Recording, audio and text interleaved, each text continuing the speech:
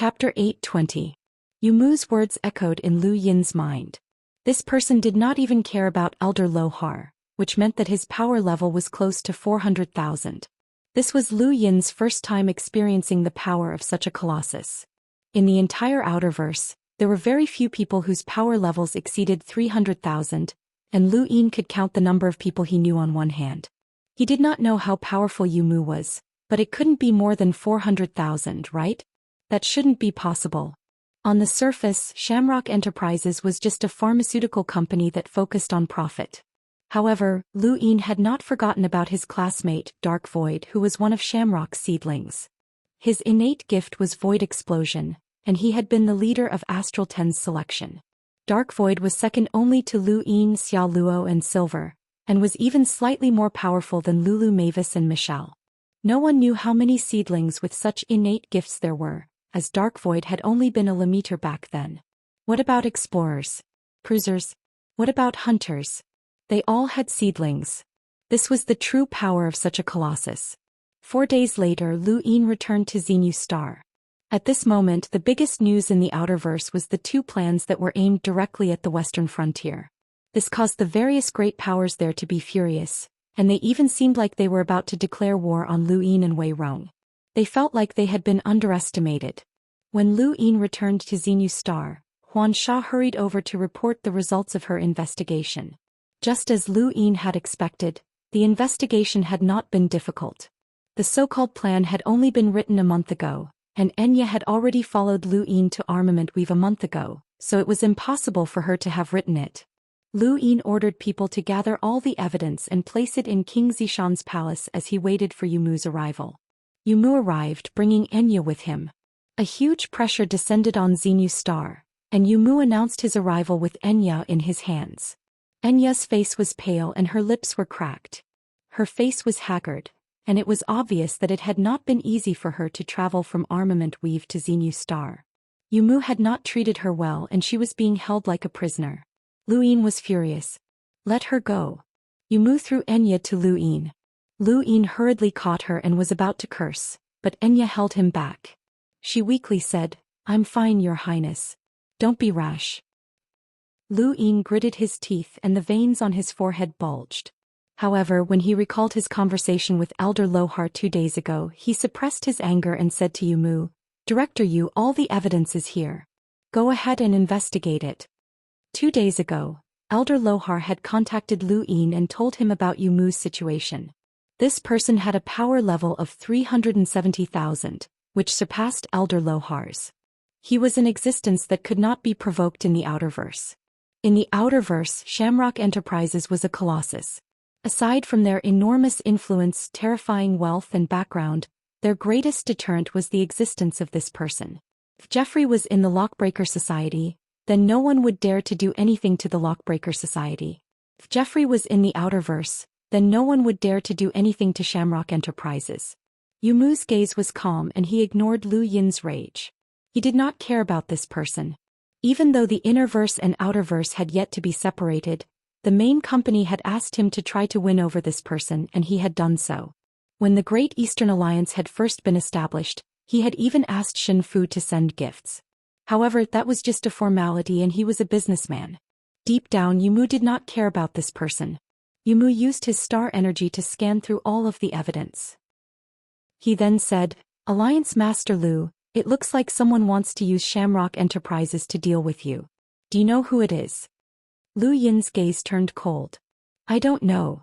Yumu laughed. "Please don't take offense, Alliance Master Lu.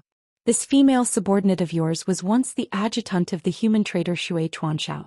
She cannot be trusted, so I had no choice but to come here personally."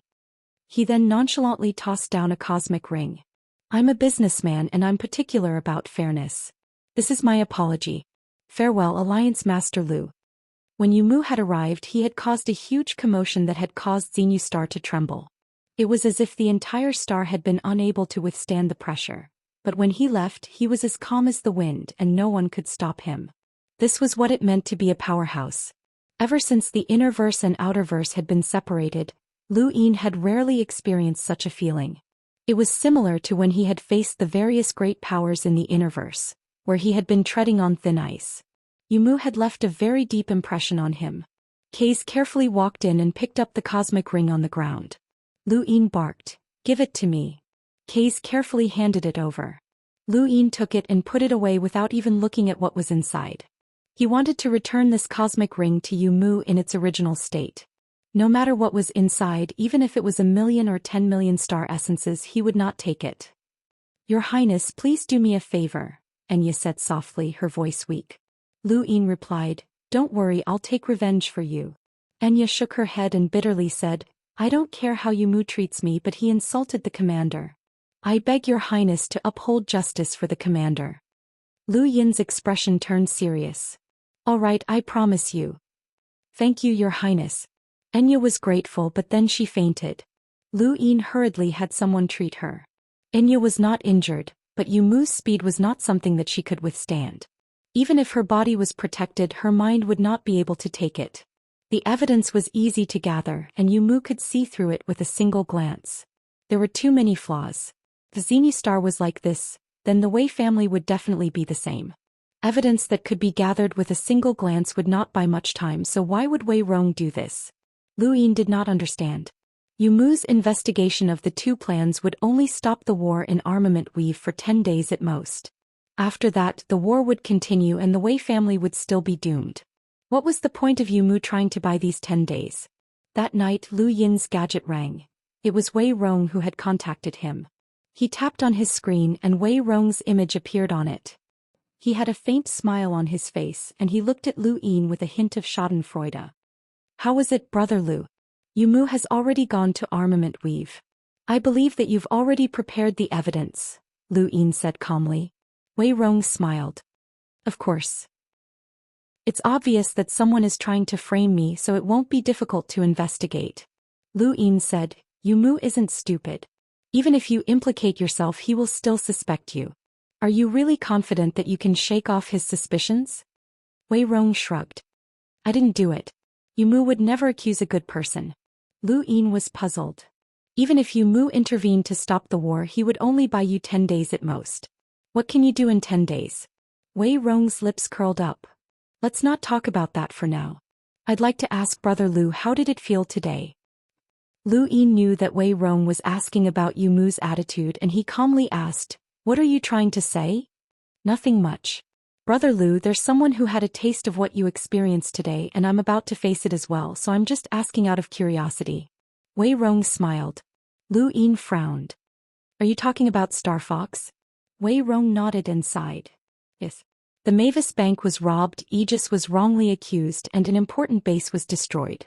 In the end, there wasn't even a word of apology. What a colossus."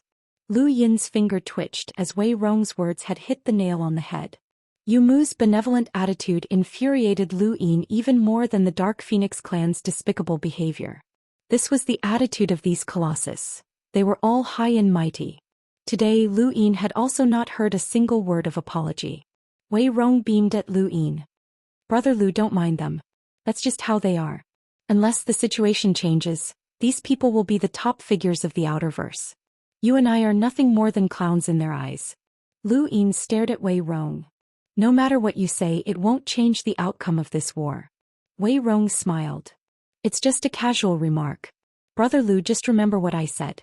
As for the war, it's about to end." He then waved goodbye to Lu Yin. Lu Yin's eyes narrowed. The war was about to end? Wei Rong would not speak without thinking, and he was definitely confident. Where did his confidence come from?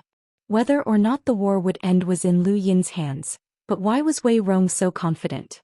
Lu Yin could not help but contact Wang Wen. The war had already reached this stage and he did not want to give up. Wang Wen had not given Lu Yin a clear answer, as Lu Yin did not know either. It was easy to scheme against others, but it was very difficult to realize that someone was scheming against you, especially someone as smart as Wei Rong. The only thing that Lu Yin could think of was that Wei Rong would use a powerful force to reverse the situation and force Lu Yin to stop the war. In the entire Outerverse, only those Colossi or Wan Qianqing had the ability to force Lu Yin to stop the war. Lu Yin suddenly thought of Wan Qianqing. Did Wei Rong have the ability to force Wan Qianqing to take action? Wan Qianqing was a war fort, and its energy cannons could reach 400,000 points. It was rumored that there were even more. Once Wan Qianqing took action, the war would indeed stop.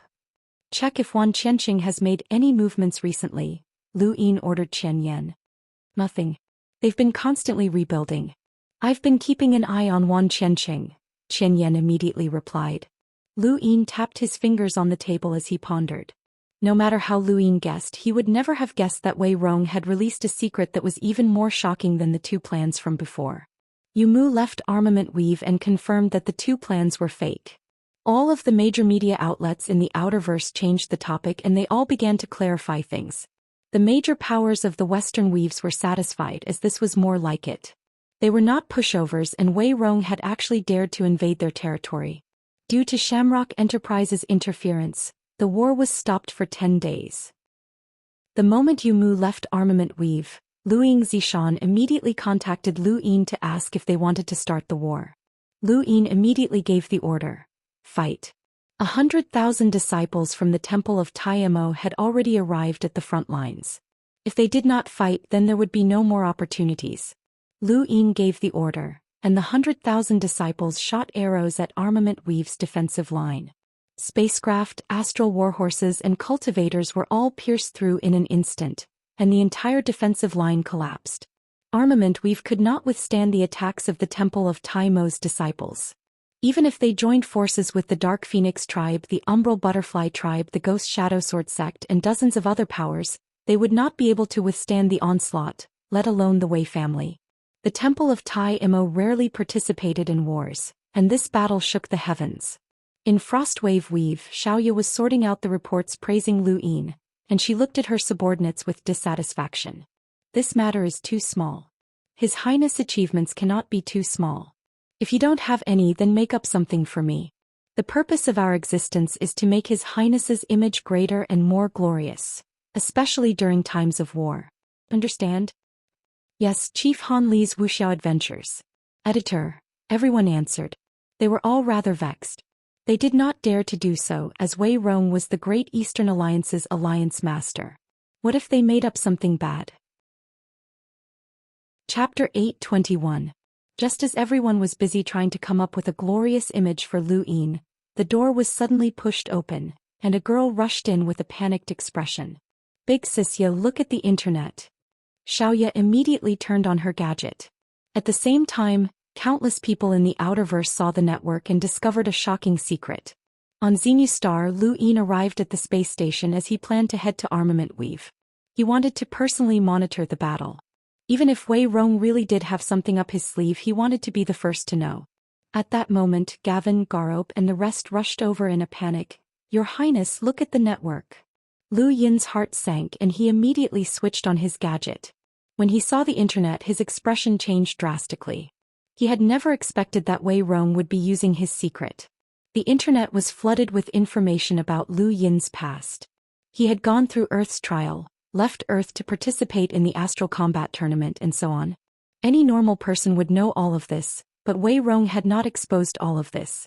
Instead, he had exposed Lu Yin's experiences before he had gone to Earth, such as the trial of the 10 arbiters and a piece of paper with the surname Lu. A single piece of paper with the surname Lu and 72 lives. This was what Lu Yin cared about the most, and it was the driving force behind his cultivation. Now the entire Outerverse knew about this. Lu Yin's surname was not a legal primeval surname, and he had once been tried by the 10 arbiters.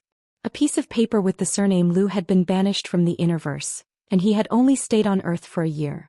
More importantly, he had been tried by the 10 arbiters, and his identity as a primeval surname was not legal.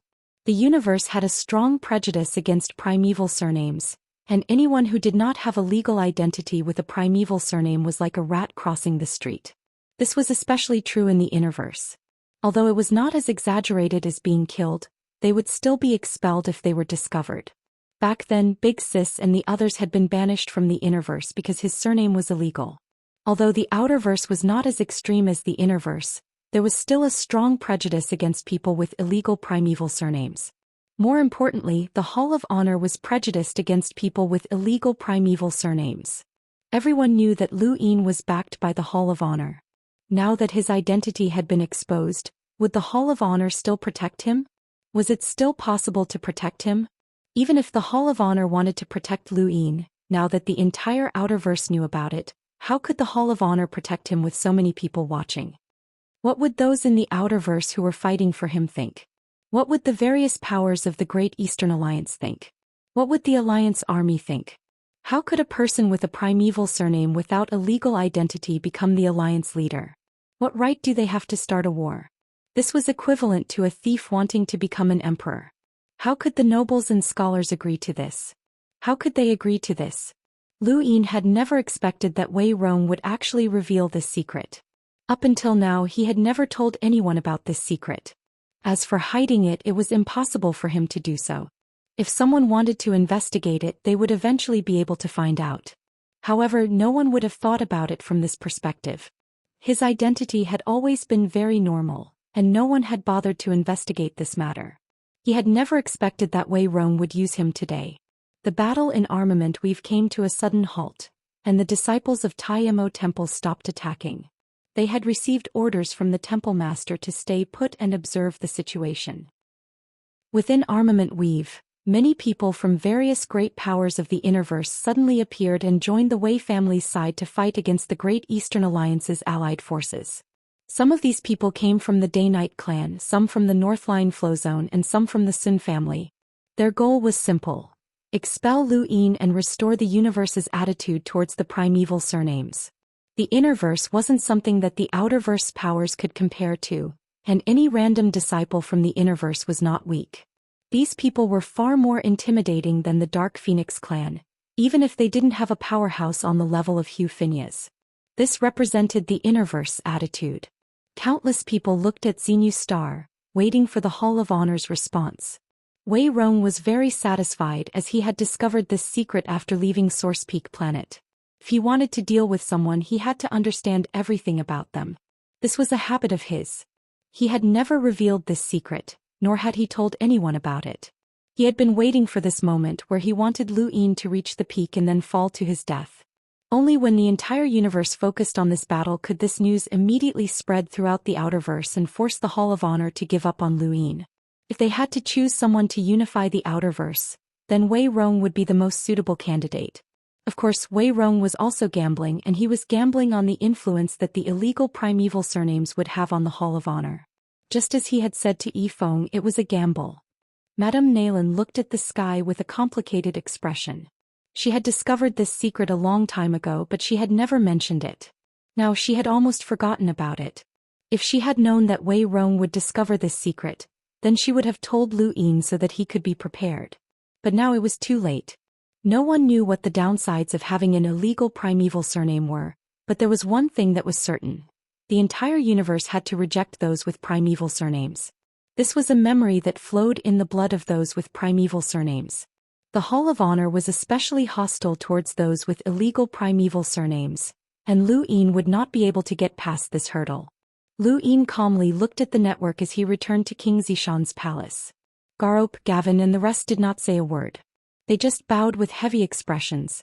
This sudden blow had greatly affected them. Once Lu Yin's illegal status was confirmed, then everything would be over for him, and he might even face the Hall of Honor's trial. At this moment, there was an enlighter from the Hall of Honor on Xenu Star. Their faces were pale. Was the Great Yu Empire's glory destined to be short-lived? Wendy Yushan looked at the introductions on the network. She did not care about Lu Yin's primeval surname, as it had not been a day or two since Lu Yin's surname was Lu. What she cared about was Lu Yin's past. When he had been brought back to Xenu Star, the Great Yu Empire had investigated his origins, but they had not been able to find anything. Who would have thought that he would be in the Innerverse and he would even be tried by the 10 Arbiters? Ku Wei looked at the introductions online with interest. This war was very interesting and there were many variations. It was not just a battle of armies but also of schemes. That Wei Rong was really something, and he had actually managed to force the war to such an extent. Wei Rong had given Lu Yin a classic lesson. Wars were not fought on the battlefield but outside of it as well. Generally speaking, the secrets that Wei Rong had exposed were enough to make him lose everything he had. Even if he did not die, there would be no chance for him to make a comeback. However, that was before Elder Lohar had seen the blood-colored bell. Was he afraid now? Lu Yin calmly contacted Elder Lohar, and soon Elder Lohar's image appeared. Elder, I've run into trouble, Lu Yin said respectfully. Elder Lohar looked at Lu Yin strangely. How does Alliance head Lu wish to respond to the news on the internet? He was probing as he did not know what Lu Yin's identity was. However, the news on the internet was definitely fake, as how could someone with an illegal primeval surname possess a warrant from the head inquisitor? Lu Yin replied, I would like to ask Elder to help me clarify the legitimacy of my identity. How? Elder Lohar asked. Lu Yin straightened his back. If Elder doesn't know how to clarify, perhaps this might be able to help you. Lu Yin then took out the blood-colored bell. Elder Lohar's expression changed when he saw the blood-colored bell and he blurted out, You know what this is, don't you? You don't have amnesia. Lu Yin replied in a low voice, I indeed have amnesia and there are some things that I don't remember. However, there are some things that I have a vague impression of, such as... He then pointed at the blood-colored bell.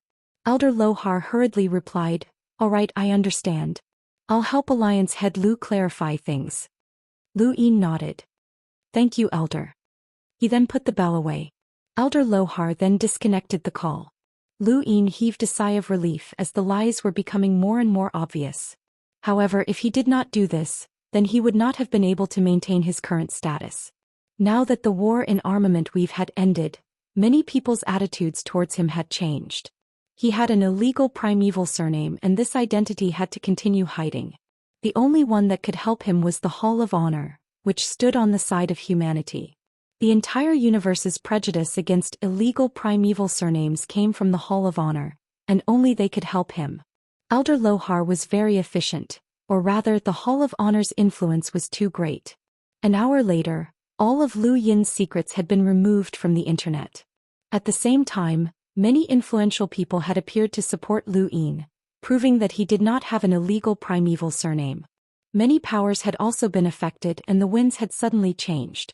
The Hall of Honor would not publicly announce this on the internet, but they had used their influence to forcefully reverse the situation that had been disadvantageous to Lu Yin.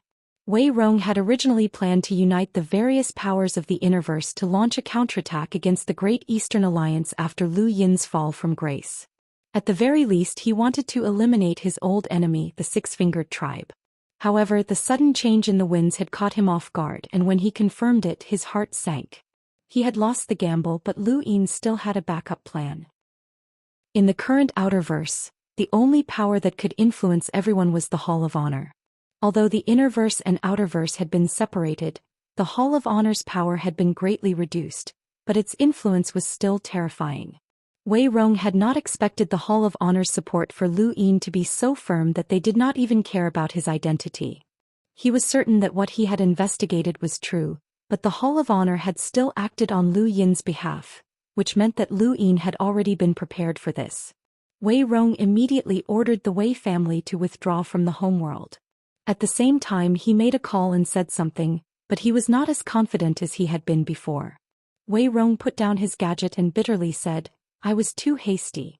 I thought that I had a strategy in place, but I discovered that the enemy is far more powerful than I imagined.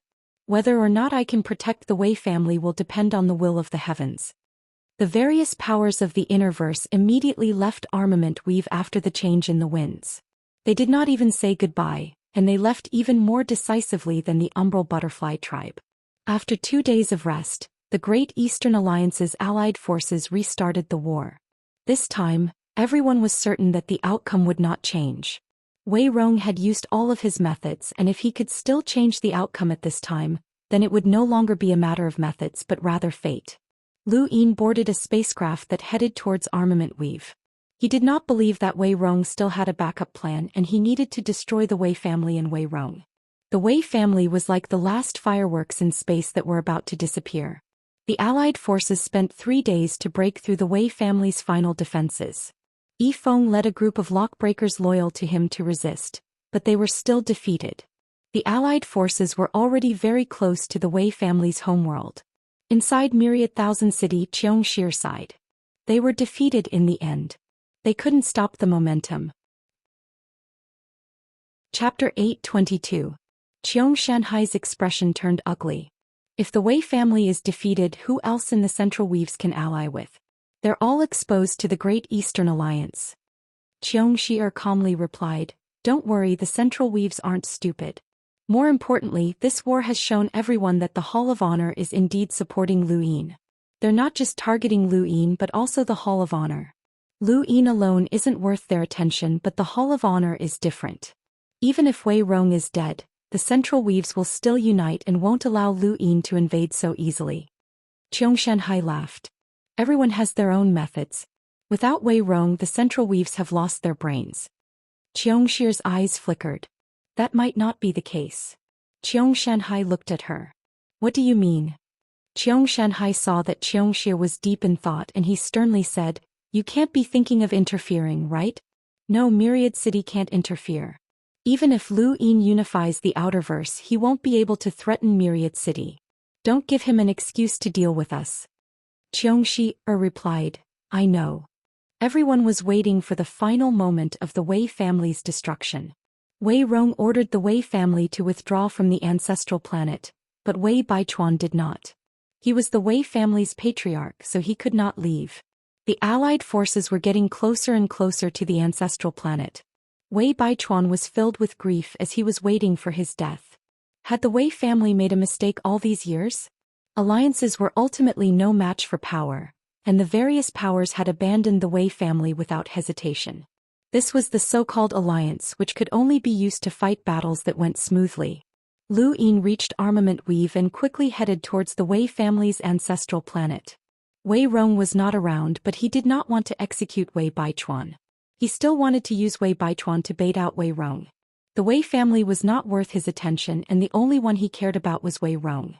Man proposes, but the heavens decide. When Lu Yin finally met up with the allied forces and prepared to break through the Wei family's final line of defense, the technocracy's invasion shook the Outerverse. The Hall of Honor immediately ordered all wars to stop and transfer resources to the Endless Weaves. At the same time, the powerhouses from the Western Weaves were gathered and sent to the front lines. Just like when Ironblood Weave had been invaded, everyone had to reach the Endless Weaves within a certain time. Lu Yin's face paled when he heard the news. Had the Sixth Mainland invaded? He immediately contacted Elder Lohar, but Elder Lohar told him that he wasn't sure. All he knew was that a war had broken out between the technocracy and the Endless Weave. As for whether or not it was related to the Sixth Mainland, no one knew. What they had to do now was prepare for the worst. Even if Lu Yin had the chief referee's warrant and Elder Lohar respected him, the Great Eastern Alliance would not be able to take any further action in the face of the righteousness of this war between the races. Even if they were just one step away from annihilating the Wei family, the Great Eastern Alliance would not be able to take any further action. This was a war between the races, and they had to unite against an external enemy. Countless people within the Great Eastern Alliance felt that this was a pity, as they had been so close to occupying Armament Weave. In the starry sky, Wei Rong closed his eyes. In the end, his luck was still quite good. The Wei family had always produced smart people since ancient times, and the advantage of being smart was that they never thought that everything was under their control. Everyone had their own destiny, and the Wei family was no different. No one knew when it had started, but the Wei family had an unshakable iron law, which was that they had to arrange for people to be stationed at the borders between Endless Weave and the technocracy, as well as Ironblood Weave and the Astral Beast domain. A war between the races could stop the internal conflicts between the humans and give them a chance to catch their breath. This time, Wei Rong had used his last resort, which was to have the Wei family members who were hiding at the borders of Endless Weave take the initiative to attack the technocracy and instigate a war between the races. The technocracy had invaded Endless Weave, but they were too far away from Armament Weave, so they might not be able to stop the war there. Wei Rong had only relied on his luck, and he had hoped that the Hall of Honor would take this matter seriously. If possible, he had hoped that the Astral Beast domain would invade Ironblood Weave. That way, not only would the war in Armament Weave stop, but all of the exposed experts would also be conscripted to Ironblood Weave. However, the people that the Wei family had arranged to be stationed in Ironblood Weave had died in the previous border war. This time, he had hoped to save the Wei family by relying on luck. But even Wei Rong himself had not expected that the Hall of Honor would take this matter more seriously than he had imagined. In fact, it could even be said that they were taking this matter seriously. Not only had the Hall of Honor immediately stopped the Outerverse civil war, but they had also conscripted countless experts to head to Endless Weave. It was as if the technocracy was really going to launch a full-scale invasion. Wei Rong felt that the border war that he had directed might not be as simple as he had thought. Only a few people in the entire Outerverse knew about what Lu Yin had told Elder Lohar. Back when Lu Yin had merged with the Sixth Mainland's Tong Chao's body, he had heard that the Sixth Mainland could control a portion of the technocracy's mainframe and had wanted to use the technocracy to invade the Outerverse. The Hall of Honor had been investigating this matter all this time, but there had been no signs of an invasion. Now that a war had suddenly broken out, the Hall of Honor naturally took this matter seriously. Anything that was linked to the Sixth Mainland was a major event that could wipe out the entire human race. Lu Yin did not feel that it was a pity that he had not been able to take down the Wei family. Compared to the Sixth Mainland, the Wei family was too insignificant. Director Wei Rong's border war had caused a misunderstanding between Lu Yin and the Hall of Honor, which had saved the Wei family. It could only be said that the Wei family was not destined to die. Lu Yin ordered the Allied forces to withdraw from the Great Eastern Alliance, and the 100,000 disciples of the Hall of Taimo returned to the Modo Weave. The invasion of Armament Weave was temporarily halted. However, this was only a temporary halt. As long as the border was secured, the Allied forces would make a comeback. Lu Yin ordered the Great Eastern Alliance to once again conscript the experts from the various powers to join the Allied forces in preparation for the next war. Of course, it was also possible that this was to prepare for the technocracy's invasion. Your Highness, it's such a pity. We were only one step away, Enya said helplessly. Lu Yin returned to Xenu Star and looked at his star chart. He then looked at the borders of the Endless Weave. If the Outerverse is gone, then what does a mere Wei family amount to? What did you say, Your Highness? Enya was puzzled. Lu Yin shook his head. Nothing much. Just tally up the losses and quickly conscript the experts to join the Allied forces. You must ensure that the Allied forces' combat power is maintained. Understood. Now that the war had ended, there were still a lot of things that needed to be taken care of, which gave Lu Yin a headache. The war had started and everyone had been united against the common enemy. Now that it had ended, there would be a lot of work to do. Lu Yin's gadget beeped and he glanced at it. It was Wei Rong. He tapped on his screen and Wei Rong's image appeared. He smiled happily. Brother Lu, I'm sorry to disappoint you. Lu Yin solemnly replied, the border war is a matter of race. Use your intelligence to deal with the technocracy.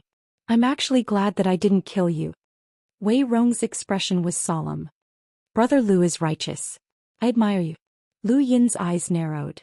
In this war, Brother Wei has consolidated at every step. You've taken one step and calculated 3 steps ahead. I admire you as well. Wei Rong smiled. Unfortunately, I still lost to Brother Lu in the end. Speaking of which, I still have to thank Brother Lu for not hiring the old smoker to kill me.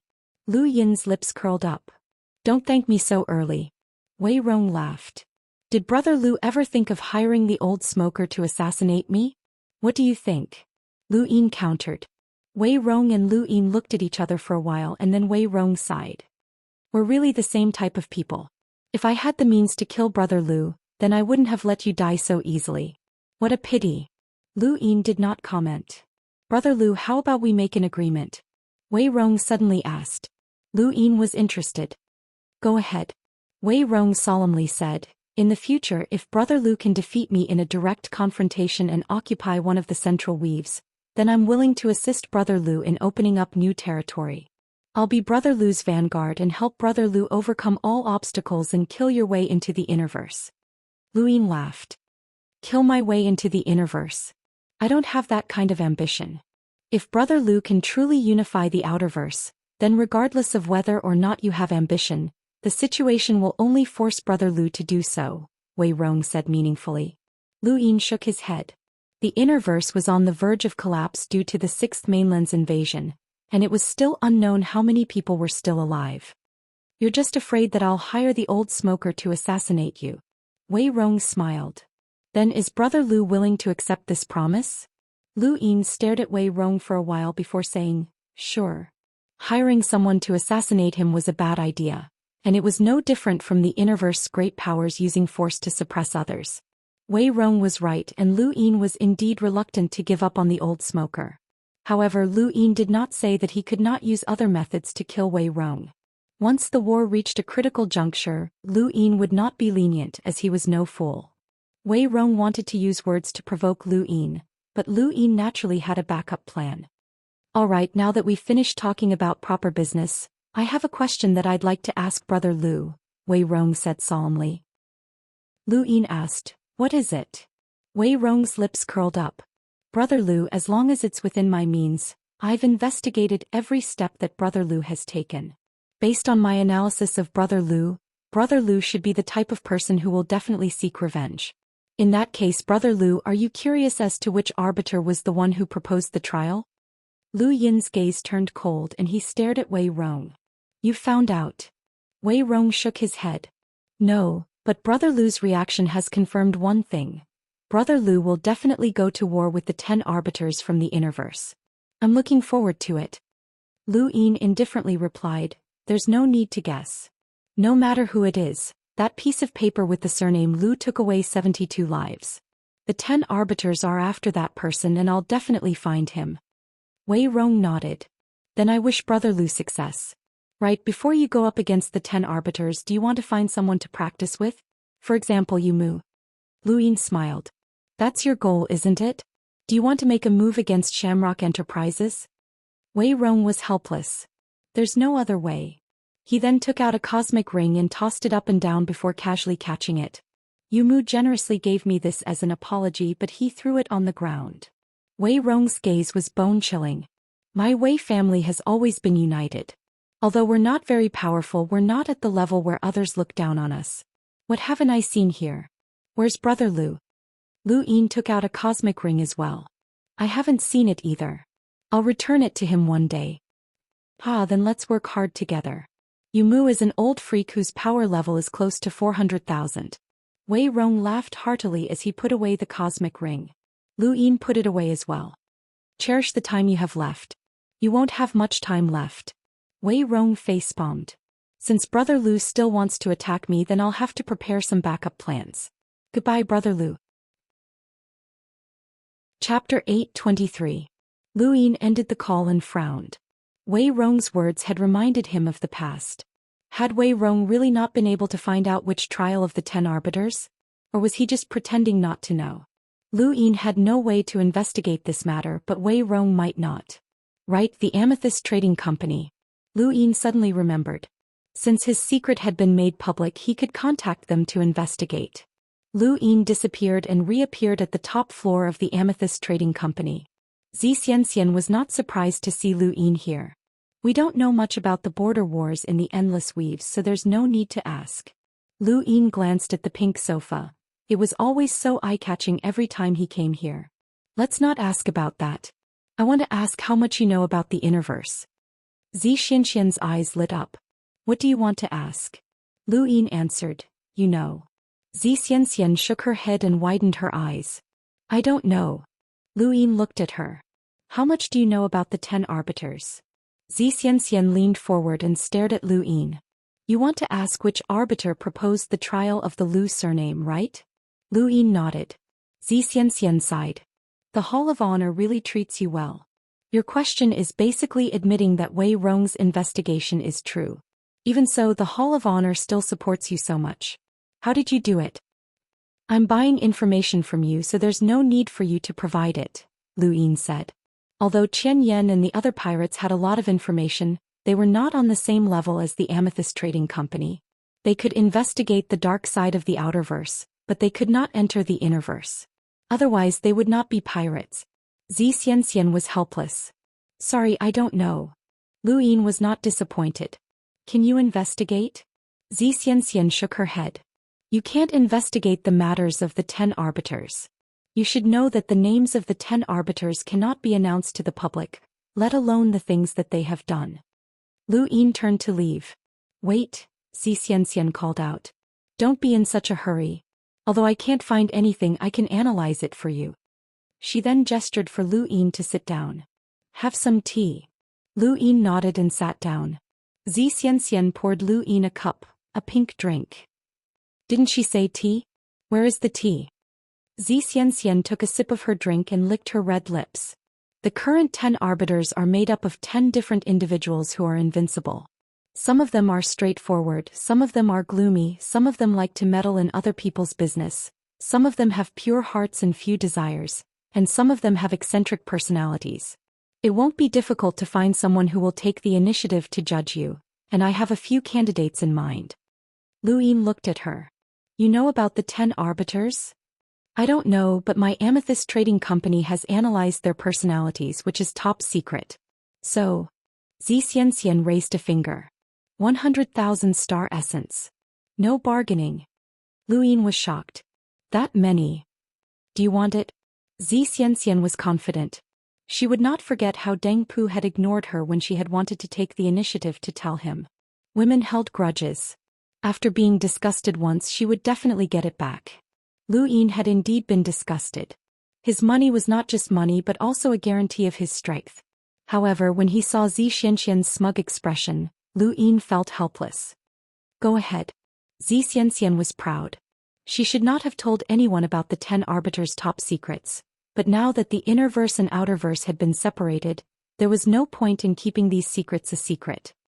I can tell you, but I'll say this first. I won't be a taboo. Lu Yin's eyes narrowed. Xianxian solemnly said, these are the rules. Even if the inner verse and outer verse are separated, we can reveal some secrets, but at the very least we must abide by the rules. Otherwise there will be trouble in the future. When the Sea King stole Pyrolite, he thought that he had done it flawlessly, but he was still discovered by the Starsibyl sect. This is the cycle of karma. Don't ignore it. Lu Yin nodded. Right, go on. Xianxian took another sip of her juice. The first suspect is a scholar. Scholars always have many thoughts and follow certain rules. Since ancient times, there have been many scholars who have admonished others, so it is not surprising that they proposed a trial. Lu Yin nodded as he knew who it was. Although this scholar doesn't seem to have any conflicts with you on the surface, there are times when his righteousness flares up, and he acts like a lunatic. He'll judge anyone he doesn't like, which is very normal. One year he proposed a trial for more than 10 people, but none of those trials had anything to do with him. According to our analysis, he just doesn't like the look of it. Lu Yin raised his brows. The second suspect is from an ancient and powerful clan. They have 2 words for their surname and they're arrogant and conceited. They don't put anyone in their eyes and they're the type who bites at people for no reason. If you don't bow and flatter him when you meet him, he'll think that you're being disrespectful. He's a gloomy person who looks down on the world, so it's not surprising that he proposed a trial. Lu Yin's eyes flashed as he knew who it was. The third suspect is also from an ancient and powerful clan. He likes the color white and is obsessed with cleanliness. At first glance he looks like a god and his innate gift is just like a god's. He's full of dignity, and this sort of person doesn't allow even a speck of dirt to exist. An illegal primeval surname is a stain on the universe, so it's normal for him to propose a trial. Lu Yin frowned, and the figure from the Daoist sect's ruins appeared in his mind. The fourth suspect is someone who has killed many people. Fear flashed through Xianxian's eyes when she mentioned this person. This person has a carefree personality and is afraid of trouble. He keeps saying that he doesn't like killing people, so when he attacks he often destroys entire planets. That way no one will be able to see the dead, as everyone will be reduced to nothingness. Lu Yin was shocked. This was one of the 10 arbiters that he was unfamiliar with. This 10 arbiters has a special characteristic. Xianxian's gaze turned serious, and there was a trace of confusion in her voice. He can't be attacked. He can't be attacked? What do you mean? Lu Yin was stunned. Xianxian shook her head. I don't know, but he can't be attacked, as any attack will be reduced to nothingness. According to our analysis, it should be an innate gift, but no one has been able to confirm what it is. This person seems casual, but he's actually ruthless and merciless. The reason he's suspicious is because it's rumored that this person's ancestor was once insulted by an expert with a primeval surname, which is why he hates them so much. Lu Yin fell into deep thought. Xianxian stood up. Alright, I've told you about the 4 suspects. It looks like you should know about the first 3. It's very likely that they were the ones who proposed the trial of Lu. Lu Yin suddenly asked, are there any of the 10 arbiters who have connections with the Cosmic Sea's 4 hegemons? Xianxian was puzzled. Why are you asking this? I don't think so. I'll have to look into this. I'll wait for your results. Lu Yin stood up, paid the bill and left. He had not forgotten what old Gouda had told him. Big Sis and the others were from Leon's armada, and anyone who dared to hunt them down and had a conflict with them was definitely someone from the Cosmic Sea. Old Gouda had also said that this person was from one of the 4 hegemons. As long as he could find out which of the 10 arbiters had connections with the 4 hegemons, then that person would most likely be the one who proposed the trial of Lu. Xianxia looked at the empty chair. The Cosmic Sea's 4 hegemons? The Western Weaves were preparing for the border war in the Endless Weaves. The Hall of Honor was being very cautious, which was incomprehensible. In the past, the technocracy had frequently invaded the Outerverse, but the Hall of Honor had never been so cautious. For several days, the Outerverse network was reporting on the border war, encouraging cultivators to participate in it. The border war. Reports of the war in Armament Weave could no longer be seen. Lu Yin had met Xiaoya once. During this war he had been completely defeated by Wei Rong in terms of the media, and he had been forced into a passive position. Wei Rong had not controlled the media's power, but rather had borrowed it. Any news that Wei Rong released would be spread by the media at an extremely fast speed. In this aspect, Lu Yin had not found a way to deal with Wei Rong. He needed the media's right to speak, and it was not just limited to the Great Eastern Alliance. Unfortunately, no matter how hard he tried, he needed to expand his influence if he wanted to control the media. Otherwise, even if he established a local media outlet, it would be useless if he did not have enough support. If he wanted to expand, he needed the media's influence, but if the media wanted to have influence, they needed to expand as well. This was a question of whether the chicken would lay the egg and the egg would lay the chicken. The only solution was to be like Wei Rong and borrow the media's power instead of completely controlling it. Only the Hall of Honor could completely control the media. Although Lu Yin had the head referee's warrant, it was unrealistic for him to rely on it to command the Hall of Honor. Unless he also had a power level of 300,000 and was on the same level as Elder Lohar, he would not be able to do so. In the end, an external item was still an external item, and one's own strength was the absolute truth. Your Highness, Bei Qing requests an audience. Kays. Lu Yin let Bei Qing enter. Bei Qing respectfully replied, "Greetings, Your Highness." "What's the matter?" Bei Qing asked. "Your Highness, you originally planned to hold an auction once every 3 months, but 4 months have already passed." Lu Yin suddenly remembered that he had forgotten about it. "Right, I forgot. Alright, I'll auction off some items for you right now." "Thank you, Your Highness. Actually, I'm here for another matter." Bei Qing carefully looked at Lu Yin and continued, "There are some things that cannot be seen in public that I'd like to ask if Your Highness can auction them off." Things that cannot be seen in public? Lu Yin was puzzled. What could be more shameful than pyrolite? Bei Qing explained the origins of the items to Lu Yin, and Lu Yin suddenly understood. So that's how it was. Some of these items had very obvious symbols of their families or powers, and some people did not dare to openly sell them for fear of being found out. Thus, they wanted to use the mainland's auction houses to sell them. These items were classified as items that could not be seen in public, and whoever sold them would offend those powers. Lu Yin said, "Buy those items and then sell them back to their original owners at a high price." Bei Qing was shocked. "Your Highness, won't that offend them?" Lu Yin did not care. "It's not like we're the ones who stole or robbed them. We're just helping them find their lost items, so shouldn't we ask for something in return?" Bei Qing understood. They would purchase the items at a low price and then sell them back to their original owners at a high price. A normal person would naturally not dare to do so, as the original owners would immediately exterminate them. However, they were the mainland's auction houses, and the original owners could only swallow their pride and even thank them. The video of the transaction must be kept so that no one can bite back. Also, if there are any particularly valuable items, keep them, Lu Yin said. "Rest assured, Your Highness. I know what to do. Go back for now. Come back at this time tomorrow and I'll give you some items." Bei Qing was delighted and excused himself. Chapter 8:24. Lu Yin started rummaging through the items. He had many high-quality items but not many that could be sold.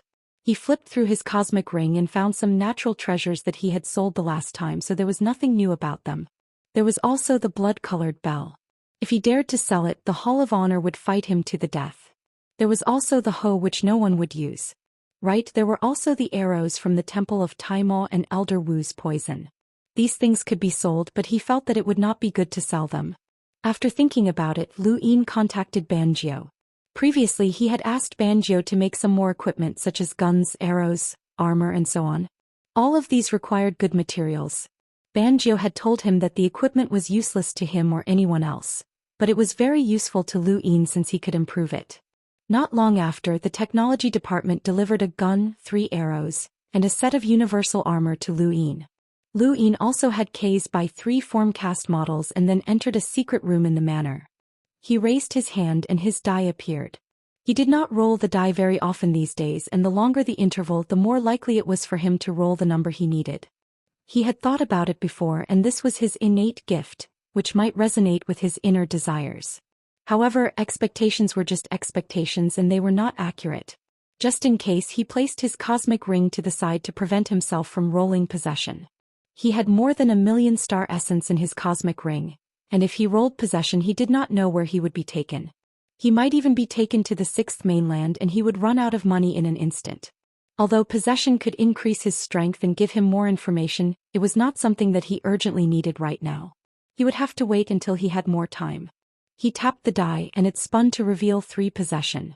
The greater one's inner desires, the higher their chances of rolling the number they wanted, right?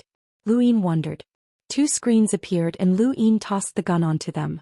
This gun was similar to the one he had given to the Sun family in disguise, and it had been made from rare materials. Its power level was close to 200,000, which meant that it could threaten an enlighter. After spending more than 20,000 star essence, the gun's upgrade was completed. It felt pretty good when he held it in his hand. The number of rune lines on the gun was not at the level of an enlighter, but it was very close to that level. It was enough, as the materials used to make the gun could only be upgraded to this level. Following that were 3 more arrows. No matter how much these 3 arrows were improved, they did not possess any attack power or strange characteristics. They were just like the owl arrow, which was invisible and indestructible. These 3 arrows were just ordinary arrows, but once a hunter used a bow and arrow battle technique to shoot them, their power would increase by quite a bit. In theory, they could even threaten an enlighter. The cost of an arrow was much lower than that of a gun, as it only cost a little more than 10,000 star essence. The 3 arrows and the gun had cost Lu Yin close to 60,000 star essence. In the past he had not had that much money, but when he had visited Myriad City, Yuehua Mavis and the others had given him more than 1,000,000 star essence, which had given him quite a bit of savings. There were also 3 formcast models. Upgrading the formcast model to the 5th level didn't cost much, but upgrading it to the 6th level required 8,000 crystal essences. Lu Yin did not intend to raise it to the 6th level. A 6th-level formcast model required the help of an emissary, and if he took out a 6th-level formcast model, it would cause a huge commotion. At most he could only upgrade it to the 5th level, which would not cause such a huge commotion. However, a 5-level formcast model was not simple. Even the Innerverse Sun family might not have many 5-level formcast models, much less the Outerverse. Perhaps only the Taimo Temple, Wan Qianqing, the Dark Phoenix clan, and the 4 major corporations possessed such models. These items were enough to support this auction, and Lu Yin did not intend to provide any more high-quality items. Next, he needed to make preparations for his trip to the Daoist sect's ruins. It had been almost 9 months since he had left the Daoist sect's ruins, and the conflict between the 10 arbiters and the Realmlings should have slowed down considerably. However, he still needed to make some preparations. The first was the owl arrow. It was completely transparent and there were no traces of it. It was an excellent weapon for sneak attacks, and it had the characteristics of being indestructible. However, its lethality depended on the user, and its lethality was close to that of a hunter's at best.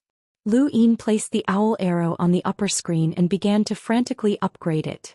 The number of rune lines on the owl arrow became more and more exaggerated, and it went from a hunter to an enlighter. After that, it reached the power level of an enlighter with a power level of 250,000, which should be enough to injure a realmling. Lu Yin did not intend to upgrade it any further as it was too powerful for him to control, and he had already reached his limit. Upgrading the owl arrow had cost him nearly 100,000 star essence, which was rather exaggerated. This was because its characteristics were different from the previous 3 arrows. and it belonged to the ranks of divine arrows. Next was the medicine, which was the true life-saving item. Lu Yin took out the ancient pills that he had obtained from the Qianglin banquet. These pills were different from Shamrock Enterprises pills, and they were spherical in shape. It was obvious that they had been refined by a cultivation sect. These pills had excellent healing effects, and Lu Yin took one out and upgraded it several times. He only stopped when the number of rune lines within the pill neared 200,000. No one would complain about a life-saving item. Of course, he did not upgrade it any further, as there was no point in upgrading it too many times. Upgrading a single pill had cost him more than 20,000 star essence. This was only one pill, and there were 12 pills in the bottle. Lu Yin calculated that he had only upgraded 3 pills, which was enough for him to use. The owl arrow and the 3 pills had cost him nearly 160,000 star essence. As his strength increased, his requirements for external items would also increase, and so would his expenditure. When he became an enlighter, he would need to upgrade his external items to the point where they could threaten a power level of 400,000. Any random upgrade would probably cost him more than 100,000 star essence. Lu Yin still had 1,240,000 star essence left, and the next step was to upgrade his universal armor. His original universal armor had cracks on it, and it was very easy for him to be injured. This new set of armor had been ordered by Banjiu to be made after he had left Myriad City. It was made from the best materials, and he estimated that it would be able to withstand attacks with a power level of 300,000. He upgraded the universal armor 16 times until it could withstand an attack with a power level of 260,000.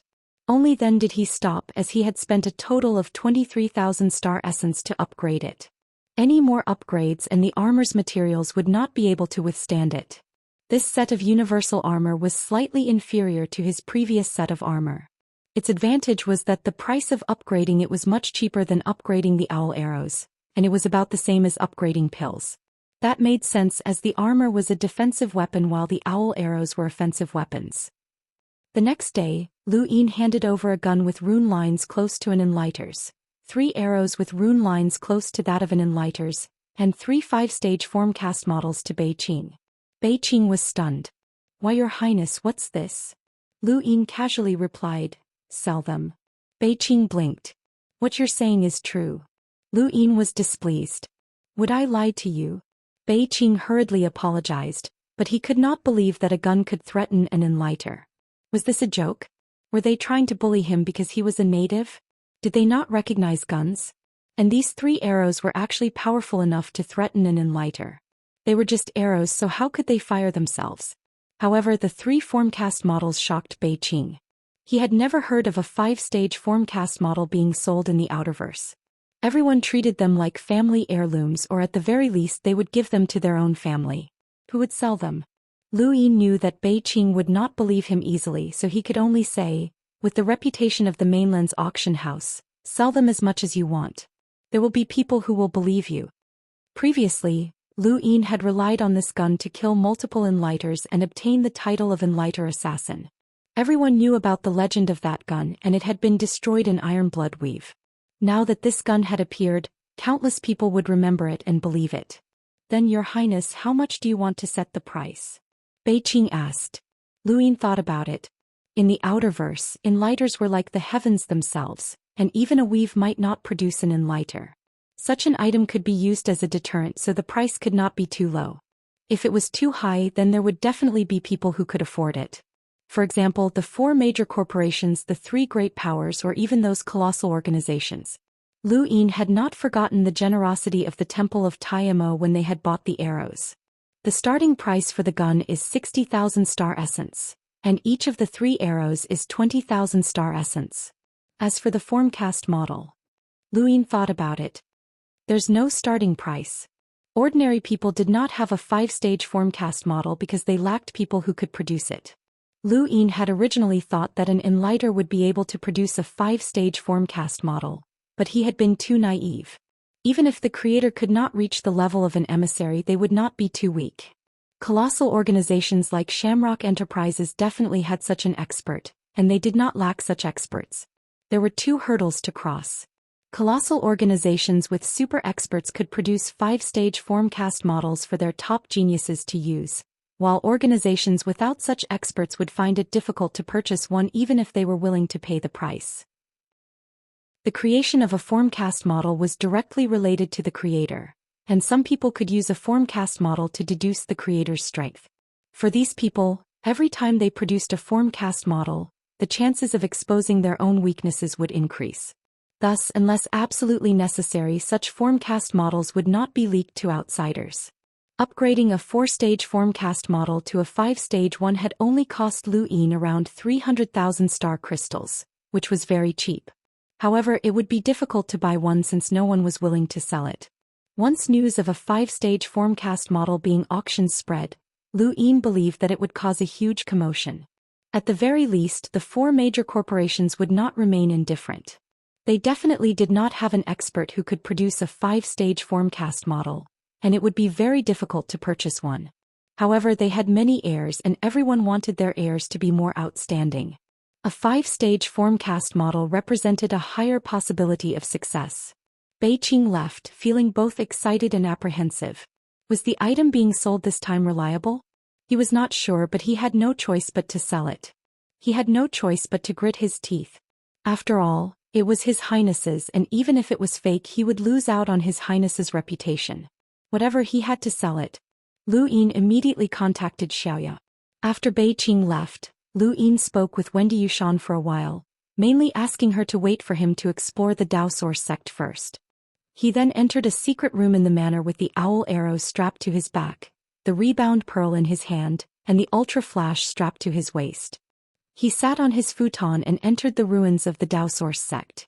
He hoped that his luck would not be as bad as the last time. The scenery in front of him changed, and when Lu Yin could see clearly, he had arrived at a familiar yet unfamiliar place. The Futon Plaza outside the First Divine Gate. Chapter 825. The Futon Plaza was familiar to Lu Yin because he had been here several times before, and this was the first time he had been here.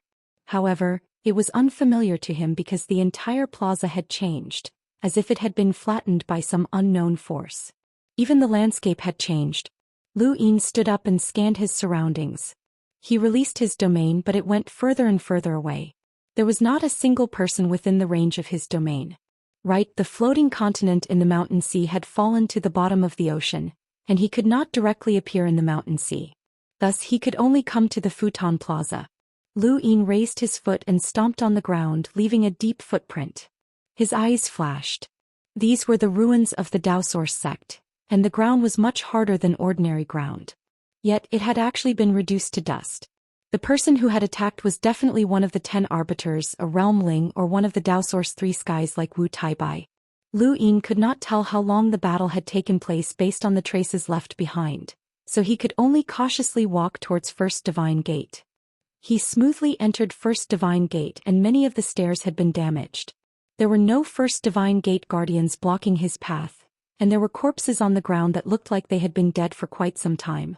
Lu Yin had already released his domain, but he still could not see anyone. He passed through First Divine Gate and entered the budding terrace, but there was not a single person there either. Although the battle between the Realmlings and the 10 arbiters had caused most of the 6th mainland's cultivators to not dare enter, it should not have been so empty. Lu Yin did his best to restrain his aura as he headed towards the space where the Daoist 9 cauldrons were located. His main goal in coming here was to comprehend the 9 cauldrons' battle techniques.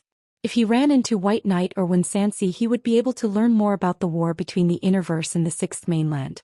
If he ran into any of the other 10 arbiters, he did not plan on showing himself as it was too dangerous. It was as if there was not a single person in the entire Daoist sect, and it was only when he arrived at the space where the 9 cauldrons were located that Lu Yin sensed the presence of people through his domain. This actually made him relax, as he would have panicked if there was not a single person in the entire Daoist sect. Back in the cauldron that Blood Looney had trapped them in, 2 youths were currently searching for something. Lu Yin retracted his aura and did not reveal himself. The 2 youths searched the cauldron and one of them sighed. "Why are you leaving? What's the rush?" "These are the ruins of the 5th mainland's Daoist sect, and they're the origin of all battle techniques and bloodline inheritances. If this were any other time, would you have been able to explore this place so easily? But this place has already been explored for tens of thousands of years. If it was easy to find anything good, it would have already been taken away by others. Look, the others have all gone to the battlefield to hunt down the so-called titled powerhouses of the fifth mainland. The reward for killing one is great, and the highest reward is being accepted as a disciple by the three ancestors. Hunting? Those people still think that the people from the fifth mainland are so easy to deal with, and that they've all been tricked into going to their deaths. Why? Originally, the main forces attacking the fifth mainland were the Grand Martial Realm, the War Martial Realm, and the Black Blood Realm. If they really could hunt, would these three realms have agreed to let people from other realms in so easily? Now, the fifth mainland's innerverse has completely changed, and it's become a blood millstone. Anyone who goes there will die. Senior brother, could it be that the rumors are true? The martial ancestor entered the fifth mainland and was heavily injured? That junior brother exclaimed. Lu Yin's expression changed and he listened intently. The senior brother looked around and saw that there was no one around. He then whispered, I accidentally overheard a conversation between the seniors of the sect. More than half a year ago, the three realms' attack on the fifth mainland wasn't going well. In particular, the fifth mainland's innerverse, various major flow zones were isolated from the outside world, and it was very difficult to break through. Attacking them one by one would take too much time, so they invited the martial ancestor. But when the martial ancestor took action, it led to a disaster. The senior brother gulped and said in horror, the fifth mainland's progenitor took action. What? The fifth mainland still has a progenitor? The junior brother exclaimed. The senior brother hurriedly pressed him down and carefully looked around. Lower your voice. That junior brother gulped and hurriedly nodded. The senior brother glanced around again and whispered, there are no longer any living progenitors, but there are still some who have died. According to speculation, their remnant spiritual force clashed with the martial ancestor and caused the entire innerverse star energy to turn upside down. This caused the energy in the fifth mainland's innerverse to suddenly change. The inverted starry sky began to boil, and anyone with a power level of more than 200,000 from the same origin would be melted by the boiling energy. It's like lava floating above an ordinary person's head, and anyone who moves will die. It's precisely because of this that all powerhouses with power levels above 200,000 have withdrawn from the battlefield, and those with power levels below 200,000 have become the main force. The fifth mainland has set up an appointment platform, and anyone with a power level below 200,000 can be conferred a title.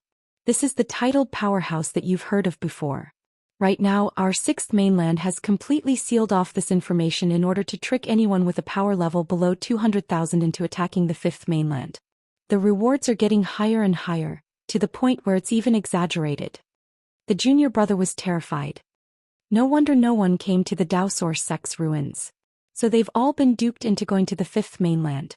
Right, if someone with a power level below 200,000, then wouldn't the Realmlings be the main force? The senior brother shook his head. I don't know. No matter who it is, as long as they fight in the fifth mainland's innerverse battlefield, their attack can't exceed 200,000, or else they'll be melted. Even the imprinters are no exception. No one can change this. This is a heavenly change caused by the battle between two progenitors. Then, senior brother, how's the martial ancestor? Apparently he's injured, but the remnant spiritual force of the fifth mainland's progenitor has also disappeared. Many people have requested the secret progenitor or the blood progenitor to help change this heavenly change, but they've all been rejected. Now our two mainlands are in a war of attrition, and both sides have people with power levels below 200,000. In other words, the younger generation has become the main force. The true main force should be the Realmlings and the Daoist three skies. Although they've also been suppressed and can't exceed 200,000 power levels, they're still the strongest even if they're at the same level. There's also the descendants of the imprinters' clans. We're just cannon fodder, the junior brother said helplessly. It's good that you know that. I can't contact a few of my good friends anymore. The battlefield being sealed off is one thing, but apparently they're all dead. The senior brother's tone was gloomy, and it was obvious that he was afraid of the battlefield. Lu Yin was shocked as he had never expected to hear such news. When he had merged with Tong Chao's body, he had learned that the sixth mainland had requested for a progenitor to take action. He had never expected that the progenitor would actually take action, but it had drawn out such a terrifying event. The progenitor himself had been injured, and the other two progenitors didn't even dare to show their faces. It was no wonder why the Yu family's elders had said that the fifth mainland was not that simple. The sixth mainland had originally thought that the fifth mainland was a caged beast, but they had never imagined that they would be trapped as well. It was impossible for them to retreat now, as both sides had exhausted too much of their forces. Even the martial ancestor had taken action, and once they retreated, the invasion would fail and the martial ancestor would lose all face. In order to preserve their reputation, the sixth mainland had no choice but to lure everyone with a power level below 200,000 to the battlefield and fight against the Innerverse powerhouses. Lu Yin heaved a sigh of relief. Fortunately, he had heard some good news. In terms of top-tier power levels, the fifth mainland could not compare to the sixth mainland. It seemed that the remaining progenitor's spiritual force had been aware of this fact, which was why he had deliberately changed the weather. Lu Yin wondered which progenitor had survived, and he really wanted to see for himself. What Lu Yin was most interested in right now was the commander appointing stage. Would it be a titled powerhouse? With a power level below 200,000, that meant that the top 100 rankings, the 10 arbiters, and the younger geniuses from the Cosmic Sea and the Neoverse were the main forces. Lu Yin wondered who would be titled. Mu Rong Ling Ke Lu Xiaoqiu Zhanglong Day Night Zhua Day Night Long Yun Zhang Dingtian Yo Year and the others. What would happen to the people he was familiar with? These people could at most fight against a hunter, but he did not know if they would be titled. Lu Yin walked out. The senior brother had not expected someone to actually appear, and they stared at Lu Yin as if they had seen a ghost. Lu Yin jumped into the cauldron and looked at the senior brother. You mentioned a title. What title? The senior brother frowned and asked warily, What title? Brother, you must have misheard. Lu Yin's tone was cold. I don't have time to talk nonsense with you. I'll ask again, what title? The senior brother's eyes narrowed and he exchanged a glance with the junior brother. Then they both attacked at the same time, using their imprints to boost their attacks. They attacked Lu Yin with their killing moves, and they were both explorers. Most people would not be able to deal with them if they worked together, but these two were far weaker than Lu Yin. Lu Yin raised a hand and grabbed the junior brother's wrist, breaking it. He then kicked out and shattered the senior brother's imprint, causing him to spit out a mouthful of blood. He crashed into the cauldron and then tossed the junior brother out. The junior brother was knocked unconscious by the terrifying pressure and fell outside the cauldron. The entire process took less than a second. The senior brother spat out another mouthful of blood and looked at Lu Yin in fear. Who are you? You don't even need an imprint, and yet you're so strong. You must be a descendant of an imprinter's family. Lu Yin walked closer and closer. Tell me, what title? With your status, how could you not know? What do you want? The senior brother fell to the ground and kept retreating. He clutched his chest, his eyes filled with fear. Lu Yin frowned, raised a hand and pressed down. A strong gust of wind caused the senior brother's hair to stand on end. I'll talk. Lu Yin's hand stopped less than a centimeter away from the senior brother's head. The senior brother was terrified. If I talk, can you let me go? You don't have the right to negotiate with me, Lu Yin said coldly. Many people can tell you what you want. It's not a secret, the senior brother said fearfully. Lu Yin pressed down on the senior brother's head. Are you going to talk or not? The senior brother's voice was pained. I've only heard about the Fifth Mainland's general appointment platform in the Innerverse. Those who have made great contributions are given the title of General, Marquis, King, or bestowed with different titles depending on their contributions. Our Sixth Mainland also gives out rewards based on the titled powerhouses we kill. Lu Yin slammed down with his palm, knocking the person unconscious and tossing them out of the cauldron. These two would not be able to wake up until Lu Yin left. General, Marquis, King, and bestowed with a title? Lu Yin was excited. This was really hot-blooded. It was a pity that he couldn't join in. That was the grandest battlefield with 2 continents and countless witnesses. Obtaining a title and killing enemies was a true war. Compared to that, the war that Lu Yin had started was child's play. Chapter 826. Lu Yin did not know whether to rejoice or not. The battle between the progenitors had not caused any abnormalities in the astral river's energy, or else the innerverse and outerverse would have been connected. He took a deep breath and decided to forget about it. None of that mattered to him. What he needed to do now was to comprehend the 9 cauldrons battle techniques while no one was around in the Daoist sect's ruins. He sat down cross-legged and emptied his thoughts. Half an hour later he began to recite the Stonewall scriptures. The moment he started reciting the Stonewall scriptures, the cauldron shook. Lu Yin was delighted, as it was indeed useful. The Stonewall scriptures could help him comprehend the 9 cauldrons battle techniques, which was too miraculous. Legend had it that the 9 cauldrons battle techniques would be invincible when combined, and Lu Yin wanted to see just how powerful they were. 3 legs as a cauldron suppressing the heavens.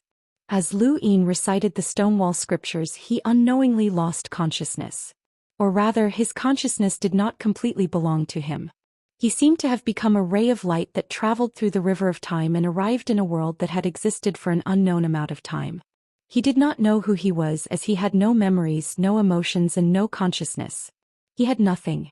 He was the heavens and the earth, and the heavens and the earth were him.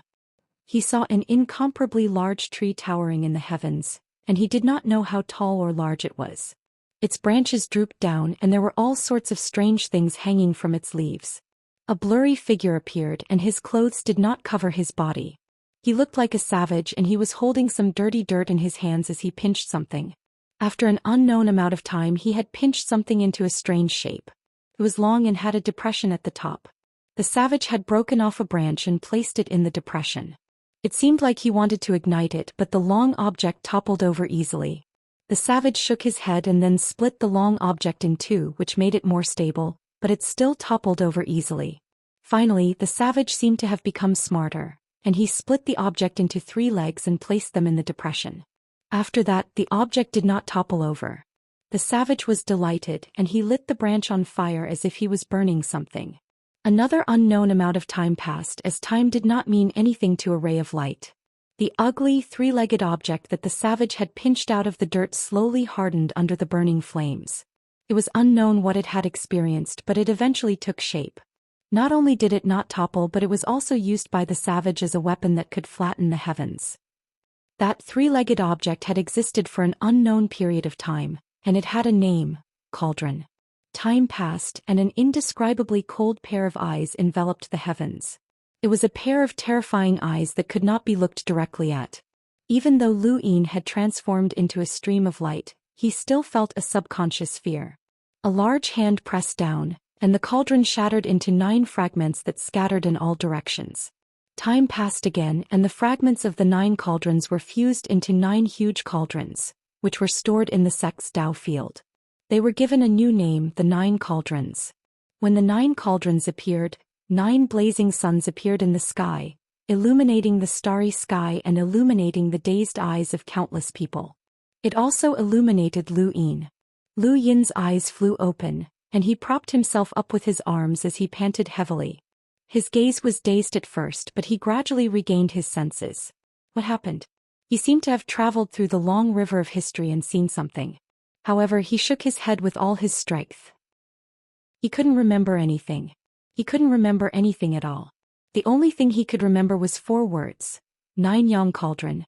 9 Yang Cauldron, 9 Yang Cauldron, he muttered to himself as he tried to recall the words. Suddenly, he opened his eyes and slammed his palm against the ground. The cauldron trembled, and then something invisible condensed and fused into Lu Yin's palm and into his body. No one could see what it was, not even Lu Yin himself, but he knew that he had absorbed something called cauldron qi.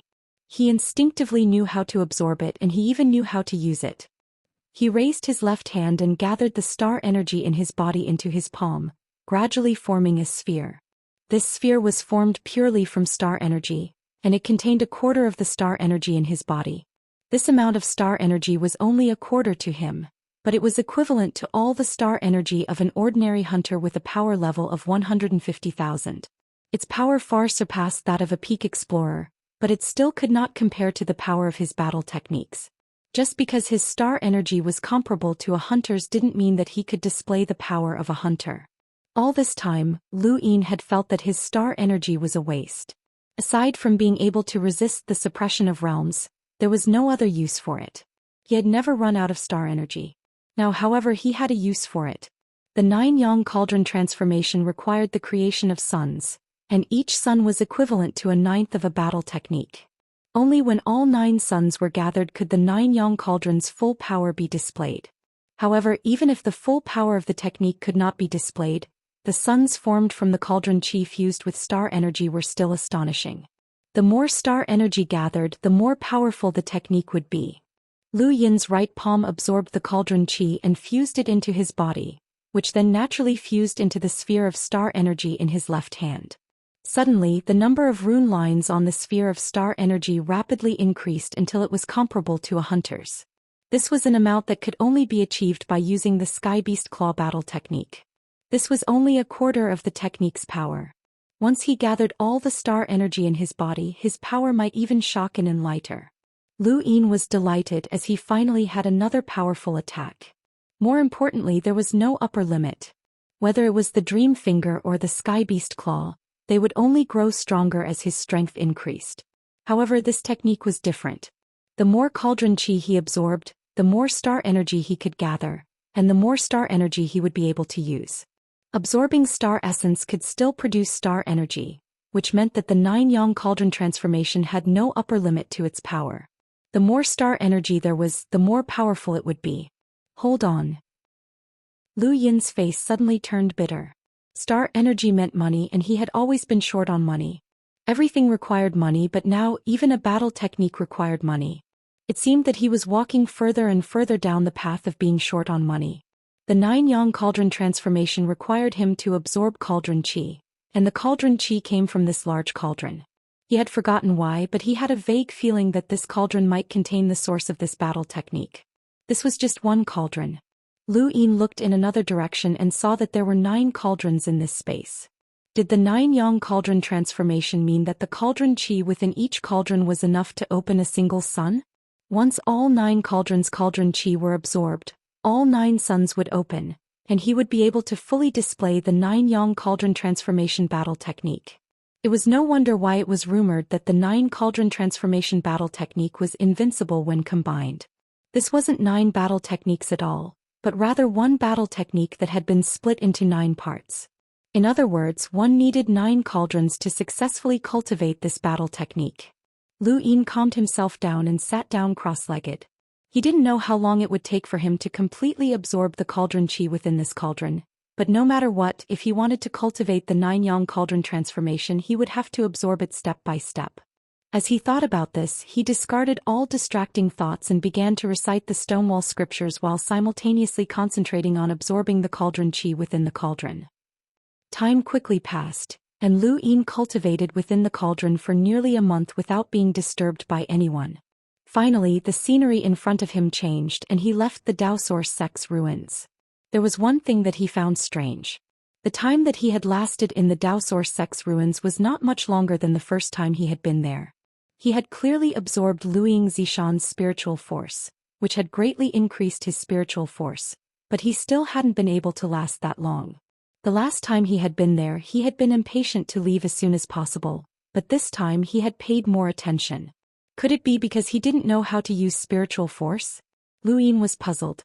After staying in the Daoist sect's ruins for nearly a month, Lu Yin looked at his hands. He didn't know how much cauldron qi he had absorbed, as this thing did not have any rune lines, and it was as if it didn't exist. However, when it fused with his condensed star energy, it had actually increased his strength by a great deal. There was even a trace of an unfathomable might within it, which was a very strange thing. The universe was too vast, and most of what they saw were mainstream cultivation methods. Many planets actually had their own cultivation methods, but they all led to the same destination. However, some cultivation methods were truly unique, and this was especially true for a battle technique that had originated from ancient times. Cauldron qi did not have any rune lines, and Lu Yin even suspected that this battle technique had been created even earlier than the rune progenitor. "You're suffocating me, 7th bro. I don't even know what you're doing in that damn cauldron. You made me stare at it for an entire month." The monkey complained. "You'll find out in the future." Lu Yin was in a good mood. Bei Qing was the first to rush over when he heard that Lu Yin had exited seclusion. He told Lu Yin that the premium auction would be held the next day. They had been promoting it for an entire month and it had caused a huge commotion. The results were even better than the previous time, and many of the people who truly had the power to make decisions had appeared. Lu Yin had missed the first auction, and he decided to go to the auction site the next day to take a look. His thirst for money was growing stronger by the day and no one needed it more than he did. After resting for a while, Lu Yin activated his gadget and contacted Elder Lohar. Elder Lohar's image appeared and he smiled. Alliance Master Lu, you've been in seclusion for a month. Your strength must have improved quite a bit.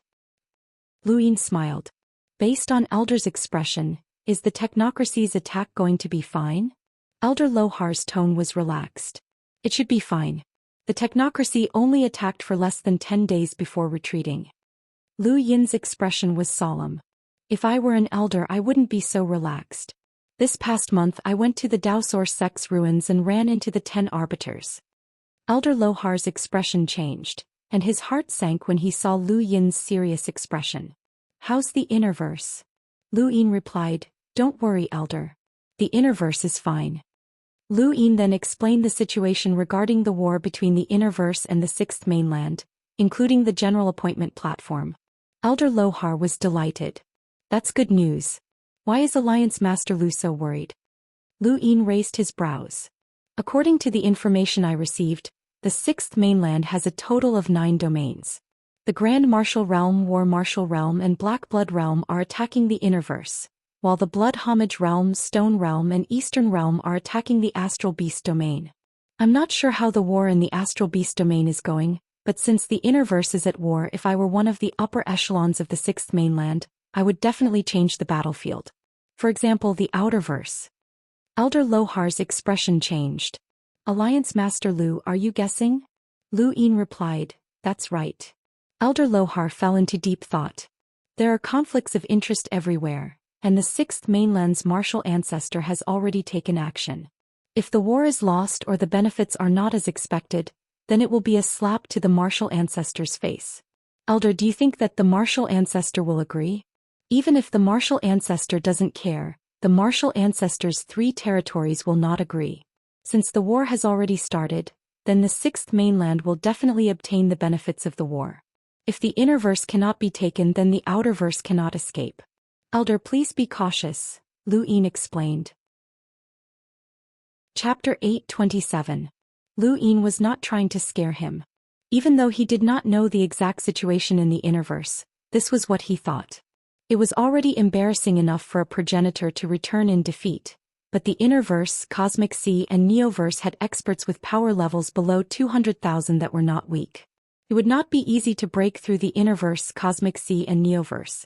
Those big shots were using deceptive methods to get experts with power levels below 200,000 to enter the battlefield, which showed how urgent this war was. If their attack was not successful, there was a 90% chance that they would change the battlefield. This was obvious. Lu Yin was not a military expert and he was not a strategist, but it was not difficult for him to see this. Elder Lohar had not seen through this because he had just received this information, and he did not trust Lu Yin too much. Lu Yin could only try his best to persuade Elder Lohar to prepare. The Outerverse was not the same as the Innerverse, and they did not have the remnant spiritual force of a progenitor. Even if the situation was similar to the Innerverse, there were not many in the entire Outerverse who could fight against the Sixth Mainland's elites. Lu Yin did not want to die. According to the information you received, which region will attack the Outerverse? Elder Lohar asked solemnly. Lu Yin thought about it. The Bloodburn Realm. Elder Lohar nodded. I understand. Thank you for the reminder, Alliance Master Lu. Regardless of whether or not the Sixth Mainland attacks the Outerverse, your contributions to the Fifth Mainland will not be small. He then exchanged a few more pleasantries before ending the call. Lu Yin put down his gadget. He wanted to know whether or not the Sixth Mainland would attack the Outerverse, but waiting was pointless. Furthermore, with the Hall of Honor's current prestige, it was not realistic for them to unite all the Outerverse forces to resist the technocracy. Only a truly peerless powerhouse with the power to instantly wipe out everything would be able to unite the entire Outerverse. Only such a powerhouse would be able to infiltrate the technocracy to investigate. Lu Yin was looking forward to it. The Hall of Honor's true foundation in the Outerverse was about to be revealed. Guesses were just guesses, and Lu Yin had actually exaggerated a little. He just wanted to see what kind of power the Hall of Honor was hiding in the Outerverse. The next day, countless people gathered outside of the auction house. There were media, spies from various powers and information dealers. Today was the day of the auction house's premium auction, and the auction house had announced it a month ago, which had caused a huge commotion in the Outerverse. The main reason was that the items being auctioned were too outrageous. There were guns and arrows that could threaten Enlighters, but that could be ignored. No one would buy them, and the auction house would be the one to lose face if the items were not sold. However, there was actually a 5th-stage formcast model, which was a completely different story. A quintuple formcast model was extremely rare, but it was something that everyone wanted to get their hands on. As for the price, no one could be sure. If one already had a quintuple formcast model, it would not be worth much, but if one did not, it would be an astronomical price. Given the current state of the universe, no one would be willing to sell a 5th-stage formcast model, yet the auction house had actually brought out 3 5th-stage formcast models for sale. Were they crazy? Ever since news of the 5th-stage formcast models had spread, everyone thought that the auction house had gone mad. Zhou Xian had gone mad. He had so many experts under his command, and there were also quite a few geniuses among the younger generation. Rather than putting them up for sale, it would be better for him to use them internally. Although he might not be able to sell them for a high price, they would be used by his own people, so he would still make a profit no matter how much he sold them. The various great powers of the Great Eastern Alliance had been trying to contact Zhou Xian to purchase them internally, but he was in seclusion and they could not reach him. Many Weaves powers from the outside world ridiculed him, saying that the Great Eastern Alliance was not united at all and that they could not even protect their own interests. They also said that Zhou Xian was a money grubber and so on. In short, there were all sorts of things being said which made the various powers of the Great Eastern Alliance very uncomfortable. Zhou Xian had heard about all of this after coming out of seclusion, but he had not thought things through. When Hil Anna found out that Zhou Xian had come out of seclusion, he immediately sought an audience with him. Zhou Xian had Hil Anna contact the leaders of the various great powers of the Great Eastern Alliance and tell them that he would sell them a quintuple formcast model. Only then did the commotion from the various great powers calm down. If he had not done so, then these people would not have been the only ones gathered outside the mainland's auction house today. There would have been people from the various great powers of the Great Eastern Alliance present as well, and a small auction house would not have been able to accommodate so many people. Zhou Xian changed his appearance and retracted his aura, walking down the most bustling street of the Great Eastern Alliance like an ordinary person. Everyone who appeared here was either wealthy or respectable.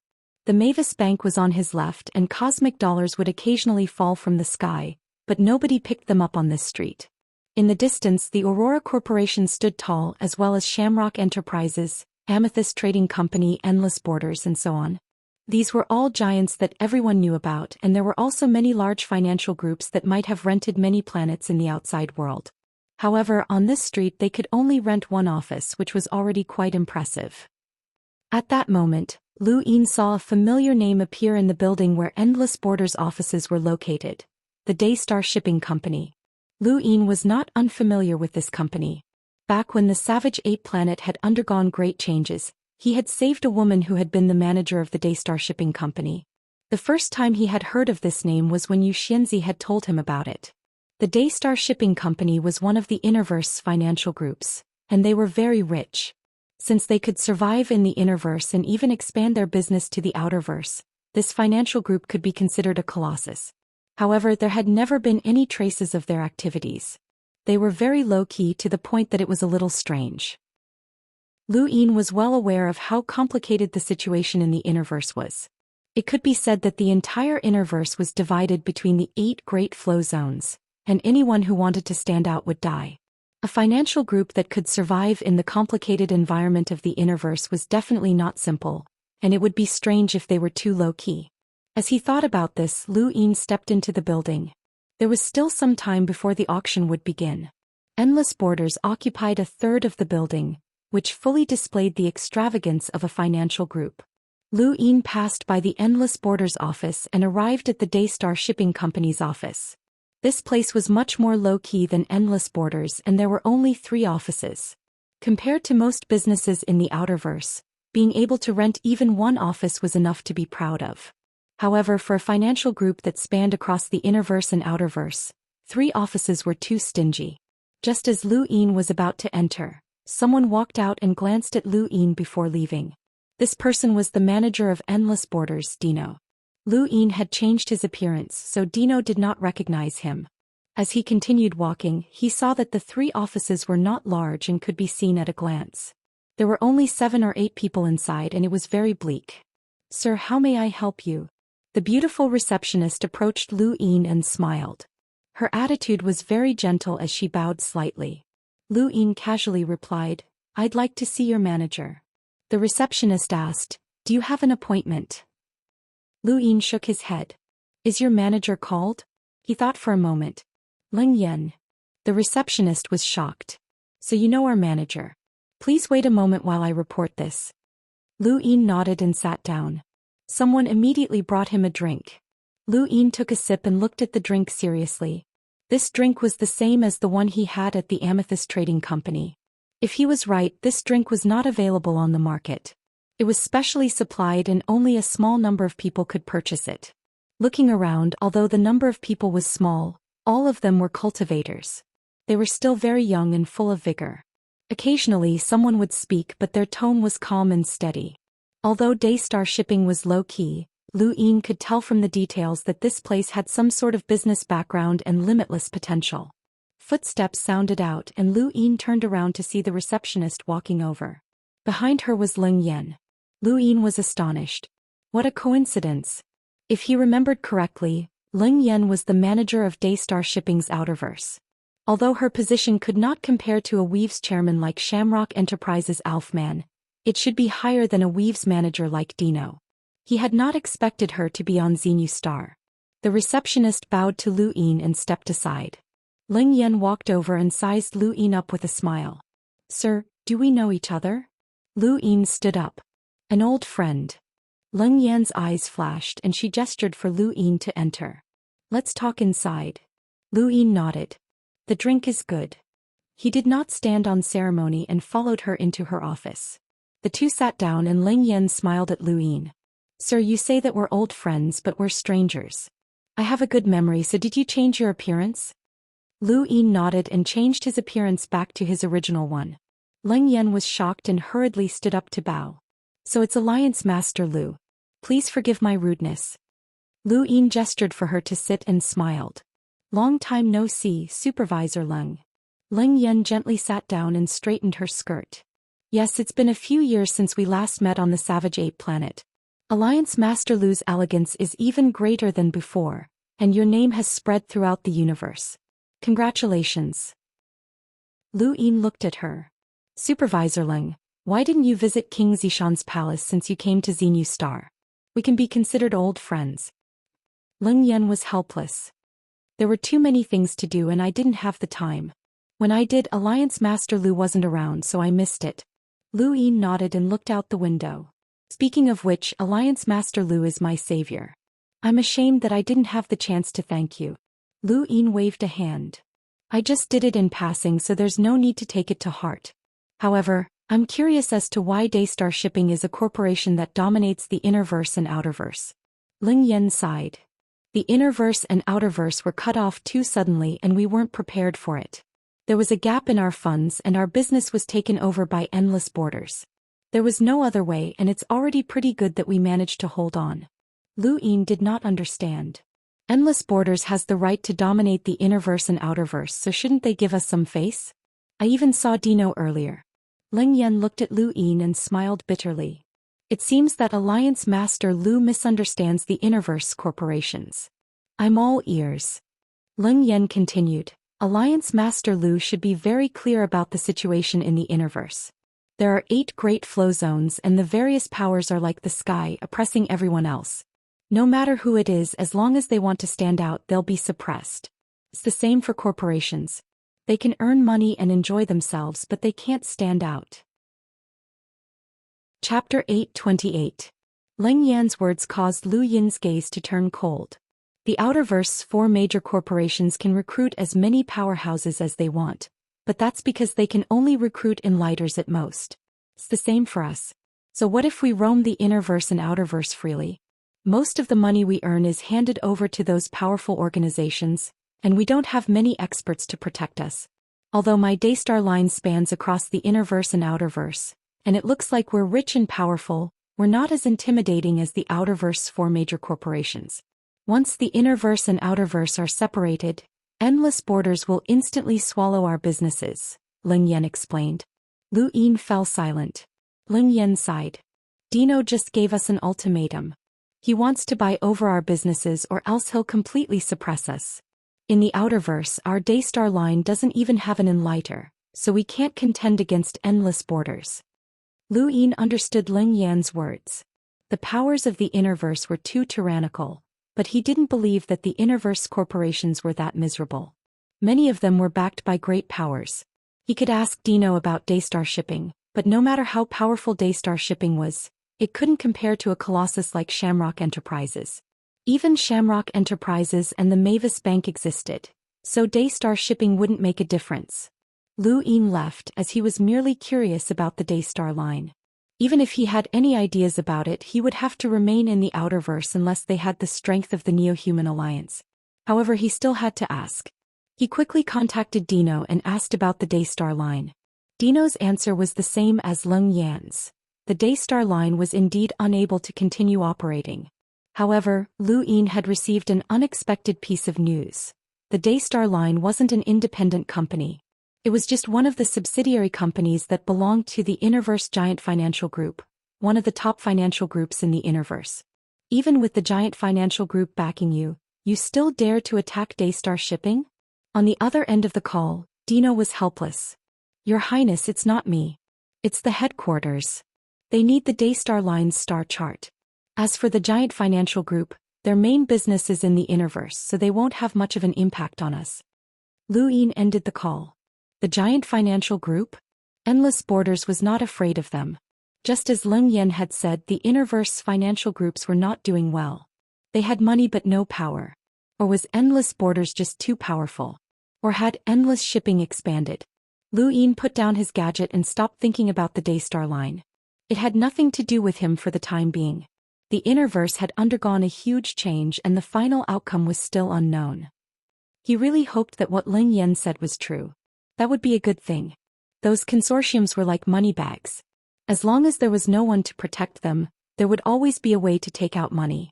He didn't know if his luck was good or bad today. He had just seen Ling Yan, an old friend, and now another old friend had appeared in front of him. Zhou, I'm serious about you. Don't go, Zhou. Zhou frowned impatiently. Beside her was a handsome guy who looked rich and had 4 cosmic rings on his hand. Lu Yin watched with interest. Zhou turned back and spat. You're so annoying. I'll never like you, so give up. Zhou, we've known each other since we were kids. We're childhood sweethearts. Shut up, who's your childhood sweetheart? We've only met a few times, Zhou raged. 10,000 years in a single glance, he exaggerated. Zhou was speechless. You want to be with me because you want to use my brother's connections to enter U Academy. Don't think I don't know. Let me tell you, that's impossible. My brother won't play favorites. The guy hurriedly explained. You've misunderstood, Zhou. I'm serious about you and don't have any other thoughts. It doesn't matter if I go to U Academy or not, just give me a chance. Helpless, Zhou glanced to the side and saw the auction house in the distance. I'll give you a chance if you take me there. The guy's expression changed and he bitterly replied, Don't make it difficult for me, Zhou. There are very few people in the Great Yu Empire who are qualified to enter the auction house. Even my uncle, a courtier, can't enter. I heard that even cabinet ministers have to verify their assets if they want to enter. This place only recognizes money, not people. I don't have that much money. Don't say I didn't give you a chance.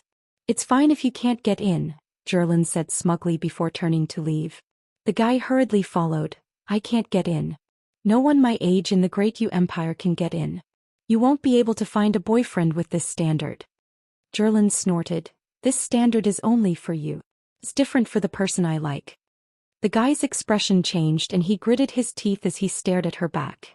Also, Zhou suddenly turned around and stared at him. The royal regent is younger than you, but he can get in. The guy was speechless. This auction house belongs to the royal regent. Zhou snorted and was about to leave when someone blocked her path. You really want to go in? Lu Yin pointed at the auction house and looked at Zhou in amusement. Before she could reply, the guy grew angry and rushed over to glare at Lu Yin. Brat, what are you trying to do? Zhou looked at Lu Yin curiously, feeling that this person was familiar. His gaze was especially mischievous. Lu Yin looked at her and smiled. Old friends, do you still remember the happy times when we robbed together? The guy was furious. Brat, I'm talking to you. Zhou's eyes lit up and she looked at Lu Yin happily. You're Lu? Lu Yin raised a finger and pointed at the auction house. Let's go in and take a look. She nodded but suddenly thought of something. I almost forgot. Can we bring Geraldine along? He wants to go in too. Geraldine is coming too? Alright, bring her along, Lu Yin said. They were all old friends, especially Geraldine. She was one of the first trial takers he had met on Earth and had been his guide. They had even met once outside the prince's mansion. How nostalgic. In the blink of an eye, it had been 8 years since Earth's trial. Zhou, who's this brat? The guy asked, glaring at her. Zhou contacted Geraldine through her gadget, ignoring the guy. The guy glared at Lu Yin. Brat, I'm warning you to stay away from Zhou. My uncle is a minister of the empire, watch out for your life. Lu Yin looked at the guy. Got it. The guy was stunned. Was he giving in just like that? Geraldine ran over from nearby and was a little reserved when she saw Lu Yin. Long time no see. It hasn't been that long, Lu Yin smiled. Geraldine seemed to remember something and blushed, but she didn't say anything. Come, let's go in. Zhou was very excited, pulling Geraldine and Lu Yin towards the auction house. Lu Yin was puzzled. When did you two become so close? We both joined U Academy, didn't you know? Zhou rolled her eyes. U Academy wasn't that big and the two had gone through Earth's trial together. It was normal for them to be familiar with each other. The guy quickly chased after them. Where are you going, Zhou? Zhou waved. To the auction house. The guy was stunned. Auction house? The auction house. How are you going to get in? Zhou laughed and so did Geraldine. With this old friend around, even the Imperial Palace wouldn't be a problem, let alone the auction house. Lu Yin smoothly brought the two girls into the auction house. The guy stared blankly, his eyes flashing. Did the auction house not need to check one's assets this time? He hurried over, wanting to enter as well, but was stopped. This made him realize that he had to check his assets before entering. Who was that kid? How did he get in so easily? Was he from the Empire? Or was he from another region? Inside the auction house, Lu Yin had Bei Qing arrange a private room for him. Bei Qing didn't dare ask about his relationship with the two girls and left after instructing the staff to take special care of the room. Wow, so this is the auction house. I've always been curious about what it's like inside. It's not even on the net, but I finally got to see it today. It's very normal, Zhou commented. Geraldine looked down curiously as well, seeing quite a few people rising from the ground and appearing in the hall. This was Lu Yin's first time here as well. Why aren't you changing your appearance back? It's so awkward, Zhou grumbled. Lu Yin restored his appearance. Where's your brother? On the first ring of the continent, he's not interested. She paused and pursed her lips. He doesn't have any money either. Let me know if you see anything you like later. Zhou was delighted. You'll buy it for us. Lu Yin replied seriously. I can give you a discount. Hey, you're the leader of the Great Eastern Alliance. Can't you be a little more generous? Geraldine whispered. Zhou, don't spout nonsense. Lu Yin smiled. Can't help it, I'm short on money. You're short on money? You have so much money that you don't even know where to spend it. Lu Yin pursed his lips but didn't explain. The amount of money he lacked couldn't be explained with words. It was a huge amount, especially when it came to the Nine-Yang cauldron. He didn't even know how much money he would need to fill this hole. Of course, the thing he needed the most was the dye. He wouldn't be able to fill the hole with enhance in this lifetime. Your Highness, I'll return that to you, Geraldine whispered to Lu Yin. Lu Yin was puzzled. What? Have you forgotten? Her gaze dimmed. Lu Yin thought about it. Oh, that. I'll give it to you, you don't have to return it to me. She had a complicated expression. Zhou came over and stared at Lu Yin. What did you give Geraldine? It's not a love token, is it? Lu Yin was about to speak when Geraldine hurriedly interrupted. It's starting, the auction is starting. Zhou's attention was immediately diverted, and she looked down with great interest. This was the most famous auction in the entire Outerverse, and she didn't want to miss a single item. She sighed in relief. Rings were very important to girls. Lu Yin didn't care, but she couldn't ignore it. If she found out, she would definitely spread the news, and that would be troublesome. When the auction started, the first item brought the atmosphere to a climax. The Formcast model was auctioned off without any warning. Everyone thought it was the finale, but the auction house was too capricious. Chapter 829. The Formcast model didn't have a base price. It had been set by Lu Yin. The first person to bid had raised the price to a point where countless people flinched at the sight of 30,000 star essence, which was 10 times the price of a single natural treasure. It was customary for auctions on the mainland to use star essence as payment. Zhou was curious. Star essence? What's the exchange rate for star crystals? Lu Yin answered, 1 to 100,000. Zhou was speechless. That much? Lu Yin nodded. Zhou was stunned for a moment before she blurted out, "You've developed robbery to the level of civilization. You're really cultured." Lu Yin was speechless. "Ha, seventh bro, this girl is right. Auctions are robbery, but it's a cultured robbery." The monkey laughed. Geraldine stifled a laugh. The competition immediately began, and the bidders were mostly from the private rooms. Lu Yin knew that Shamrock Enterprises, Mavis Bank and other well-known powers were all present. There was also the Temple of Taimal, a power in the Central Weave, and even the Wei family. As expected, the competition would only be between the behemoths. The first Formcast model was bought by Shamrock Enterprises for a sky-high price of 150,000 star essence. Lu Yin was excited. Even though he knew that the price would be high, he hadn't expected it to be this high. With Shamrock Enterprises Foundation, they shouldn't have a 5-stage Formcast model, which was strange. In a private room in the auction house, Xiaoqin was talking to Shinfu. "I bought it. It's good. I don't understand. If you have a 5-stage Formcast model, why are you buying it at such a high price?" Xiaoqin was curious. "President Yu is overbearing. He offended the Great Eastern Alliance, so we have to express our goodwill." "Is that necessary? There's always fish, and Shamrock Enterprises doesn't need to bow to anyone. We'll talk about it later. It's not a lot."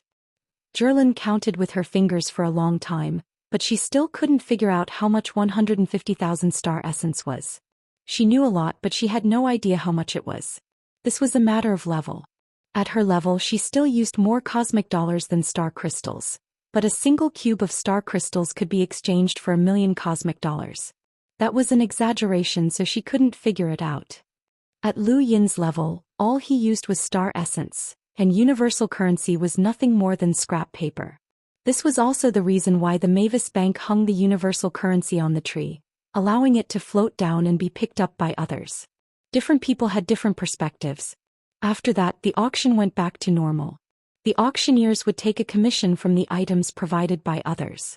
This included items of unknown origin or items that could not be brought to the auction table, but none of them went unsold. Currently, the auction house was filled with a large portion of the outerverse rich, and some of the items were just numbers to them. Furthermore, the highest bid for these items was only 1,000 star essence, and many people were too lazy to even bid for them. They had all come for the high-quality items that Lu Yin had provided. Not long after, the second item appeared. It was an arrow, one of the 3 that Lu Yin had upgraded. There were many people who used arrows, and the most famous was naturally the Hall of Tiamo. The divine arrows that Lu Yin had selected from Arrow Mountain had been sold to the Hall of Tiamo for 20,000 star essence each. The 3 arrows in front of him had been upgraded to the point where they could threaten enlighters, and they were also considered divine arrows. The starting price of 20,000 star essence was not expensive, as this was an auction house where many rich people had gathered. However, arrows were inanimate objects, and these people could not see the rune lines on them, so they could not determine their quality. Lu Yin thought that someone would question him, but when the arrows appeared, someone from a private room immediately bid 25,000 star essence. Lu Yin knew that the person in that room was from the Hall of Tiamo. Others might not be able to determine the quality of the arrows, but it was impossible for them not to. To the Hall of Tiamo, a good arrow was comparable to a battle technique. Most people did not bid, but those who did so with the mindset that they had to win. This was especially true for the Hall of Tiamo, who raised the price to 45,000 star essence. This was a very high price. The divine arrows that Lu Yin had obtained from Arrow Mountain had been sold to the Hall of Tiamo for 20,000 star essence each. With such a high price, no one competed with the Hall of Tiamo, and in the end the arrows were sold for 45,000 star essence. Lu Yin smiled as the price was not bad. He was considering whether or not he should upgrade the next batch and sell them to the Hall of Tiamo. That would make him rich. After waiting for a round, the second formcast model appeared. This time, the formcast model was purchased by someone from the Amethyst Trading Company for a high price of 120,000 gold coins. Only a group like this that had money but no superpower houses would need a 5-stage formcast model. Zhou stared blankly at the bidding below. Every item was being auctioned for a price that was out of her reach, and she could not even afford to exchange them for universal currency. Geraldine had a complicated expression. This was no longer the Great Yu Empire of the past. If any of the people below had appeared in the Great Yu Empire, they would have been treated as VIPs and would have been personally summoned by His Majesty. They would have received all sorts of privileges, but now they could only sit below and compete with each other. They did not even have the right to enter a private room. This was the person that Lu Yin had brought up. This person who had fought with them to the death on Earth 7 years ago was now standing at the peak of the universe. The gun appeared with a starting price of 60,000 star essence. There was no need for an introduction, and the people in the private rooms began to compete. The gun seemed to be synonymous with Lu Yin as he had used it to kill an enlighter. No one doubted the gun's power. The starting price was meaningless, and the first bidder raised the price to 100,000 star essence. This person was unfamiliar and Lu Yin had Bei-Ching look him up. He was surprised to find that this person was actually from Myriad City. The first person he thought of was the Zhou family. Their ancestor Zhou Taizhu was dead and the Zhou family was being suspected by the Jasper Mountains and Seas, so they were definitely not living comfortably. They had money but they did not have the power to protect themselves. Facing the Cheong family would put them under a lot of pressure, so they would naturally buy something that could protect themselves. Various powers competed, especially those that were involved in technological manufacturing, as they all wanted to buy the gun for research purposes. But in the end, the gun was bought by someone from the Zhou family for a final price of 220,000 star essence. This price exceeded Lu Yin's expectations as he had not expected it to sell for such a high price. It could only be said that the Zhou family was truly anxious. 220,000 star essence was a sky-high price for most powers in the Outerverse, and everyone was trying to guess at the person's background. Time quickly passed, and while Lu Yin was participating in the auction, Elder Lohar left Ironblood Weave and arrived at a desolate region of space. As far as the eye could see, this place was filled with turbulence, meteorites, planetary fragments, and all sorts of cosmic trash. This place was like a cosmic graveyard, and strange astronomical phenomena would sweep past from time to time, swallowing up the surrounding space. After arriving here, even Elder Lohar had to be careful. Disciple Lohar requests an audience with esteemed teacher. His voice reverberated throughout the depths of space. Not long after, an aged voice was heard. What is it? The voice was illusory and it was unknown where it had come from, but Elder Lohar instantly felt as if he was being exposed to an indescribable terror. The region of space changed the moment the voice appeared, and the strange astronomical phenomena disappeared. The voice was a law, and the region of space cooperated with the appearance of the voice, not daring to make even the slightest sound. Esteemed teacher, the sixth mainland might be invading the Outerverse through the technocracy. Please investigate, esteemed teacher, Elder Lohar said respectfully as he bowed deeply with a terrified expression. The entire region of space suddenly trembled, and Elder Lohar's heart skipped a beat. In the next moment, the feeling of being exposed to an extreme terror disappeared. His esteemed teacher had left. The Hall of Honor was the strongest organization in the entire human domain, and its foundation was unfathomable. How could the Outerverse only have one Elder Lohar overseeing it? Elder Lohar was just a figurehead. The true strength of the organization lay here. On Xenu Star, the auction had ended. Lu Yin was delighted, and he specially rewarded Zhou and Geraldine with 10 star essence each. 10 star essence was equivalent to 1,000,000 star crystals, which was an astronomical figure to them. However, Lu Yin didn't care about such a small amount of money. During this auction, his premium items alone had been sold for 765,000 star essence, and with the commission from the other auctions he had made a huge profit. His assets had once again risen to over 2,000,000 star essence, which was enough to give Yuehua Mavis a run for her money. When all of the money was gathered, Lu Yin's heroic spirit soared to the sky, as if he owned the entire world. The only thing that made him unhappy was that the last 2 arrows had been bought by the Temple of Taiyamo for 30,000 star essence. Everyone else knew that the Temple of Taiyamo was determined to obtain the arrows, so they didn't plan on competing with them. The fact that they had taken advantage of the situation meant that Lu Yin had suffered a loss, which made him uncomfortable. He decided not to sell his arrows like this in the future and instead sell them wholesale. He would raise the price by 100 arrows to the Temple of Taiyamo in one go and empty out all of their assets. Although the auction had ended, there was still much to talk about in the outside world, especially when the person who had bought the gun had been robbed in outer space and killed a hunter with a single shot. According to some estimates, the gun's power level had reached 200,000, which shocked countless people. Many people's eyes burned with desire. The items sold by the mainland's auction house were indeed real. On Xenu Star, the person in charge of the Mavis Bank was vexed. Every time the mainland's auction house held a premium item auction, his star essence would be completely used up. He had already gathered all of the star essence from all of the Mavis Bank branches in the eastern weaves, but he still couldn't keep up with the consumption. If the inner verse and outer verse hadn't been separated, then he wouldn't have cared even if they held a premium item auction every day. There were only so many star essence in the outer verse, and the Mavis Bank didn't have much in stock. He hurriedly reported the situation to his superiors and asked them to think of a solution or to negotiate with the mainland's auction house so that they could circulate star crystals. Alon was an ordinary cultivator who had come from a barren but beautiful planet. His life had been peaceful, but one day a group of youths who called themselves trial takers had arrived and completely changed his life. His planet had more than 1 billion people, but in the end only a few had followed the trial takers into outer space. The reason he had been able to do so was because he had awakened an innate gift of listening. That's right, listening was an innate gift that could be useful or useless. Chapter 830. Alon could hear the heartbeats of the people around him to determine their strength. Back then, during the trial of those young people, he had relied on this talent to rely on a very low-key, seemingly down-and-out person. In the end, that person eliminated all the other trial challengers and became the champion. As for him, he naturally stepped into the starry skies. However, reality was not as good as he had imagined. That person was said to be from the Dark Phoenix clan, who had not taken a fancy to him and had thrown him here. This was the border between the Endless Weave and the Technocracy.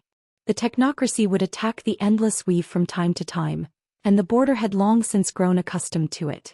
However, Alon knew a secret. This war between the Technocracy and the border had been instigated by someone. He even knew that person. Although he did not know why that person had attacked the Technocracy in such a suicidal manner, the war had been started by that person. He hated war because he could die at any time. Fortunately, the war had not lasted for long. Alon leaned against the wall and looked at the dark sky. In the distance, the star was about to collapse. Suddenly, Alon's expression changed. His pupils shrank and he subconsciously covered his ears. What had he just heard? He had heard a heartbeat that shook the universe. He had never heard such a strong heartbeat before. Even the supposedly powerful powerhouses did not have such a heartbeat. In fact, the difference was too great. He did not know how great it was, but his intuition told him that it was very great. He looked up and saw nothing, but he was sure that someone had just passed by. That person was so powerful that the border defense line had not even been able to detect them. Alon's face went pale. Should he report this? In the end, he decided not to because no one would believe him. The war between the Technocracy and the human domain had continued since ancient times. No one remembered why the two domains had started fighting. It was just like the war between the human domain and the astral beast domain. Most people did not know what the Technocracy was like. Even powerful human organizations like the Daoist clan did not know. It was rumored that the Technocracy was controlled by the mainframe and no one could sneak in. The mainframe could monitor everything inside. If the humans wanted to understand the Technocracy, the only way was to send super powerhouses in every once in a while. Those who could barge into the Technocracy had to be at least at the level of an emissary.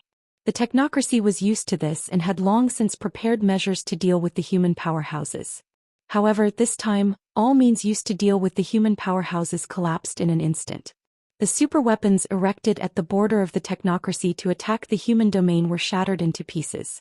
All surveillance methods failed and no images could be captured. Elder Lohar's teacher rushed into the technocracy without any hindrance. Every step he took distorted space and time as he crossed an endless distance. Suddenly, the entire technocracy was shaken and countless pairs of eyes opened. Human superpowerhouses, protect the Central Command. In the starry skies of the technocracy, a figure suddenly appeared. Ripples appeared in the void, unable to bear the weight of this figure. Really, it's been a long time since I last came. An aged voice rang out. It was Elder Lohar's master, known as Master Yuan. Master Yuan looked around and focused on a few directions. He could feel the terrifying power. For the technocracy to be able to resist the human star domain for so many years, they also had their own powerhouses. However, what Master Yuan feared the most was the mysterious mastermind. Even now, no one knew where the mastermind was or what kind of power it possessed. Master Yuan's eyes flashed and he took another step forward before vanishing into outer space. In a corner of the technocracy, machines were quickly assembling to form numerous spaceships. Not too far away there were even more spaceships. Inside these spaceships were humans, not androids. It was unusual for humans to appear in the technocracy, but these people were different. They were from the Sixth Mainland. Lu Yin's guess was correct. The Sixth Mainland's progenitors had already taken action, and they could not return empty-handed. The Innerverse was in a state of chaos, so they had set their sights on the Outerverse, which they had originally planned to attack. They had bypassed the Astral River's energy barrier and attacked through the technocracy. Countless cultivators from the Sixth Mainland boarded spacecraft and headed towards the Outerverse. Inside one of the spacecraft, Huang San gulped and carefully looked outside.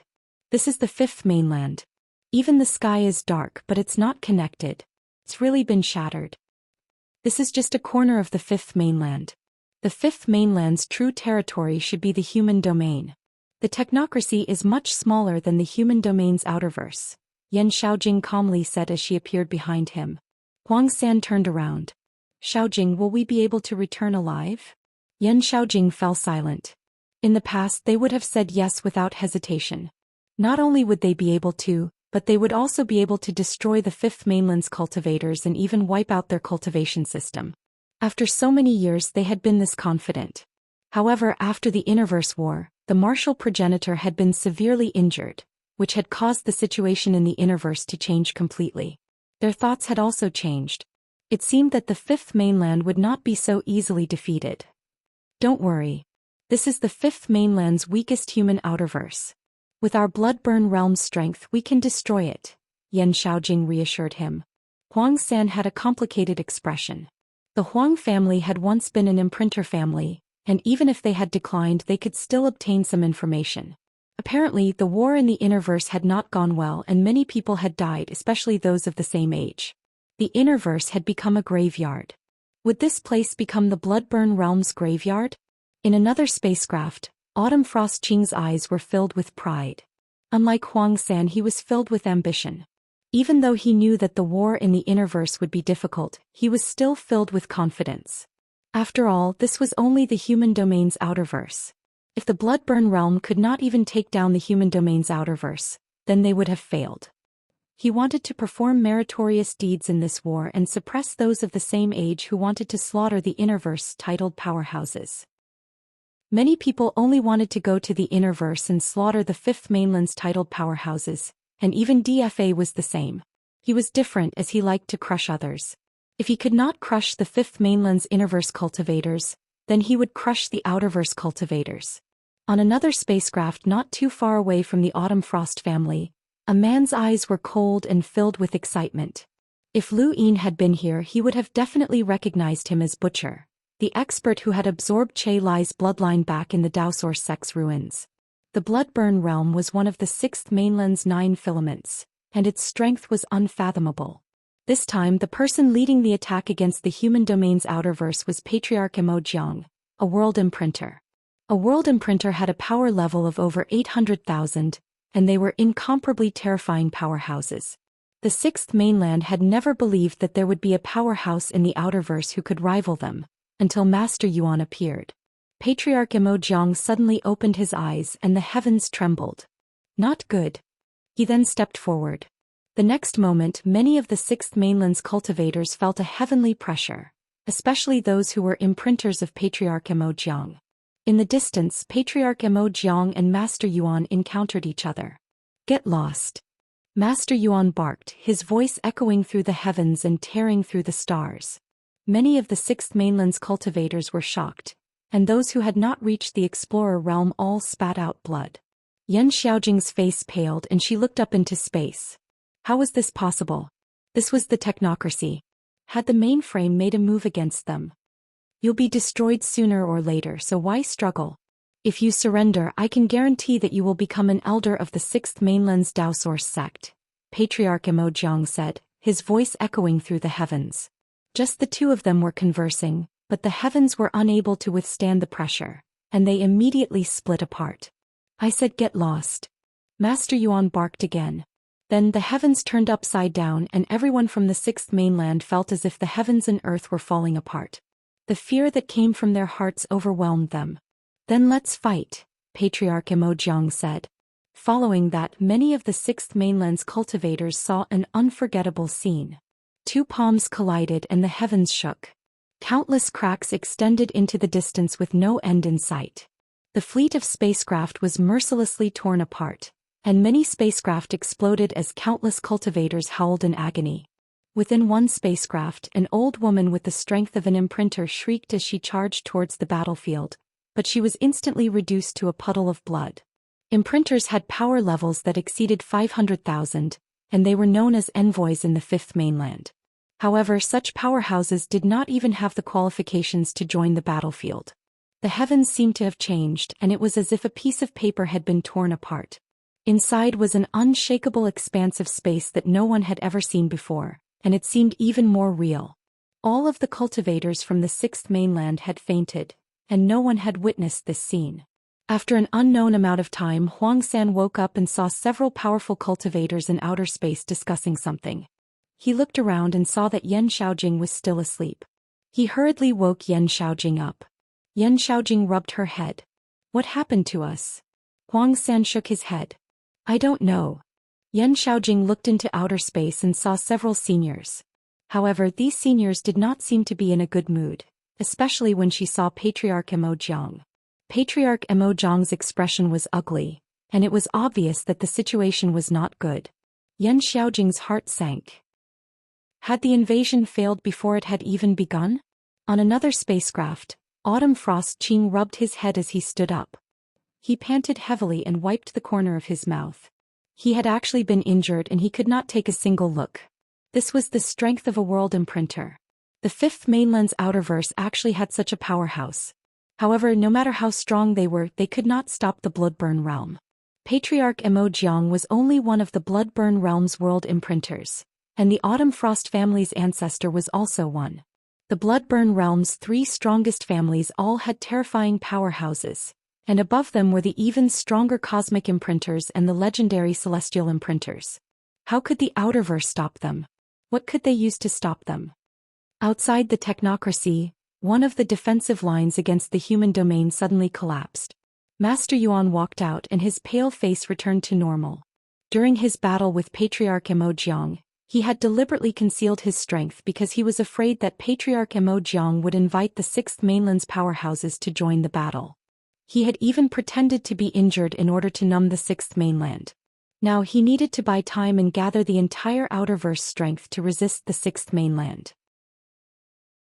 Chapter 831. Lu Yin was still immersed in the joy of receiving the money when a notification hit him. In the name of Master Yuan of the Hall of Honor, I hereby summon the 72 weaves of the outerverse to participate in guarding the borders of the endless weaves and assist Commander Elder Big Drum in protecting the human domain. Before he could react, another notification popped up. The Hall of Honor has summoned Lu Yin to the Endless Weaves Ironblood Cliff District to assist in the defense of the border. You have 1 month to arrive and you will be punished by military law if you fail to do so. Discuss punishment. The borders of the Endless Weave bordered the technocracy, and in order to deal with the technocracy's endless explorations, the Blackfire Rock defense line had been constructed at the border.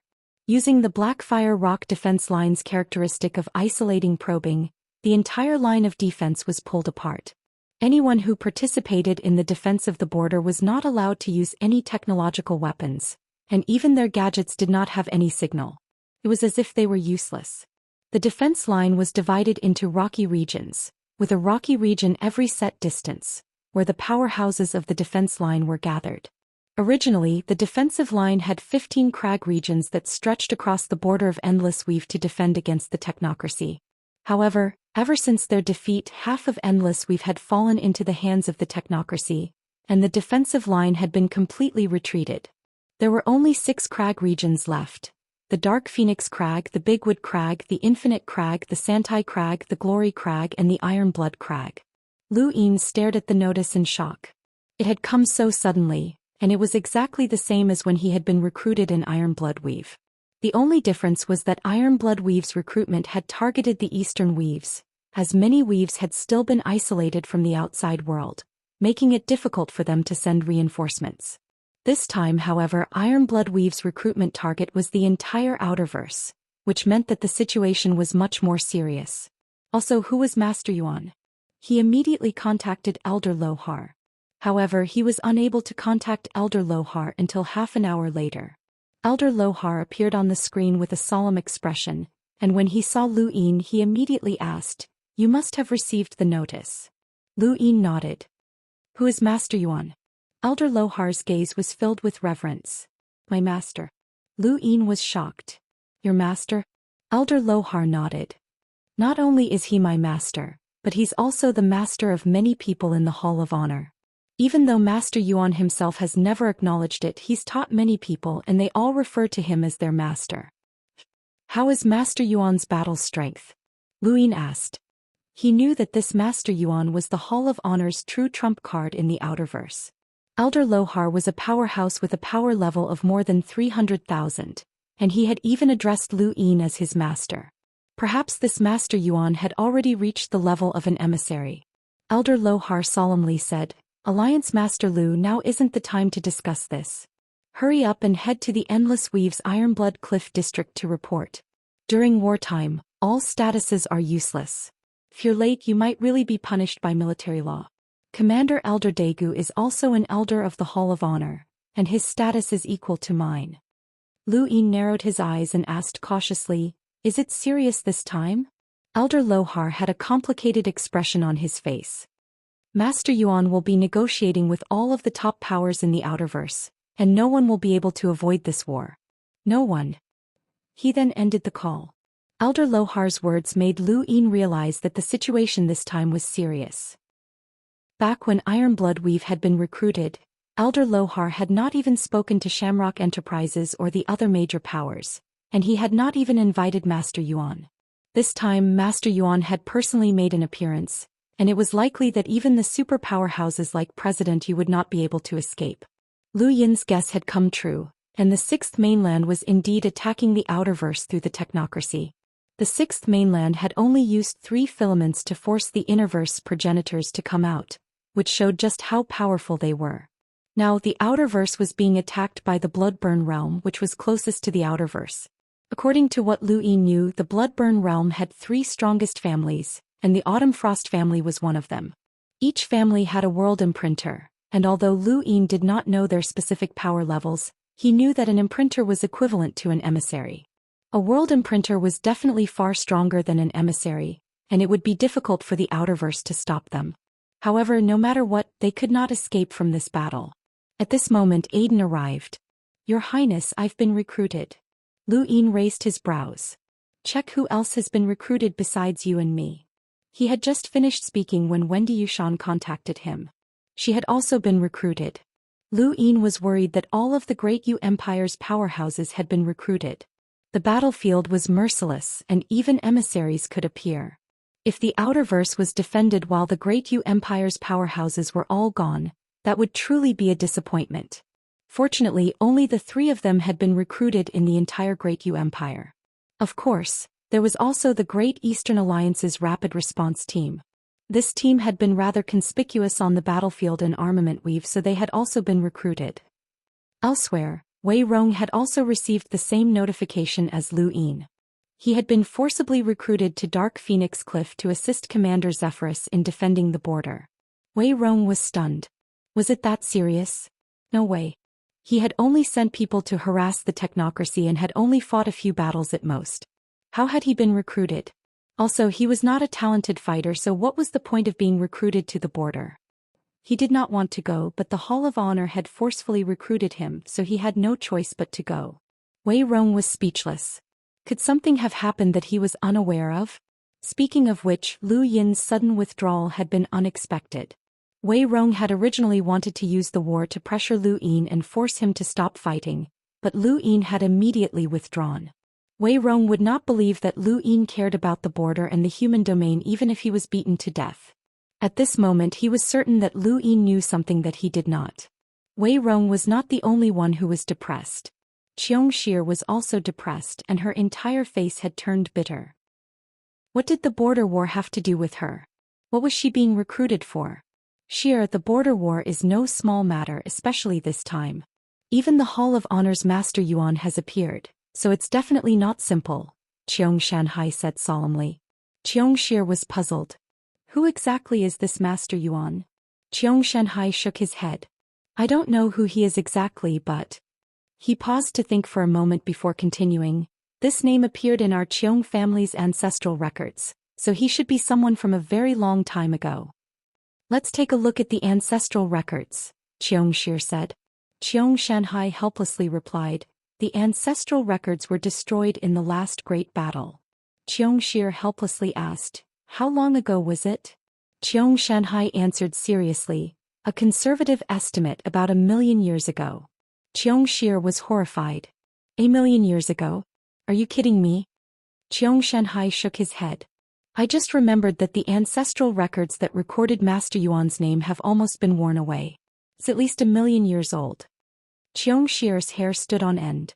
The universe's inheritances had been passed down from generation to generation, and no matter how old they were, they had all disappeared in the river of time. Even the powerful clans of the Innerverse that had inherited ancient inheritances had only retained their concept of time. However, this Master Yuan had jumped out from the river of time, so it was impossible for him to have lived for so long. He must have been frozen, but even so, being able to live for more than 1,000,000 years was already terrifying. It was no wonder why this old man had been so arrogant and had forcefully recruited her as soon as he had appeared. Even Myriad City would not be safe against such an old man. In the Outerverse, there were very few people who were qualified to be forcefully recruited, and there were even fewer of the younger generation. Wei Rong and Xianxia had been forcefully recruited because of Wang Wen. Wang Wen had played a decisive role in Iron Blood Weave, and Wei Rong and Xianxia, who were equally famous, were naturally not inferior to him. This was especially true for Wei Rong, who had used one method after another in Armament Weave's war to forcefully stall an enemy that was 10 times stronger than him. The Hall of Honor could not ignore such methods. And this was just the younger generation. On the other side, Gong Ling, the head of the Temple of Taiyamo, had been forcefully recruited by the Hall of Honor. The Temple of Taiyamo had to send an enlighter to participate in the border war. Gong Ling could not refuse. Whether it was for the sake of humanity or for the sake of Master Yuan, he did not dare to refuse. The 3 great powers and the 4 major corporations had all been notified by Elder Lohar in Master Yuan's name. As for Shamrock Enterprises, Yumu had personally seen Master Yuan through his gadget. Yumu bowed deeply in front of Master Yuan. Senior, you've awakened. Master Yuan looked at Yumu indifferently. There's a crisis at the border. Report to Santai's Cliff District and guard the border. Yumu did not dare to utter a single word. Yes. At the Mavis Bank, Yuehua Mavis also saw Master Yuan. My ancestor asked me to send her regards, she said respectfully. Master Yuan sighed. It's been hundreds of thousands of years since we last met and time no longer means much to us. While I'm still alive, I'll do my best to return and see her. Yuehua Mavis knew that Master Yuan was not talking to her. He was just sighing. Report to Ironblood Cliff District and guard the human border, Master Yuan said. Yuehua Mavis respectfully acknowledged. Be careful. The enemy this time is from the 6th mainland, Master Yuan added. Yuehua Mavis's expression changed. I understand, Senior. At the Aurora Spacecraft Company's Outerverse headquarters, the flame engineer arrived underground and activated his gadget. Master Yuan's image appeared. Underground, an old man appeared. He faced Master Yuan and slowly bowed at the waist. "Respected teacher." Master Yuan replied, "There's no need to call me that. Report to Endless Cliff District and guard the human border." The old man respectfully replied, "Yes, master." Master Yuan's image disappeared. The flame engineer looked at the old man and respectfully asked, "President Qi, who was that just now?" The old man recalled, "A respectable elder who has taught countless people. He's a senior who truly enlightened cultivators. You can call him Master Yuan." The outerverse was like a deep pool, and no matter how much one tried to stir it up, the bottom of the pool would always be hidden. However, Master Yuan's appearance had cleared out the entire pool, and no one could escape the responsibility of guarding the border. Some people might be late, but there was no way they could avoid it, such as Ancestor Arrow Mountain from Taiyamo Temple, Wan Qianqing, Endless Borders team that was exploring the astral wilderness, the old assassin from Aegis, and there was even a possibility that the Enlighters who were guarding Iron Bloodweave would appear. Lu Yin took Aiden and Wendy Yushan to a spacecraft and headed to Endless Weave. With the speed of a radiant great aurora, they would arrive in 20 days if nothing unexpected happened. This was Lu Yin's third border war, and it was also the most serious one. Chapter 832. Many people from the Eastern Weaves were heading to the Endless Weaves, and each weave had sent at least 2 hunters, 5 cruisers and 20 explorers. There were 72 weaves in the Outerverse, and at least 100 hunters had been sent to reinforce the Endless Weaves' borders. It was a terrifying force. Coupled with the Enlighters and existences that surpassed them, this force was enough to sweep through everything. However, Lu Yin was still not optimistic as they were facing the 6th mainland. Even if it was just a single domain, it was still terrifying. Elder Lohar had specifically contacted Lu Yin to ask about the situation in the 6th mainland's Bloodburn realm, and Lu Yin had told him everything he knew, especially about the 3 great clans. The Hall of Honor immediately sent out a notice, explaining the 6th mainland's battle plan based on Lu Yin's description. Countless people at the border were in an uproar, as they finally realized that their enemy was not just from the technocracy, but rather the 6th mainland. The Hall of Honor did not explain the 6th mainland's situation, only stating that a powerhouse with a power level in the million might appear. This statement sent chills down the spines of countless people. The Hall of Taiyamo and Wan Qianqing received another notice, and they were prepared to mobilize all of their forces at any time.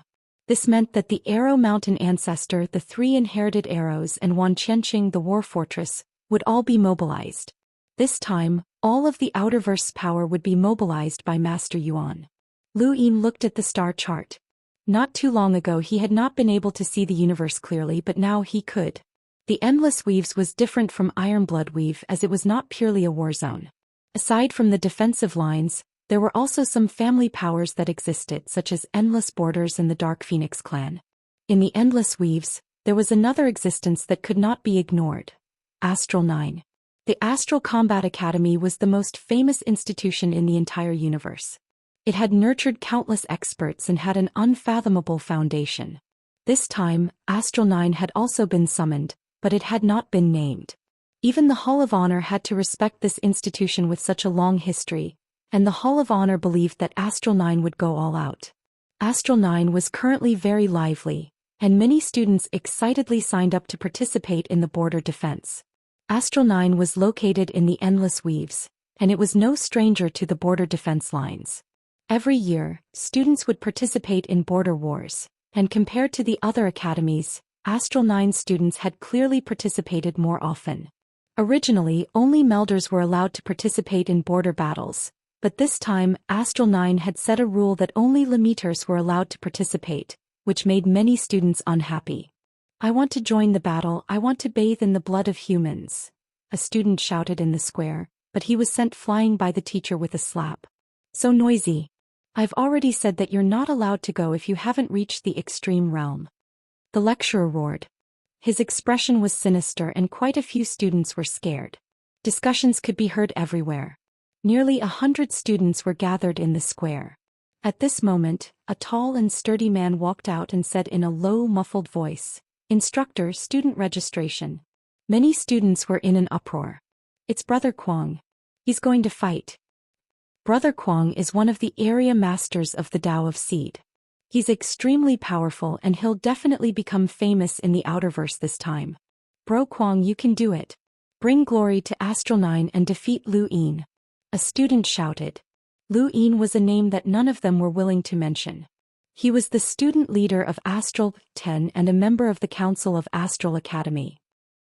He was their greatest competitor and his rise to power had been unstoppable. Now he had even become the leader of the Great Eastern Alliance. He was no longer on the same level as them. That student's words caused Brother Kuang's expression to turn ugly, and he left without another word. Even the former student leader of Astral 9, Lu Yin, couldn't compete with Lu Yin, let alone him. After Brother Kuang left, many limiters from Astral 9 signed up. Suddenly the crowd was in an uproar. Another famous person had appeared, but this person should not have appeared in Astral 9. Chao Ji had participated in the Astral Combat Tournament and risen like a comet, but she had been defeated by Lu Yin in the end. Even though she had been defeated, no one dared to underestimate her. Her strength had been obvious to all, and she had definitely surpassed the average area master. She had even been able to fight against a realm master, which was the equivalent of a student leader. She had also attained 4-line battle force and possessed the battle technique Season Wind. Why is she back? Didn't she graduate? Yeah, almost everyone who made it to the top 32 graduated during the Astral Combat Tournament. Senior Lu Yin also graduated and left a long time ago. Senior Lu Yin has always been at the border. And that bearded guy as well. He suddenly appeared to participate in the Astral Combat Tournament, but he's still at the border now that he's graduated. The students discussed amongst themselves and the mentor was puzzled. Chaoji, why did you come back? Chao Ji's expression was cold. Mentor, do you know which cliff zone Lu Yin is guarding? The mentor replied, I heard that it's the Iron Blood Cliff Zone. Chao Ji nodded. I'll sign up in Astral 9. Astral 9 students are all stationed in the Iron Blood Cliff Zone, right? The mentor nodded. That's right. Do you want to sign up? Sure. I didn't expect Lu Yin to be in the Iron Blood Cliff Zone as well. This is going to be interesting. I heard that Senior Lu Yin is there as well. The Iron Blood Cliff Zone is the weakest of the 6 major cliff zones. Those who don't have any special connections or are willing to participate in the defensive line are all assigned to the Iron Blood Cliff Zone. They have the most people but they're also the weakest. Astral 9 has always been guarding the Iron Blood Cliff Zone. This time, we must show Lu Yin that even if he's stronger than all the other students in the Astral Combat Academy, he won't be able to suppress our passion. Speaking of which, Lu Yin broke through to the Explorer realm a long time ago and even graduated. What are you guys competing for? The others looked at each other. That's right, what's the point of competing with him? The mentor looked at the students in amusement.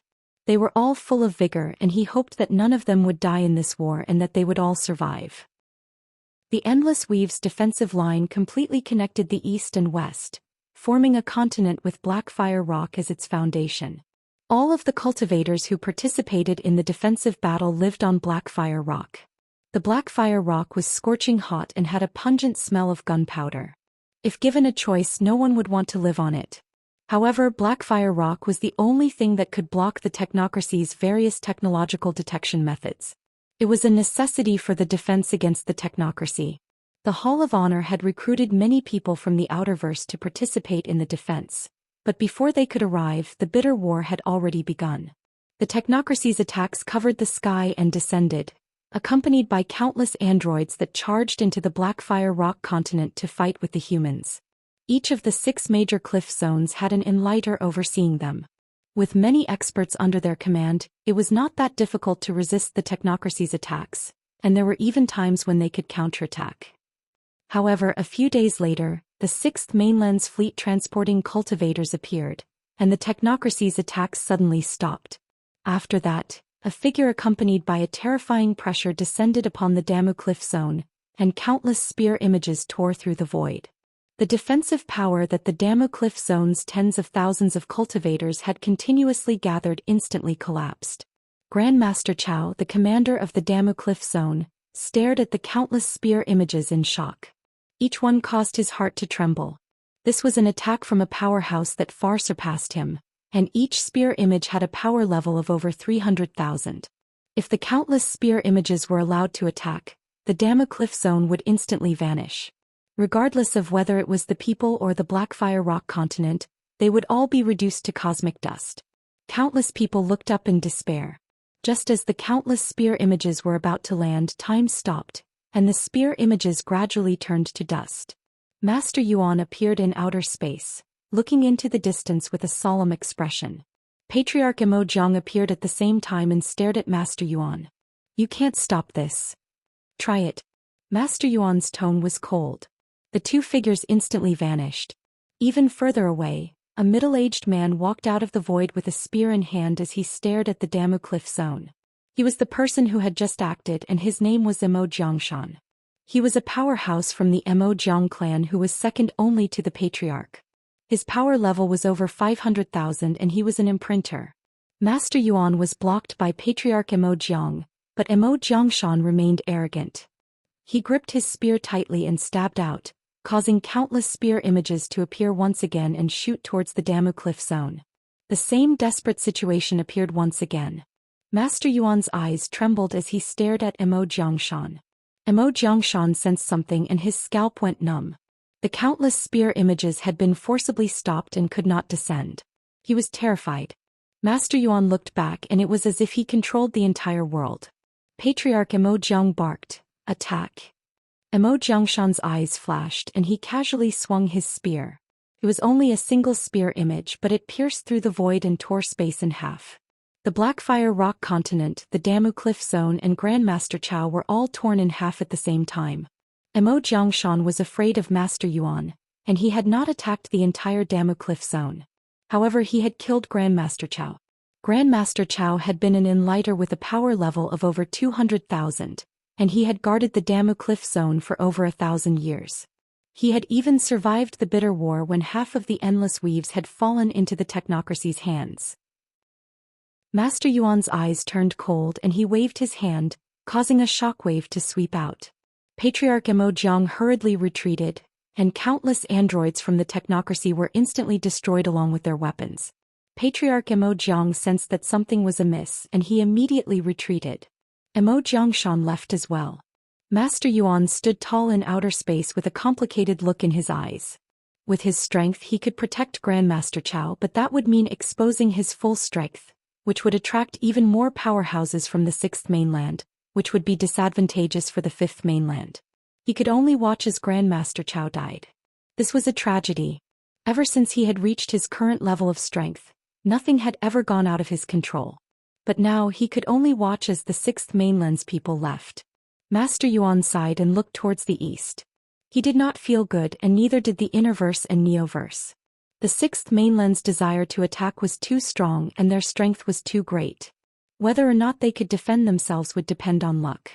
News of the Damu Cliff Zone's collapse spread, and it shocked the Outerverse. The human domain and the technocracy had been at war for so many years, but none of the Damu Cliff Zones had collapsed so quickly. Even their commanders had died. It was rumored that a powerhouse with a power level of over 500,000 had appeared in the technocracy, but most people did not believe it. Chapter 833. Everyone's attention was still limited to the technocracy. Even if Wei Rong and the others had obtained some information about the 6th mainland, they still could not imagine how powerful the 6th mainland was, let alone others. The 6th mainland's imprinter had a power level of over 500,000, and there were quite a few of them. Even that fatty Huang San was from an imprinter family, and there was also Yen Xiaojing. Lu Yin could imagine that there were at least 10 imprinters in the Bloodburn realm, and this did not include the world imprinters, cosmic imprinters, or even the strongest celestial imprinters. Lu Yin felt that his hopes of the Outerverse withstanding the Bloodburn realm's attack were even lower now. In the Taimal Palace, Gong Ling was shocked when he heard that the Demuyan district had collapsed. The 6th mainland had destroyed one of the districts in a single move. Would the other districts be able to hold on? He quickly received a notification and immediately contacted Ancestor Arrow Mountain. The Hall of Honor had forcefully recruited him to reinforce the Demuyan district. Gong Ling could not refuse, so he went to Arrow Mountain and requested an audience with the Ancestor. Ancestor Arrow Mountain walked out of the valley and looked up. The war has finally begun. Ancestor, you knew that the war would begin? Gongling was shocked. Ancestor Arrow Mountain shook his head. There has always been a rumor in the sect that a calamity will arrive one day, and it should be referring to the Sixth Mainland's attack. He then looked at Gongling. Guard the Taimal Palace well. If the war does not go well, think of a way to leave behind your inheritance and head to the astral wilderness. Gongling replied, this disciple is also willing to defend the border. Ancestor Arrow Mountain smiled. If you are also being forcefully recruited, then it means that you are truly facing a desperate situation. Think of a way to leave behind your inheritance. He then stepped out and left the Taimal Palace. Over at Myriad City, Jade Mountain Sea stared at his gadget in shock. The Hall of Honor had forcefully recruited Myriad City to defend the border, and there was no room for negotiation. Myriad City, the fortress of war, had to take the field. Jade Mountain Sea had not expected that a single attack would scare the Hall of Honor to this extent. He did not dare to refuse and could only move Myriad City towards the Endless Weaves. At the border of the Endless Weaves, the Sixth Mainland had officially joined forces with the technocracy to attack the humans. The 6 major rocky regions, including the long and narrow Black Fiery Land in the middle, had all been attacked at the same time. The battle situation was far more intense than anyone could have imagined. The defensive line cultivators had long since been prepared for the technocracy. After fighting for so many years, they all understood each other. However, the Sixth Mainland's attack had pushed the human defensive line to the brink of collapse. Even without any super powerhouses taking action, the defensive line was still on the verge of collapse. The Sixth Mainland's cultivators had an innate suppression over the Fifth Mainland's cultivators, and this suppression was especially obvious among cultivators of the same level. In a one-on-one fight, cultivators of the same level were no match for the Sixth Mainland's cultivators. Moreover, the Sixth Mainland's cultivators had imprints and bloodlines. Cultivators from the various factions of the Endless Territories continued to join the defensive line. Some sects even left only a few people behind to guard, while the rest went to the front lines. Even so, it was still very difficult to stabilize the situation. The Sixth Mainland's offensive was simply too powerful. The Dark Phoenix Rock District was guarded mostly by members of the Dark Phoenix race or forces related to the Dark Phoenix race. Of the 6 major rocky regions, the defenses of the Dark Phoenix Rocky region were the most stable and had never been broken through before. When the Black Flames swept through, the technocracy would often suffer heavy losses. However, in the face of the Sixth Mainland's offensive, even the powerful Dark Phoenix race was suppressed and killed one after another. In a battle between cultivators of the same level, it was almost impossible to emerge victorious. Bonnie Phineas panted heavily as he stared at the man in front of him. The man's expression was frivolous, and he gestured at Bonnie Phineas with a crooked finger. Again. Bonnie Phineas growled. He was an elite of the Dark Phoenix race and a genius of Astral 9. He could not be defeated. The Black Phoenix soared into the sky and pounced towards the man in front of him. An imprint of an old man appeared behind the man, and strange patterns appeared on his body. His fingers transformed into sharp, stone-like claws that pierced through the Black Phoenix and grabbed at Bonnie Phineas. Bonnie Phineas hurriedly retreated, but his chest was still torn open by the strong wind, and fresh blood dripped onto the ground. The man laughed maniacally. You trash from the Fifth Mainland don't even have an imprint. What right do you have to fight us? He then charged towards Bonnie Phineas. Bonnie Phineas despaired. The two of them were both Lemeters, so the difference between them should not be so great. He stared at the blurry figure behind the man. Ever since this figure had appeared, this person had almost crushed him. What kind of power was this? Why didn't they have it? Just as the man was about to hit Bonnie Phineas, the heavens trembled as an enormous pressure descended. The man suddenly stopped and looked into space. It's Lord Mo Jiangshan. You're all finished. Bonnie Phineas also looked up and saw countless spear images descend. These spear images avoided the cultivators from the Sixth Mainland and pierced through many of the Dark Phoenix clansmen before ruthlessly stabbing towards the mainland. Just like the Dama Crag district, the Dark Phoenix Crag district was about to collapse. Suddenly, the air rippled, and then, to everyone's disbelief, the air turned into black flames that enveloped the entire Dark Phoenix Crag district. Whether it was the cultivators from the Sixth Mainland, the androids from the technocracy, or the cultivators from the Fifth Mainland, they were all enveloped by the black flames. The only difference was that the black flames did not harm the cultivators from the fifth mainland, but many of the cultivators and androids from the sixth mainland were turned to ash. The man who had almost killed Bonnie Phineas also died tragically under the black flames. In outer space, Xianxia's expression changed. The boundless black flames swept up and transformed into a black phoenix that charged towards him. A phantom image of Jiang appeared behind Xianxian and stabbed down with his spear. "You're just a native from the fifth mainland. You're courting death." The 9 feathers on the back of the black phoenix ignited, and it instantly transformed into a black phoenix that ignited the heavens. Even outer space was burning. Jiangshan's body was burned, and large amounts of blood evaporated. He was in a sorry state and even his spear had melted. This was no ordinary spear. It was a power vessel, but now it was finished. "Native, just you wait." Jiangshan roared before disappearing into outer space. The Dark Phoenix Crag district was in an uproar as countless Dark Phoenix clansmen cheered excitedly. Everyone knew that the Dark Phoenix clan was very powerful and was one of the top 3 powers in the Outerverse that could not be provoked. However, no one knew exactly what they were relying on. Now they saw a black phoenix burning through outer space. The ancestor of the Dark Phoenix clan, Yen Phineas, had once fought his way out of the Innerverse on his own. He had finally appeared. Bonnie Phineas heaved a sigh of relief and leaned against the wall of Blackfire Crag. He looked up at the sky. He had almost died just now. These cultivators from the sixth mainland were so powerful that they had completely suppressed him. He was a student of Astral 9 and had the innate gift of the Dark Phoenix clan, the Black Phoenix. Even so, he had still been suppressed. The other cultivators must have been in a worse state. That battle had cast a shadow over his heart. The Dark Phoenix Crag district had been attacked by imprinters, and the Ironblood Crag district, which was the furthest away from the Dark Phoenix Crag district, had also been attacked by imprinters. The one who had attacked was the ancestor of the Yen family, Yen Qing. The Yen family was an imprinter family, and all of its glory was due to the ancestor. It was because of Yen Qing that the Yen family had its current status. However, Yen Qing was not satisfied.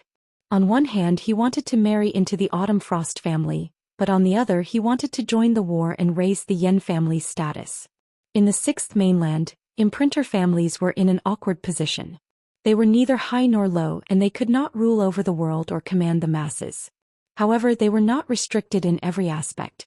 He was not satisfied with his current status, and he wanted to expand his horizons. War was the most suitable choice.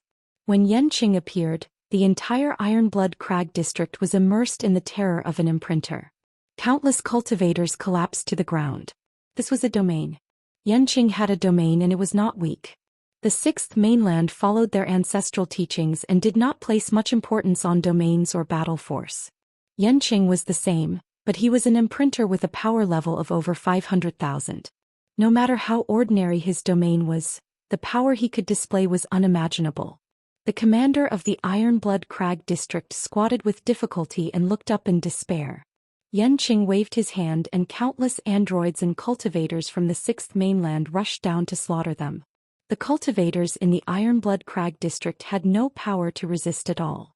Lu Yin could only watch as a blade slashed towards him. He was powerless to resist. As the former leader of Astral 9, he was no different from an ordinary person on this battlefield. Suddenly, green branches sprouted from the Blackfire Crag district and extended endlessly. The branches transformed into towering trees that enveloped the entire Ironblood Crag district. Yen Cheng's domain was immediately blown apart. Lu Yin immediately regained his strength, and his blade had already sunk half an inch into his opponent's body. He grabbed the blade's hilt with one hand, preventing the sixth mainland cultivator from advancing any further. Lu Yin opened his mouth and roared with his ancient illusory soundbird bloodline, causing everyone within 100 meters to hallucinate. Lu Yin flipped his blade and slashed horizontally, decapitating the sixth mainland cultivator. The cultivator's entire body crashed to the ground, and fresh blood flowed onto the Blackfire Crag district. In outer space, Yen Qing stared at the towering tree in shock. What was that? His instincts told him that this tree was not simple. Moonlight Mavis appeared at the top of the tree and calmly looked at Yen Qing. "You're the sixth mainland's imprinter." Yen Qing's gaze was cold. "Who are you, little girl?" "Moonlight Mavis. Yanqing frowned. Mavis? He felt like he had heard this surname before, but he could not recall where. Little girl, I can make the decision to let you join the sixth mainland and become an elder of the Yan family. In exchange, I'll spare your life. What do you think? Yanqing asked. Moonlight Mavis's eyes flashed with a verdant green as she stared at Yanqing. Let's see if you have the power to subdue me. Yanqing found this funny. He was an imprinter, and this little girl's power level was at most 300,000, yet she dared to challenge him. Suddenly Yanqing's mind went blank and he felt dizzy. He felt as if he had lost control of his body, and a green light appeared in front of him. He felt a sense of foreboding and he immediately averted his gaze. You want to control me? You're courting death. Yanqing's domain suddenly condensed and transformed into a giant palm that slammed down. 3 joined palms. Unfortunately for Moonlight Mavis, her opponent was too strong and she could not control him. She saw the 3 joined palms descending, and she knew that she would not be able to block it with her current strength. Fortunately, she had the tree. The towering tree swayed and a fruit formed at the top. Chapter 834. Moonlight Mavis plucked the fruit and swallowed it in one gulp.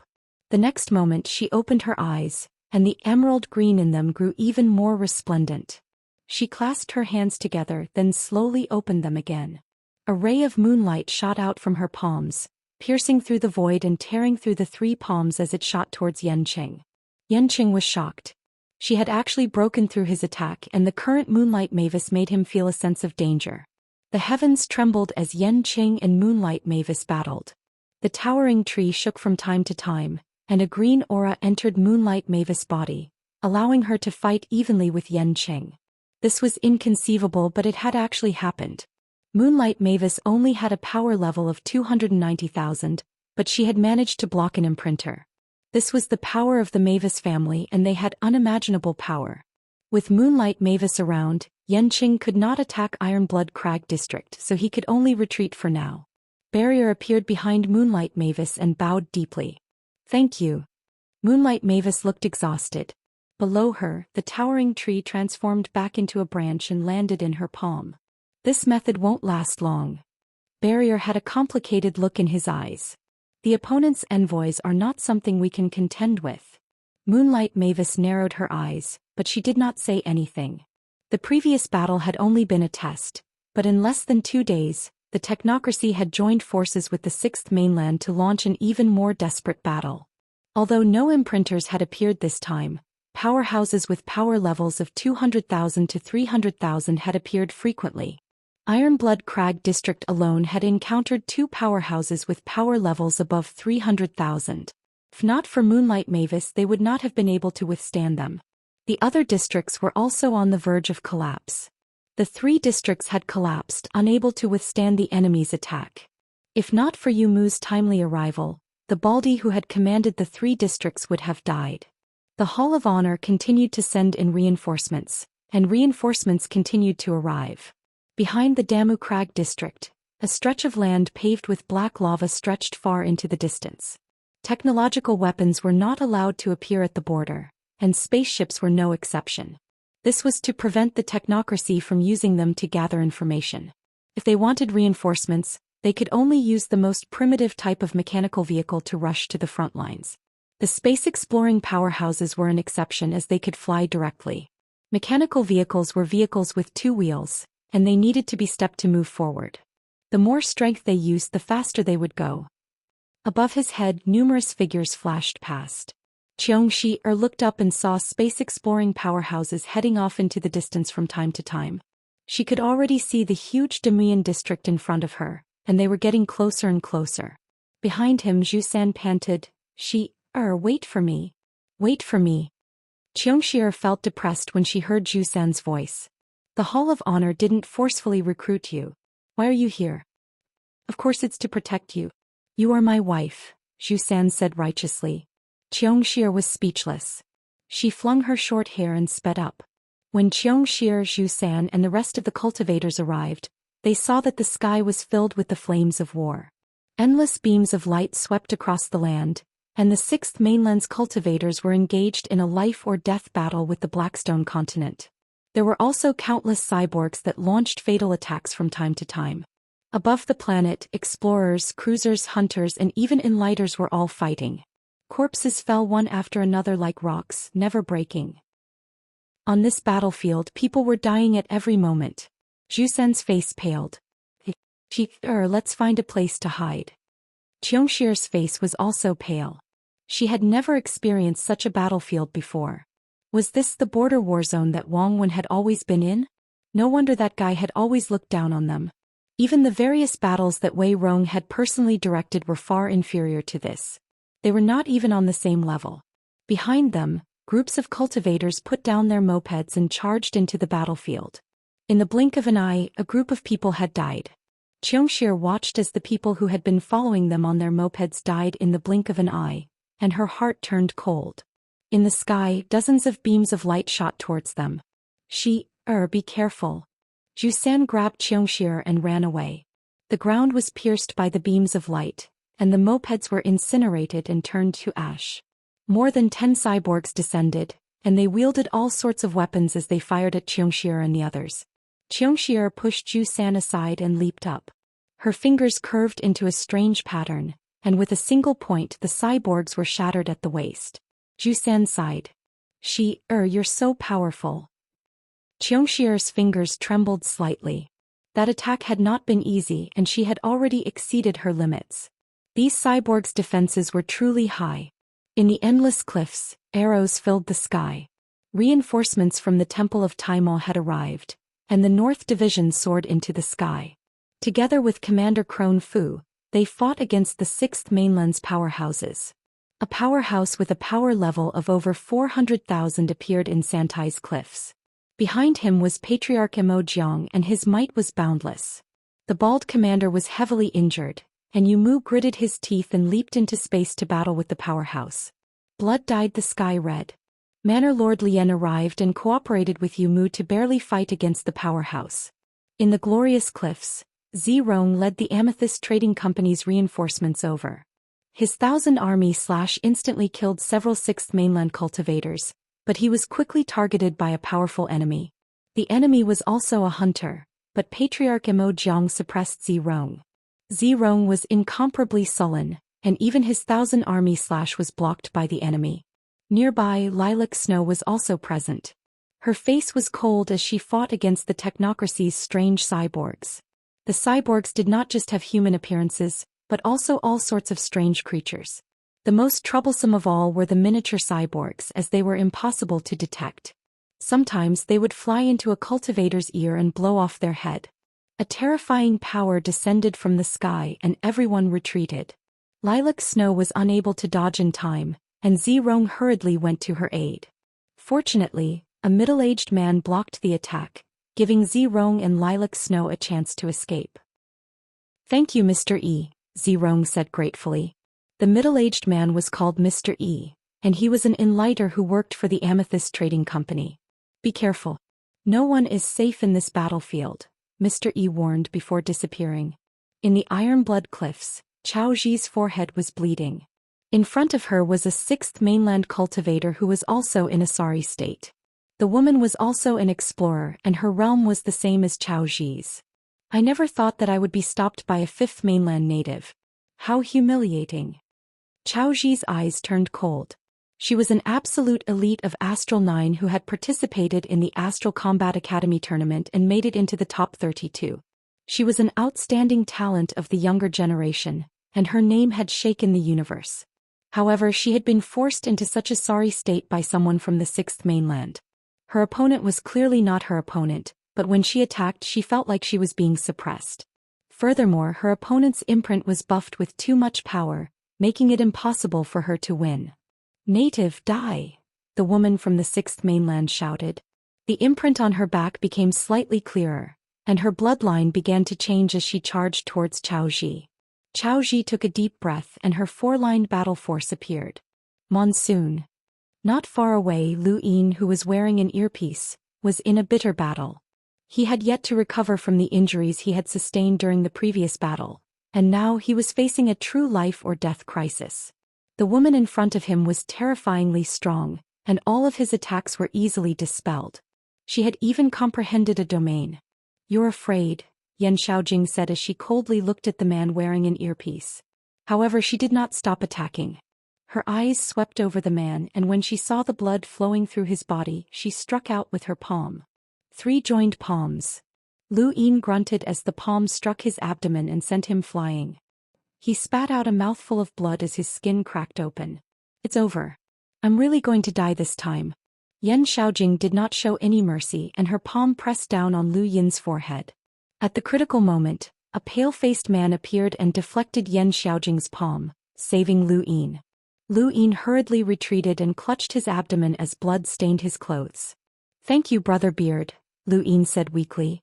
The person who had saved Lu Yin was Beard, who had also participated in the Astral Combat Academy tournament.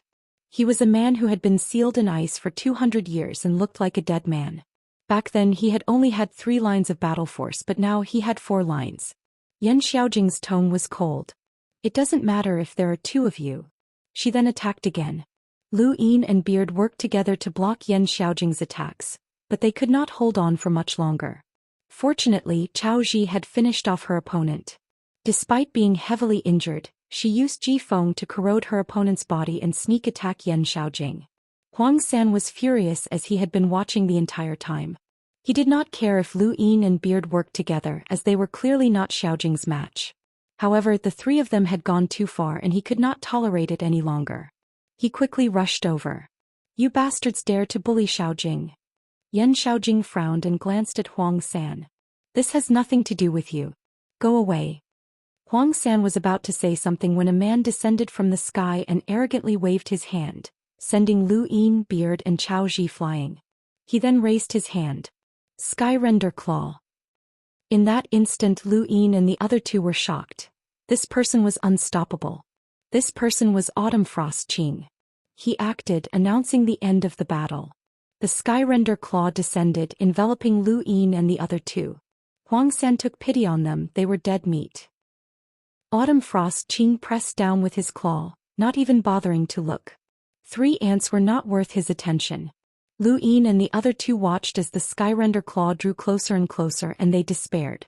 There was a thump when a figure flashed past and shattered the Skyrender Claw with a single kick. He then stood in front of Lu Yin and the other 2. Lu Yin and the other 2 stared blankly at the figure. It was a familiar figure. Autumn Frost Qing was about to speak to Yan Xiaojing, but the moment the Skyrender Claw shattered, he suddenly turned around and looked at the newcomer. Another one has come to die. Yan Xiaojing and Huang San stared in disbelief at the person who had shattered the Skyrender Claw. How could it be him?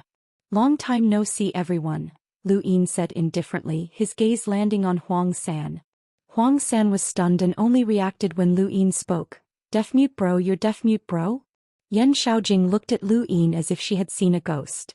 She remembered this person, he was the one who had saved them and had been with the fatty the entire time. She had thought that he was deaf mute, but now he had actually appeared here and saved these natives. You're from the 5th mainland? Lu Yin looked at Yan Xiaojing and then at Autumn Frost Qing. The Autumn Frost family is participating as well. Bro, are you really from the 5th mainland? Huang San asked with a conflicted expression. On one hand, he was glad that he had been able to meet his deaf-mute brother, but on the other hand, he did not want to hear the answer, even though the answer was obvious. Chapter 835. Facing Huang San's complicated gaze, Lu Yin sighed. Why ask so many questions when we meet on the battlefield? It's only life and death. Huang San's face paled. Then what's your name? Buing. Autumn Frost Qing snorted. What nonsense are you spouting? There's no need to remember a dead person's name. He then slashed out with a Skyrender claw, but its power was on a completely different level.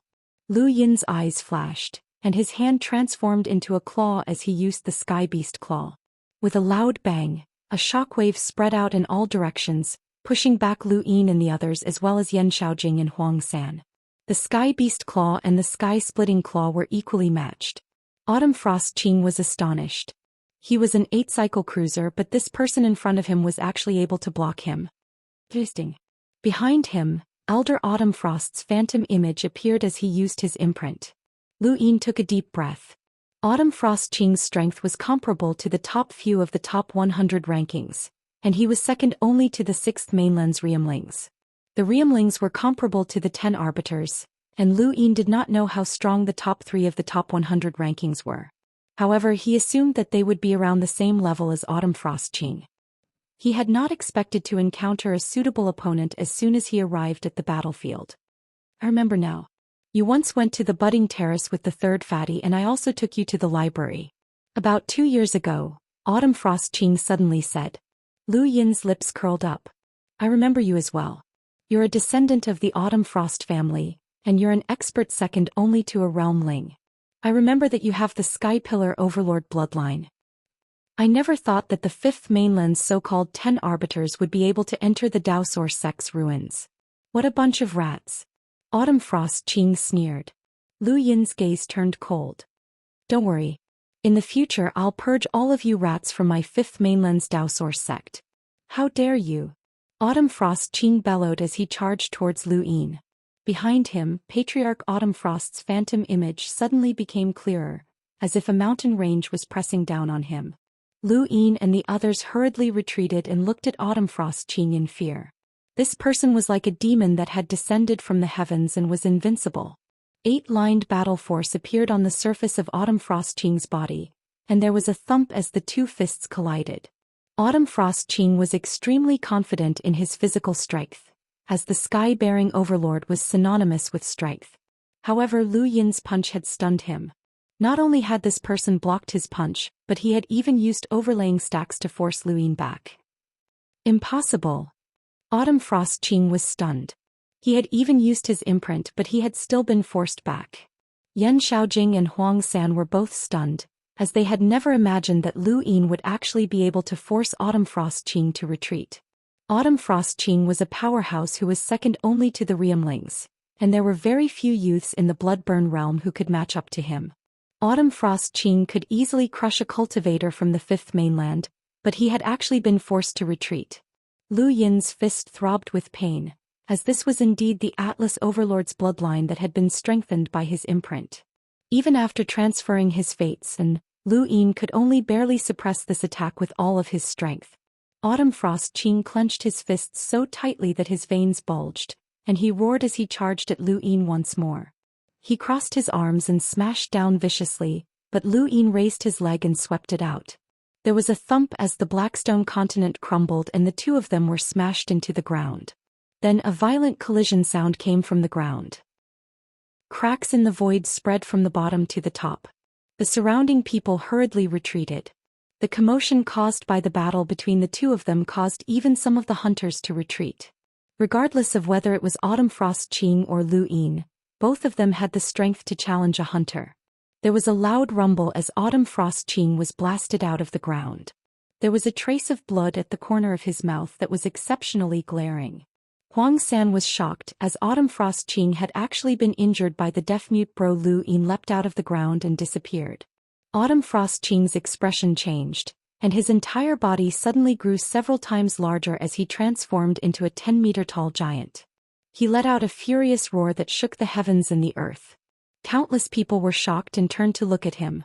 The Overlord's roar caused even space itself to ripple.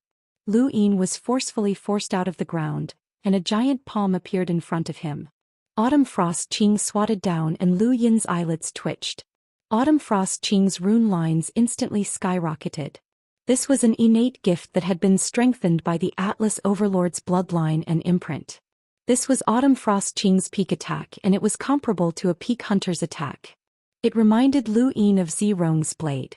If Lu Yin had not used the secret art or borrowed any external items before he had gone to Myriad City, then it would have been difficult for him to take this attack head-on. Even if he had, he would have been in a difficult situation. However, the battle at Myriad City had allowed him to complete his third cycle, and the battle techniques that he had comprehended in the Daoist sect's 9 cauldrons space had made his hands itch. Autumn Frost Qing's palm descended and Lu Yin raised his right hand. Star energy rapidly condensed into a sphere that flickered with a faint yellow light as cauldron qi merged into his body. 9-yang cauldron transformation. One Sunday, Lu Yin seemed to be holding a sun as he smashed it towards the Atlas Overlord. Autumn Frost Qing's pupils shrank as that sun made his scalp go numb. The 9-yang cauldron transformation gathered star energy, and the more star energy that was gathered, the more powerful it would be. If there was enough star energy, then a second sun would be formed. This was the most terrifying aspect of the Nine-Yang Cauldron transformation. With Lu Yin's strength, it was impossible for a single sun to withstand too much power. This sun contained the power of a peak hunter, which was close to 200,000 star energy. Lu Yin's star energy reserves were comparable to an enlighter's, but he had only consumed half of it. Countless people watched in shock as the Atlas Overlord collided with the sun. A berserk force whizzed out, slicing through space and tearing a huge hole in it. The resulting explosion caused Yan Xiaojing, Lu Yin and the others to bleed from their orifices, and they almost fainted from the impact. Autumn Frost Qing's giant palm only felt boundless heat and a terrifying rebound force. There was also a trace of unimaginable power that terrified him, as if he was facing the might of the heavens. His body could not withstand the force and he was sent flying. His entire arm was broken and his bones pierced through his skin to reveal the rest of his body. The intense pain caused Autumn Frost Qing to howl in agony. Lu Yin appeared in front of him. 30 stacks, 100-fold shockwave palm. There was a thump as Autumn Frost Qing's abdomen was struck, and his stacked stacks exploded, almost shattering his internal organs. Lu Yin did not let him off and he launched another attack at him. Autumn Frost Qing gritted his teeth and pulled out a power vessel from his cosmic ring. Along with the power of his predecessor, he transformed it into a sharp blade and slashed out. Lu Yin's eyelids twitched as the sharp blade caused him to shiver. It was definitely an attack with a power level of over 200,000. He waved his left hand and activated the Yu secret art, causing the sharp blade to change direction and slice through the void. Autumn Frost Qing's pupils shrank and he pulled out another power vessel. His body transformed into a ray of light as he fled. Lu Yin's gaze swept over the area, and he picked a direction to chase after. Yan Xiaojing and the others were stunned where they stood. Autumn Frost Qing, who was almost invincible in their hearts, had been beaten so miserably that he did not even have the strength to retaliate. He had even used his life-saving power vessel. Lu Yin and the others had complicated expressions, as they felt that Lu Yin was getting further and further away from them. What had happened to him over the past few years? What had made him so powerful?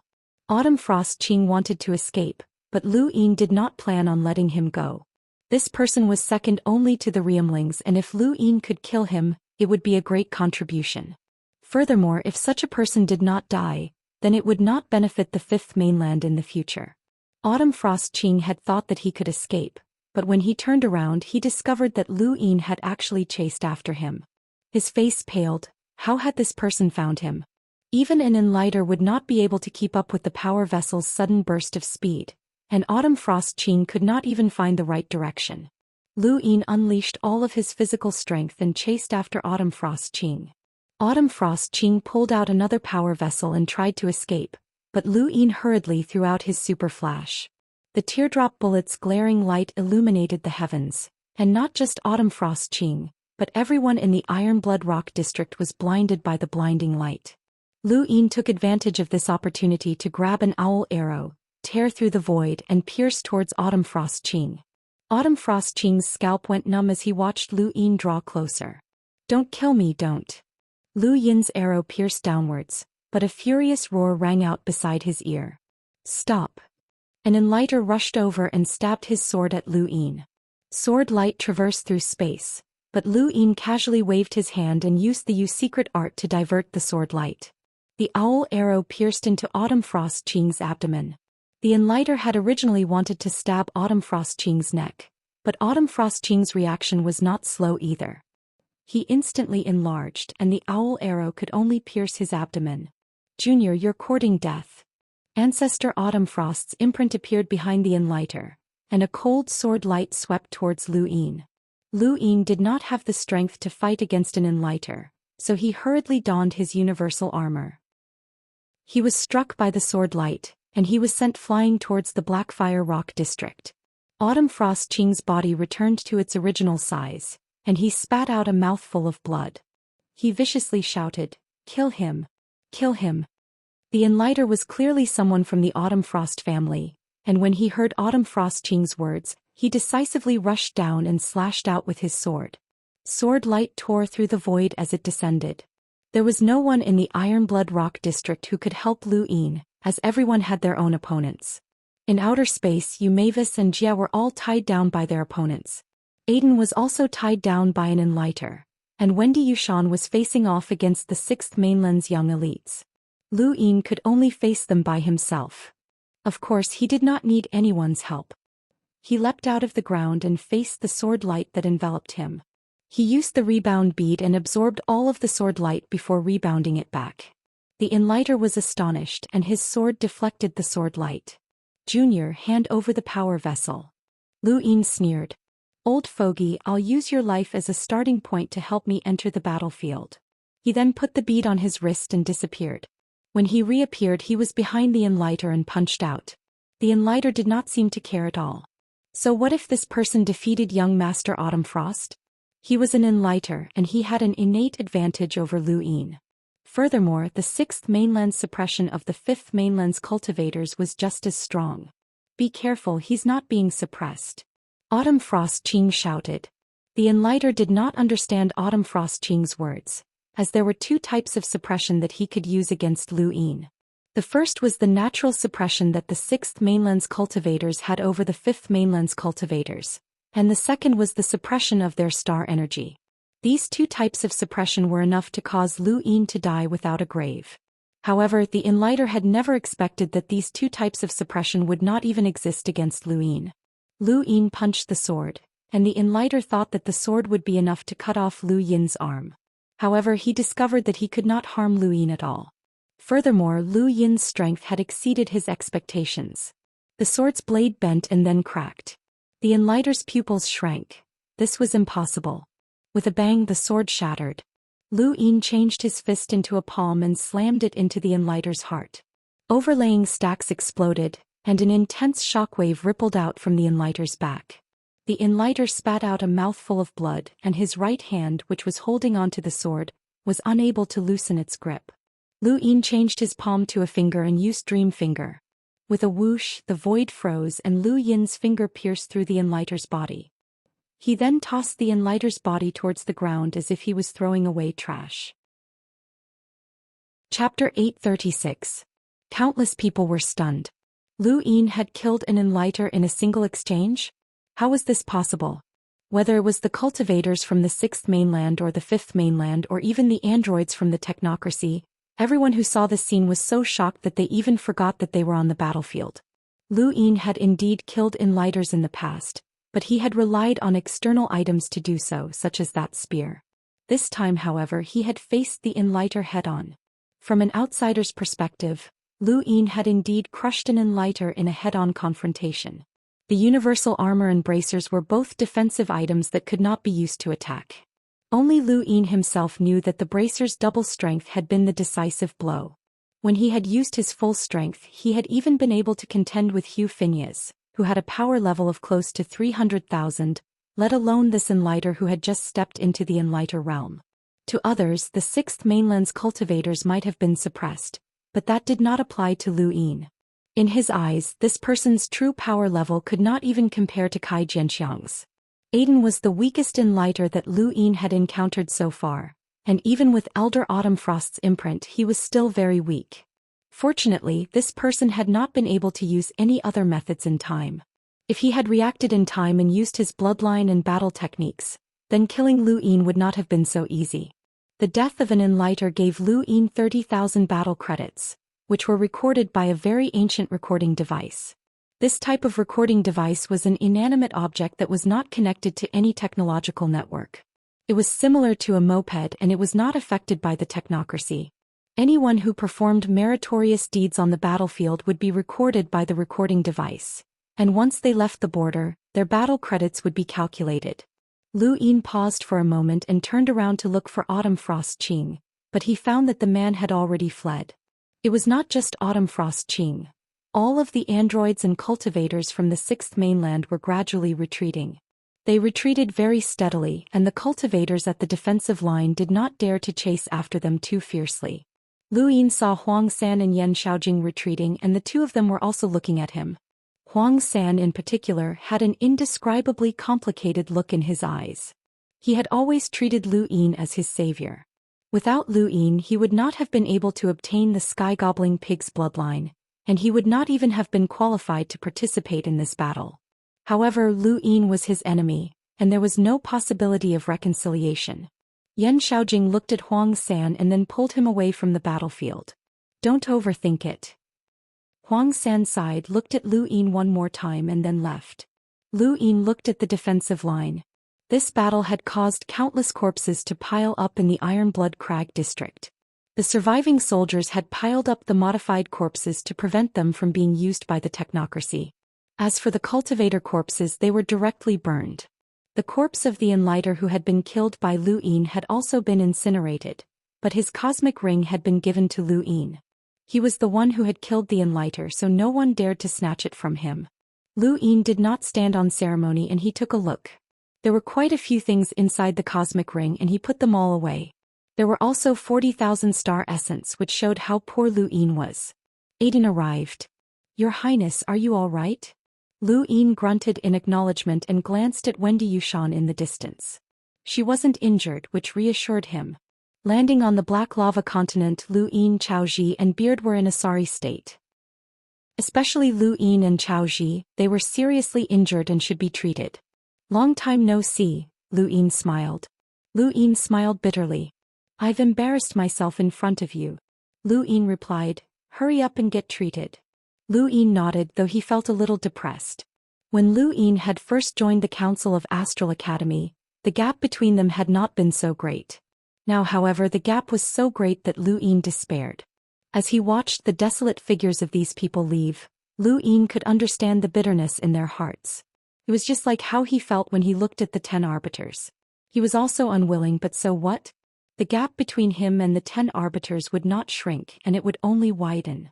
Lu Yin was still far from reaching the 10 arbiters level.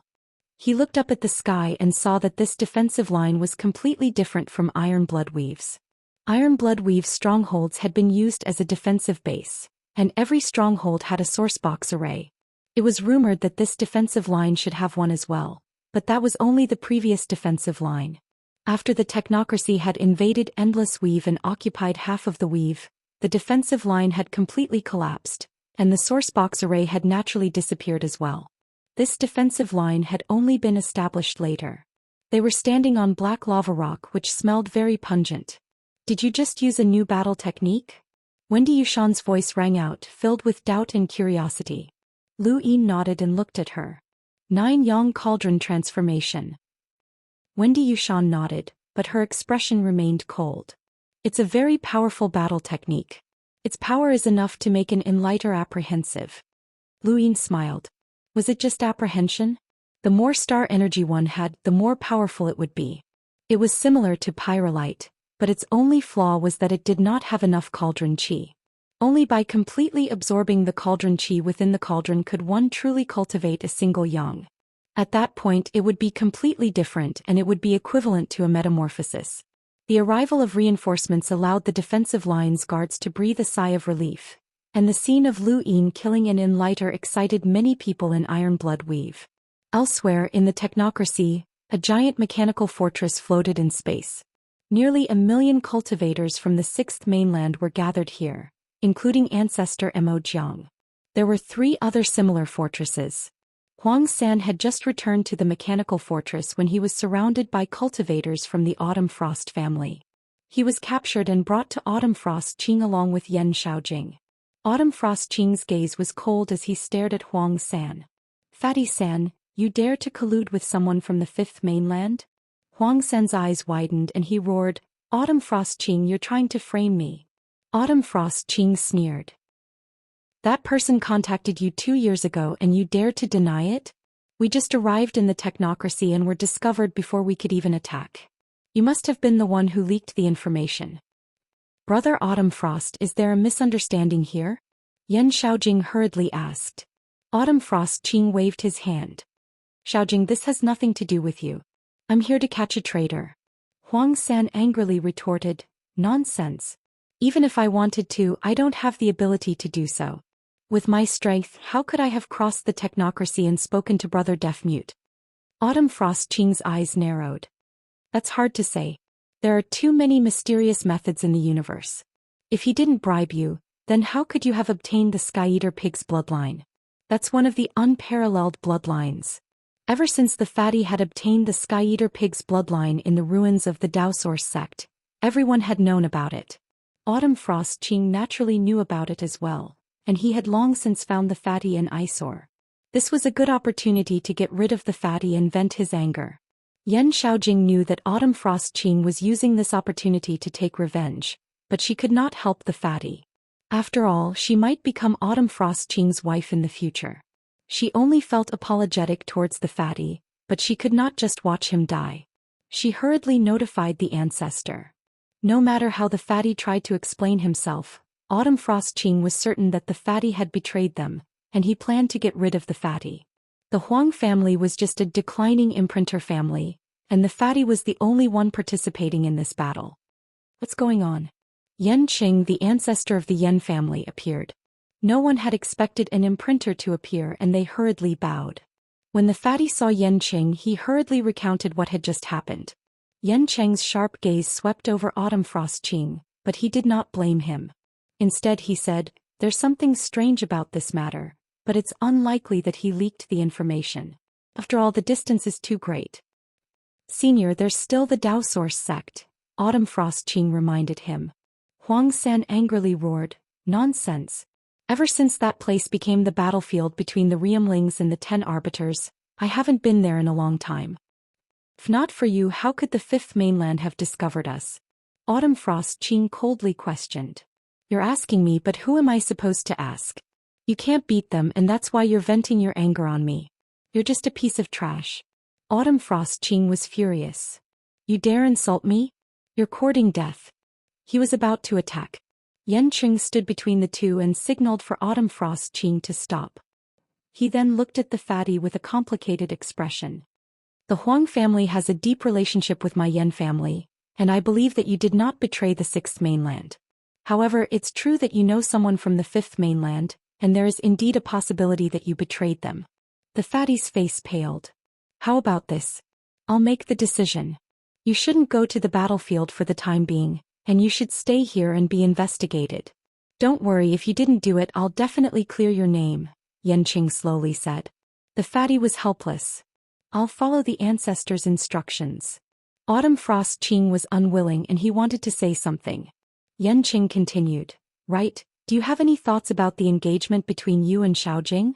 When the fatty heard this, his expression changed and he looked at Yan Qing. When he saw the apologetic look in Yan Qing's eyes, his face paled. He finally understood that this had been Yan Qing's goal all along. The Yan family had always wanted to break the engagement, but they couldn't take the initiative to annul it. Yan Xiaojing understood as well, and she looked at the fatty with pity. The apologetic feeling in her heart deepened. Autumn Frost Qing was delighted. So this had been Yan Qing's goal all along. On the surface, Yan Qing had helped the fatty and saved his life, but in reality, Yan Qing had wanted to use the engagement as an exchange. Autumn Frost Qing laughed and looked down at the fatty arrogantly. A declining imprinter dared to fight over a woman with him? The fatty overestimated himself. So what if he had the sky-gobbling pig bloodline? It wasn't thick enough, and even if he had the complete sky-gobbling pig bloodline, it would be useless before he matured. He would die sooner or later. The fatty laughed self-deprecatingly, but his laughter was somewhat miserable. He turned around and looked at Yan Xiaojing with longing. His eyes reddened, but he closed them and took a deep breath. "Fine. I, Huang San, will annul the engagement with the Yan family as the successor of the Huang family. Effective immediately. If I go back on my word, may the heavens and earth destroy me." Yan Xiaojing's heart trembled. Although she didn't like the fatty, she still felt a little uncomfortable at this moment. Perhaps she owed him and she would make it up to him in the future. Autumn Frost Qing's lips curled up and he laughed proudly. Yan Qing sighed and looked at the fatty with a complicated expression. He patted the fatty's shoulder and gently said, "Don't worry, I won't let anyone wrong you. As long as I don't die, I can guarantee that you will safely return to the Bloodburn realm." This was Yan Qing's apology. The fatty bowed and left bleakly without even looking at Yan Xiaojing. Yan Xiaojing looked at him with pity. She wanted to say something, but she couldn't. Actually, the fatty hadn't even been on the list for this war, but he had followed her because of her. He had known that there was a slim chance of survival and that he would be targeted by Autumn Frost Qing, but he had still followed her. It would be a lie to say that she wasn't moved by his actions. It had been the same when they had entered the Daoist sect's ruins, and there had been many other times where the fatty had risked his life for her without hesitation. Thank you, Mountain Breeze. Thank you for your support, thank you for your support, thank you. Chapter 837. After the fatty left, Yanqing looked at Autumn Frost Qing and said gently, "You heard what I said, right? I hope you won't make things difficult for him." Autumn Frost Qing smiled. "Thank you for your help, Senior. Don't worry, this person is already worthless in my eyes. I won't do anything to him." After saying that, he looked at Yan Xiaojing and greedily glanced at her body. This woman was going to be his. Reinforcements from various regions of the Outerverse arrived at the borders of Endless Weave, and the 6 major cliffs reorganized their defenses. Ironblood Cliff District held a war council, and Lu Yin was invited to participate. Regardless of whether it was in terms of strength or status, Lu Yin was qualified to join the meeting. He was no longer the insignificant cultivator that he had been back in Ironblood Weave. There were currently 2 Enlighters in the Ironblood Cliffs district, and they were Commander Limbo and Moonlight Mavis. Aside from them, there were about 30 other hunters. Only hunters were qualified to participate in this meeting, and Aiden and Wendy Yushan were also included in the list. This was because they had the strength to resist a hunter. Lu Yin's ranking was second only to Ji and Yu Mavis, and no one dared to raise any objections, especially since he had killed an Enlighter as soon as he had stepped onto the battlefield, shocking the entire Ironblood Cliff district. The dozens of hunters below watched as Lu Yin took a seat that was second only to Yuehua Mavis, and they all gasped in amazement. This person was a legend in the universe, and it was likely that he had killed more Enlighters than the commander himself. Lu Yin glanced around and could not help but sigh. If all of these people were under his command, then the Great Eastern Alliance would be able to sweep through the entire Central Weave. This was only one of the 6 major rocky regions. At this point, the entire border defense line had gathered all of the Outerverse strength. The strategy meeting was very simple. It was just about assigning each person a place to guard. The entire defensive line spanned across the endless territories. Apart from the 6 cliff regions, there was also the Black Flame Rock continent in the middle. These places all needed to be guarded. However, there were rules to follow. They just had to follow the previous arrangements. The most important thing now is that the 3 rock areas have collapsed before. The Black Fire rocks are not enough to cover the defense line. We need to transport them. Everyone who can take on the task of transporting them. Zue asked as he glanced at everyone. He and Moonlight Mavis couldn't move, especially Moonlight Mavis, who bore the heavy responsibility of resisting the imprinter. Everyone subconsciously looked at Lu Yin, as he was the only one among them who had the strength to do so. Crossing the rocky regions was extremely dangerous. The technocracy had been keeping a close eye on the defensive line this entire time, doing everything they could to completely separate the 6 rocky regions so that they could not support each other. Thus, whenever someone tried to cross the rocky regions, they would be attacked. "I'll do it," Aiden said. After he had entered the battlefield, he had been able to withstand the attacks of several peak hunters from the 6th mainland. His position was extremely close to the front and he had even blocked an Enlighter. Ji shook his head. "Only Enlighters can cross the stony zones. The technocracy won't target the cultivators who are guarding the Blackfire Boulder continent, but they'll target the cultivators who are trying to cross the stony zones. Crossing the stony zones is extremely dangerous and just relying on defenses isn't enough." He then looked at Lu Yin. "Alliance Master Lu, are you willing to take on this heavy responsibility?" Lu Yin did not refuse. "All right. Thank you, Alliance Leader Lu." There were some people that he could order around, but there were others that he could not. Ji was an instructor of Astral 9 and he understood this principle. Besides, Lu Yin was from Astral 10, and although there was competition between the 2 academies, they were still part of the same organization. Ji had a good impression of Lu Yin, especially since Lu Yin had just saved Lu Yin and the others. If possible, Ji would not have wanted Lu Yin to go, but he had no other choice. If the 3 rocky regions lacked Blackfire Boulder, then there would be no way to prevent the technocracy from investigating. The entire Endless Weave would be exposed to the technocracy, which would be very disadvantageous for them. That's how war is. It's a matter of life and death, and someone has to be sacrificed. This includes me, the commander. I've already changed dozens of times, so it's very normal. Thus, I hope that everyone can put aside their past grudges and work together to protect the Iron Blood Boulder region and the human border's defensive line, she announced loudly as he stood up. Everyone stood up. Even if I die, I have no regrets.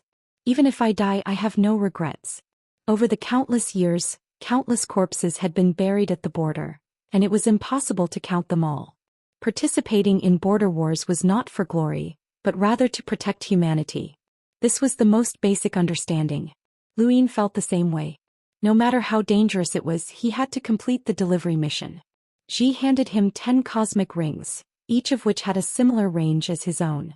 Each ring could store an entire mountain range, so 10 of them were equivalent to 10 Blackfire Boulder mountain ranges. These are just the ones that we're sending over. The other rocky regions have also sent over some Blackfire Boulder, which should be enough to completely replenish the 3 rocky regions, she said. Lu Yin nodded and bid farewell to Aiden and Wendy Yushan. His figure flashed as he followed the Blackfire Boulder landmass towards the Honor Cliff region. The 3 rocky regions were west of the Honor Cliff region. He only needed to deliver the cosmic rings to the Honor Cliff region, and then the Honor Cliff region would send someone to escort him to the 3rd rocky regions. He did not need to go to the 3rd rocky regions himself. The distance between the Iron Blood Boulder region and the Honor Cliff region was very long, and it was equivalent to dividing the border between the Endless Weave and the Technocracy into 6 sections. Lu Yin had to cross a sixth of the distance, which was about the length of an entire region. If he flew alone, it would take him a very long time to cross this distance, and even if he flew for a long time, he still could not reach the speed of an enlighter. Fortunately, there were wormholes within the defensive line that allowed him to cross a large distance. Lu Yin left the Iron Blood Boulder region and flew towards the wormholes. His whereabouts were immediately detected by the Technocracy. The Technocracy was very vigilant against people from the rocky regions, and they wanted to completely eliminate any assistance between the rocky regions. The Technocracy frequently bombarded wormholes, so their locations often changed. Lu Yin's figure flickered as he rapidly advanced across the Blackfire Boulder landmass. Several hours had already passed and he was not too far from the wormholes.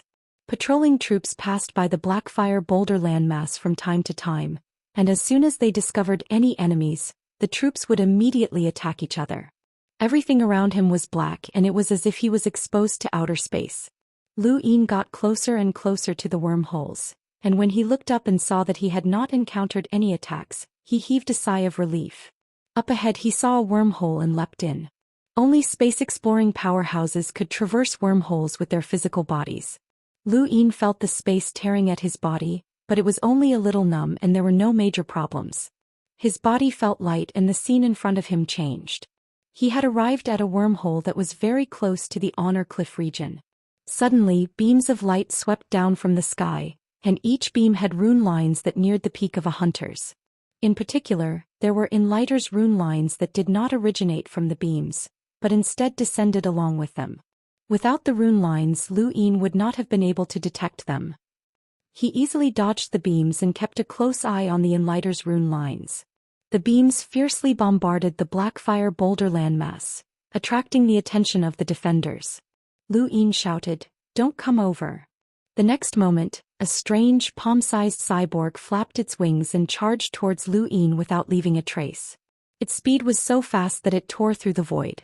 Lu Yin shivered and he put on his universal armor. Then he wielded the rebound pearl and swatted at the cyborg. The cyborg had not expected to be discovered by Lu Yin, and its body turned into a ray of light as it slammed into the rebound pearl. A similar force surged out from the rebound pearl and sent the cyborg flying. The cyborg's rune lines immediately decreased, and it seemed that it only had enough power for a single attack. Lu Yin was puzzled and he quickly reached out to grab the cyborg. At this moment, the cyborg's rune lines had already decreased to the level of an explorer, and they were still decreasing. However, just as Lu Yin was about to grab the cyborg, it exploded and turned into dust. The army immediately rushed over, and the leader was a middle-aged hunter. The entire group of soldiers surrounded Lu Yin. "Who are you?" Lu Yin revealed his identity, and the hunter's expression changed. "So it's a powerhouse from the Iron Blood Cliffs. Did you cross the cliffs to come here?"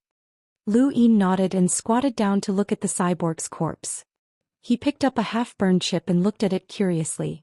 The hunter did not dare to disturb Lu Yin, and he led the army to guard the area. He looked at Lu Yin with a gaze full of respect. Crossing the cliffs was a taboo in the technocracy, and anyone who dared to cross the cliffs would be killed by the technocracy. This was done in an attempt to cut off communication between the various cliffs. If one wanted to communicate, they would have to take a detour to the endless weaves, and it was impossible to do so through the Blackfire boulder. Lu Yin dared to cross the cliffs, which was worthy of respect for these border guards. Lu Yin tossed the chip away as he could not understand it. He nodded at the hunter and then quickly headed towards the glorious cliffs. There were only a few hours left before he reached the glorious cliffs. At this moment, a bitter battle was taking place in the glorious cliffs.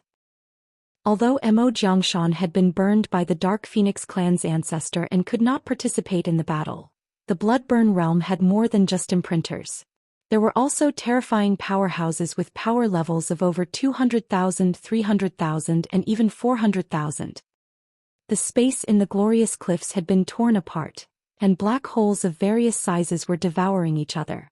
The commander, Elder Big Drum, and Mr. E, who had come as reinforcements, were stained with blood, and they were having a difficult time resisting the onslaught. Aside from them, the Hall of Honor also had an enlighter defending the area. Even with the three of them working together, they were still on the verge of collapse. On the mainland of the glorious cliffs, countless cyborgs frantically shot out beams of light that swept across the land in an attempt to completely destroy the Blackfire boulder. Zirong had encountered a powerful opponent, Mo Jiangshao, one of the direct descendants of Mo Jiang's bloodline. Although he was only a cruiser with a power level of 80,000, that was under normal circumstances. Mo Jiangshao had imprinted ancestor Mo Jiang and used the Mo Jiang bloodline's battle techniques and bloodline. Coupled with a power vessel, he was evenly matched with Zirong. Zirong was a hunter with a power level of 150,000, and his army of 1,000 was enough to shock even enlighters. However, he was being held back by Mo Jiangshao. Mo Jiangshao reminded Zirong of Lu Yin, who was also an innate genius. On the other side, Lilac Snow had encountered an opponent. It was a young woman from Mo Jiang's bloodline. She giggled as she slashed Lilac Snow's body, and her hook-shaped weapon was laced with poison. She stared coldly at Lilac Snow and said, "Next time I'll cut your pretty face and see if any man likes you." After she spoke, the hook-shaped weapon indifferently blossomed with a dark brown light.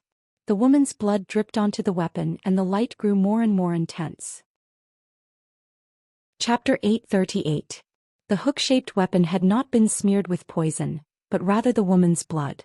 The woman's bloodline had turned her blood into a highly toxic poison, and it had also caused her soul to become deceitful and dark. When she saw beautiful women, she only wanted to destroy them. Violet's now was not the woman's opponent at all, and the woman did not even use her imprint. Her suppression of the Fifth Mainland's cultivators allowed her to crush Violet's now.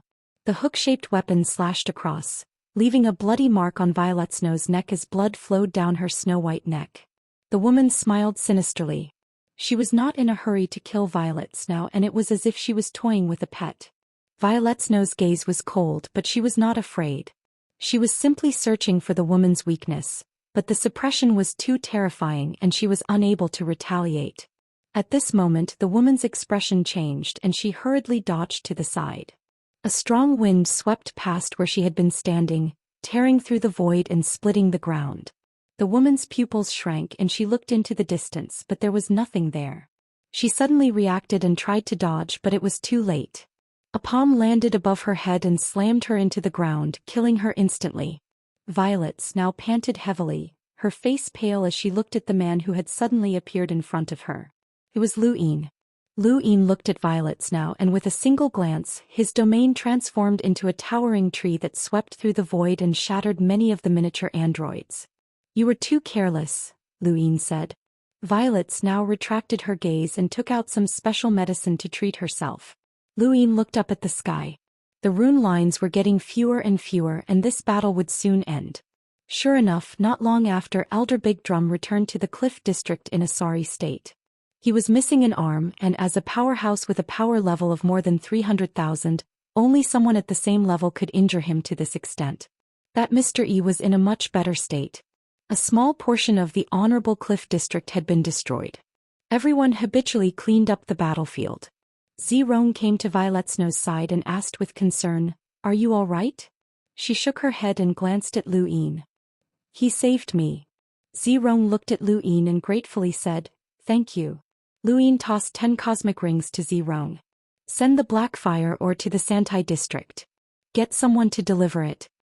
His position in the Ironblood Cliff District was among the top 3, and Zirong's position in the Honorable Cliff District was not low either. Zirong took the cosmic rings. "I'll deliver them."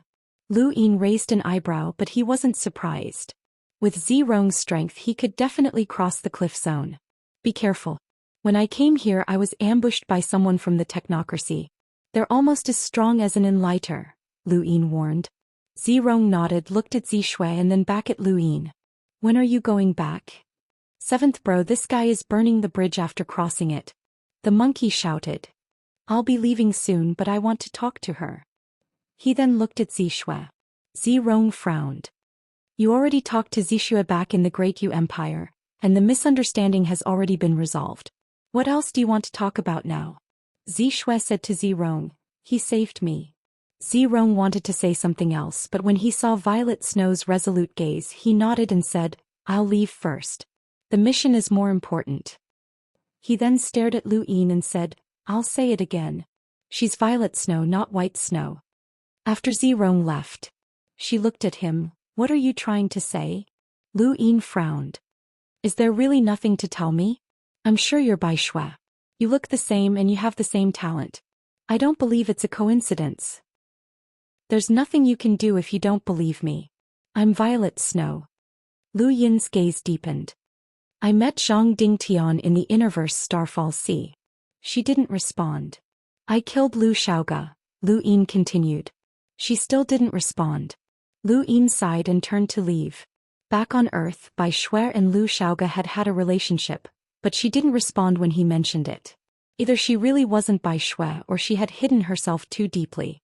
Now that the Outerverse was in danger she had to have her own reasons for hiding. Lu Yin didn't want to force her. Before leaving he said, "Contact me if you need help." As she watched him leave, Zishui clenched her fists. Her eyes were filled with helplessness, bitterness and sorrow. Lu Yin returned to the Ironblood Rocks.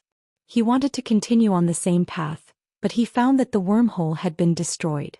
There were many hidden wormholes at the border, but once they were discovered, they would be destroyed by the technocracy. It would take some time to rebuild them. Lu Yin had no choice but to fly back to the Ironblood Rocks. Along the way he encountered no less than 5 attacks, all of which came from modified humans that were small in size but could explode with Enlighter's strength. They took many different forms and one time they turned into a blade and slashed at him, which gave him a fright. However, as long as their power levels didn't exceed 300,000, they posed no threat to him. After so many years of border wars, the technocracy rarely sent powerhouses with power levels above 300,000. Although the technocracy and the human domain were enemies, it was far from the intensity of the war between the astral beast domain and the human domain. The technocracy had always attacked the human domain because part of the Sixth Mainland's authority was controlled by the technocracy. If it weren't for the Sixth Mainland, the technocracy might not have become enemies with the human domain. This was something that Lu Yin had only figured out over the past few days. It took him a few days to return to the Ironblood Rocks. 10 days later, exactly 35 months after the Innerverse and Outerverse had been separated, the Sixth Mainland seemed to be dissatisfied with the stalemate at the border. An unfamiliar imprinter suddenly attacked the Demuyan district. Star energy rained down like meteors, and each meteor took the shape of a wolf's head that was wrapped in a strange battle technique. The Demuyan district's garrison was shocked, as they could not withstand any of the meteors. Each meteor had a power level of more than 400,000. This was the strength of an imprinter. Within the Demuyan district, countless arrows of star energy shot towards the meteors. The intense collisions tore through space and caused a rift to appear in space. Ancestor Arrow Mountain made a move as he was the only one who could stop an imprinter. The Sixth Mainland knew that the ancestor of Arrow Mountain was a powerhouse on the level of an emissary in the Damu Cliff district, but they still insisted on attacking the Damu Cliff district in order to completely destroy the border defense line. It wasn't just one imprinter who attacked. Yanqing appeared as well and 3 palms descended. Another imprinter followed up with a meteor attack. Even the ancestor of Arrow Mountain was unable to completely defend himself, and the Damu Cliff district was once again decimated. Lord Egret was dead. Xianxia's face paled and she looked up at the sky. If ancestor Arrow Mountain could not hold on, they would all die. Zhou Xian was depressed. If he had known earlier, he would not have come. It was too dangerous. In a one-on-one battle, ancestor Arrow Mountain might not be a match for either of the 2 imprinters. Their imprints and innate suppression were unbreakable. But now it was 2 against 1, and ancestor Arrow Mountain was weeping blood as he resisted. Master Yuanshi could not help but make a move, but he was stopped by ancestor Mo Jiang, who had been watching him the entire time. The 2 figures disappeared the moment they touched, as if they were fighting in another invisible space. This Damuyan district is over, Yanqing said with a smile. Behind him, the terrifying Xianxia elder was imprinted. Anyone who had reached the imprinter level had the qualifications to imprint Elder Xianxia. Elder Xianxia was a celestial imprinter, and because of his imprint, Yanqing and the other imprinter were able to suppress ancestor Arrow Mountain. Ancestor Arrow Mountain spat out a mouthful of blood, and a resolute expression appeared on his weathered face. He slowly pulled out a simple longbow and formed a seal with one hand as he used a battle technique. East of Damuyan district was the Endless Cliffs, and there was also a fierce battle there. However, with the appearance of Aurora Corporation's principal Qi, as long as there were no imprinters, the district would be able to hold on. Master Yuanshi was fighting against an enlighter cyborg when his body suddenly froze. Then he pulled out an arrow from his body and flew towards the west. Master Yuanshi's expression changed and he wanted to snatch the arrow back. But just as he reached out, he thought of something and gritted his teeth. That arrow was one of the 3 that had been passed down from the Temple of Tama, and it had always been on his person. There was only one person who could take it away, Ancestor Arrow Mountain. Master Yuanshi did not want to hand the arrow over to Ancestor Arrow Mountain, but he could not stop him. In the Damuyan district, Yanqing and another imprinter were enveloped by Xianxia Old Man's supreme might as they looked down at the district. The cyborgs and the 6th Mainland's cultivators had all retreated. They were going to join forces and completely destroy this place. Within the Damuyan district, Xianxia and the others gritted their teeth as they looked up at the sky. No matter how smart she was powerless to change the situation. "Let's end this," the imprinter shouted, and the heavens trembled as he fully unleashed his power level of over 500,000. Countless cultivators felt as if everything in front of them was about to shatter, as the space around them could not withstand his power. Beside him, Yanqing also unleashed his full power. With the 2 imprinters attacking, everyone fell into despair. Ancestor Arrow Mountain held his longbow and looked down at the tens of thousands of disciples from the Temple of Tama, as well as the hundreds of thousands of cultivators who were guarding the border. His gaze was resolute. Even if he died, he would not allow the border to fall. With a swoosh, the arrow flew over and was caught by Ancestor Arrow Mountain. He knocked it on the longbow. There was no majestic might, nor was there any shocking pressure. There was only a very ordinary sharpness. However, it was this sharpness that made Yanqing and the other imprinter feel an indescribably terrifying aura. It was as if they were being targeted by something. At the same time, within the void, Ancestor Mo Zhang's expression changed as he felt a familiar aura. He tore through the void and walked out. He immediately saw the arrow in Ancestor Arrow Mountain's hand. What was that? With a swoosh, the arrow disappeared and 9 illusory feathers appeared on the arrow. Immediately after, a blurry illusory figure appeared. It was not clear, but one could vaguely make out that it was a human figure. At this moment, the void froze and time seemed to stop for a moment. It was also possible that everyone's senses had been seized by an invisible force, including the imprinter and Ancestor Mo Jiang. The arrow pierced through Yanqing's heart and shot into the void. Ancestor Arrow Mountain formed another seal, and the arrow returned to his hand. Only then did everyone react. They looked up at the sky. Yanqing clutched his chest and spat out a mouthful of blood. He almost collapsed to the ground. One arrow had seriously injured an imprinter. Master Yuan was shocked. That arrow was extraordinary. Even he felt his heart palpitate when he saw it. Was that the Temple of Tama's foundation? It was rumored that the Temple of Tama was built because of this foundation. Chapter 839. Old Ancestor Emojiang's eyes burned with passion. There was no mistaking it. This was the arrow progenitor's arrow. During the primordial era, when the two mainlands had been at war, the arrow progenitor had fallen in the fifth mainland's Daoist sect, and his inheritance had been hidden within the Daoist sect's ruins. Back then, when old ancestor Emojiang had attacked the fifth mainland, he had shot out many arrows, and this arrow was one of them. As long as he could obtain this arrow, he would be able to find the arrow progenitor's inheritance hidden within the Daoist sect's ruins. Patriarch Emojiang immediately extended his hand to grab Patriarch Arrow Mountain. Master Yuan moved even faster. He had already sensed that something was wrong with old ancestor Emojiang, so he stopped him. Destroy the big Mayan district. Ancestor Emojiang shouted. Yancheng's face was pale. He was seriously injured. If the arrow hadn't been slightly off target, he would have been finished. The arrow had hit his heart, but it hadn't hit the most important part of the body. His heart could be resuscitated, but once that position was damaged, he would be finished. He originally wanted to retreat, but old ancestor Emojiang was determined to destroy Damu Cliff district, so he couldn't retreat. When Forefather Arrow Mountain heard Forefather Emojiang's words, his gaze became resolute. He spat a mouthful of blood onto the arrow and knocked his bow once more. This time his target wasn't Yanqing or the other imprinter, but Forefather Emojiang. Patriarch Emojiang sensed Patriarch Arrow Mountain's killing intent. With a flick of his finger, a gust of wind tore through the void and descended. To Patriarch Arrow Mountain, this gust of wind was a heavenly might that he could not resist. Left with no other choice, he shot out an arrow. The void froze once again as the arrow broke through the wind and continued towards Ancestor Emojiang. Master Yuan's figure suddenly appeared in front of the arrow and pointed out with his finger. The arrow changed direction and shot towards the imprinter who was standing not far from Yancheng. The imprinter did not expect such an unforeseen event and was careless. The arrow pierced through his head and shattered with a bang. An imprinter had died just like that. For those who weren't that strong, unless they were immortal, they wouldn't be able to survive if their heads were shattered. Imprinters, on the other hand, weren't immortal yet. Yancheng's eyes widened. Seeing a master of the same level as him die, and at such a close distance, he subconsciously grabbed the arrow and disappeared. Yancheng left.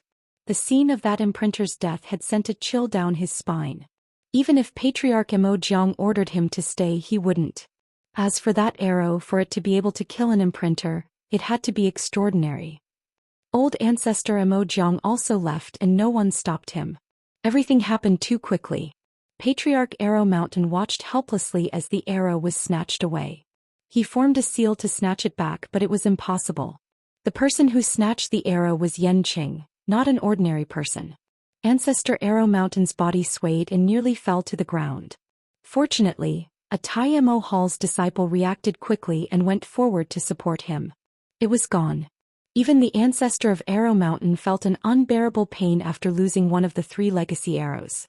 Master Yuan descended and said solemnly, "With your archery skills, it's impossible for you to injure Ancestor Emojiang. If that arrow had been aimed at Ancestor Emojiang, it would have been meaningless."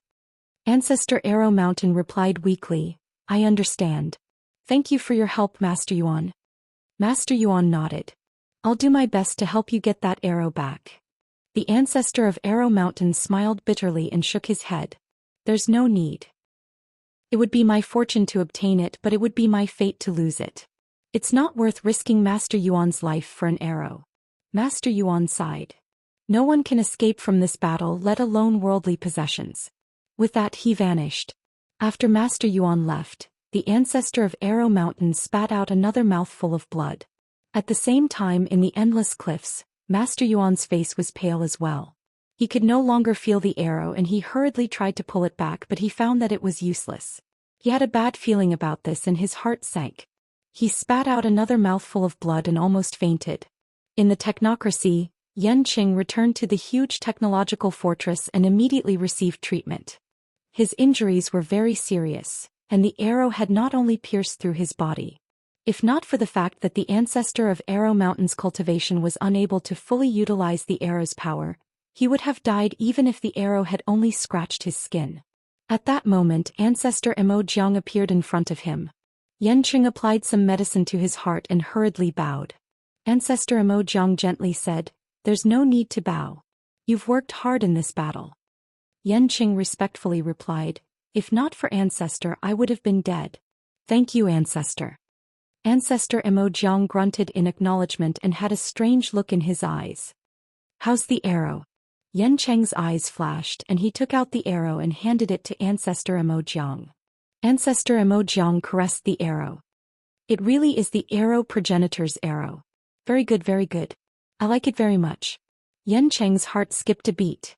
He had known that the arrow was extraordinary, but he had not expected it to be the arrow progenitor's arrow. His wound was affected and blood flowed down his chest, but Yanqing did not mind. Instead he said, "If not for Senior, I would not have been able to retrieve this arrow. Thank you for your help." Ancestor Emojiang frowned. "This arrow is not bad." Yanqing lowered his head and did not reply. Ancestor Emojiang's tone was cold as he handed the arrow back to Yanqing. "Keep it well. You can use this to sense the inheritance that the arrow progenitor left behind in the Daoist ruins. If I can obtain the arrow progenitor's inheritance, then my life would not have been in vain." Yanqing accepted the arrow, but he suddenly coughed up blood and could not stand steadily. A cold glint flashed through Ancestor Emojiang's eyes. "Rest well." He then left. After Ancestor Emojiang left, Yanqing heaved a sigh of relief. Ancestor Emojiang had made it very clear that he wanted the arrow, but Yanqing had no intention of handing it over to him. He wanted to leave it to the younger generation of the Yan family so that they could search for the arrow progenitor's inheritance in the Daoist ruins. However, Ancestor Emojiang's attitude before he left made Yanqing feel a chill. These old fellows were all vicious and merciless, especially Ancestor Emojiang. In order to curry favor with the martial progenitor, he had willingly led the entire Emojiang bloodline to invade the Fifth Mainland's outerverse. He was someone who would do anything to achieve his goals, and with the strength of the younger generation of the Yan family, it was impossible for them to compete with Emojiang's bloodline. As he thought about it, Yanqing immediately sent someone to the Sixth Mainland to inform Elder Autumn Frost that he wanted to give the arrow to him. With the marriage between Xiaojing and Autumn Frost Qing, it would be enough to tie the Yan family to the Autumn Frost family. It should be known that Elder Autumn Frost was slightly stronger than Ancestor Emojiang. Not long after, in outer space, the person that Yanqing had sent out looked ahead in fear. Ancestor Emojiang?" Ancestor Emojiang casually waved his hand, and the hunter was instantly reduced to dust. "I was right. You want to give the arrow to the Autumn Frost family? Yanqing, I'll let you know the consequences." Ancestor Emojiang's tone was icy as he vanished. A single arrow was clearly not enough to satisfy Yanqing. Over the next few days, the Sixth Mainland focused their attacks on the Demuyan district. Yanqing repeatedly attacked in an attempt to force Ancestor Arrow Mountain to use that arrow again. He had thought things through very clearly. If Ancestor Arrow Mountain really did use the arrow, then he would immediately flee and hand it over to Ancestor Emojiang. As for whether or not Ancestor Emojiang could snatch the arrow away, that would have nothing to do with him. He hoped that Ancestor Emojiang would be able to obtain the arrow. That way, Ancestor Emojiang would not be eyeing the arrow in Yanqing's hands. Once the Sixth Mainland launched an all-out attack, it would be extremely terrifying. Almost 10 powerhouses with power levels over 200,000 had arrived, and there were even powerhouses with power levels over 300,000 and 400,000. The Demuyan district would not be able to withstand such an attack, and even Ancestor Arrow Mountain and Envoy would not be able to withstand it. Fortunately, Wan Qianqing had arrived in time and killed many of the Sixth Mainland's experts with a single shot. It had also destroyed a large number of the technocracy's androids, allowing the Demuyan district to catch a breather. Yanqing had never expected that a war fortress like Wan Qianqing would appear. It was not a technological weapon, but it still contained some technological control. The technocracy wanted to influence Wan Qianqing's control, but they found that they could not. Wan Qianqing's war fortress came from ancient times, and it also had a protective barrier. Its power was determined by the amount of star essence it consumed, and at this moment Wan Qianqing's protective barrier had already been upgraded to the point where it could resist envoys, so it was very difficult for technology to affect it. Half a month passed and there were not many changes in the Ironblood Cliffs district. His battle merits had already risen to 50,000, and he had traveled to the Ironblood Cliffs district to provide support. Coupled with the number of enemies he had killed during this period, his battle merits were outstanding. It was a pity that he had killed Enlighters at the beginning, which meant that no other Enlighters from the 6th mainland dared to cause trouble for him. He had only killed hunters and hunter androids. On this day the commander came looking for him. The situation in the Demuyan district is desperate and we need reinforcements. Alliance Master Lu, I'm sorry but only you can go.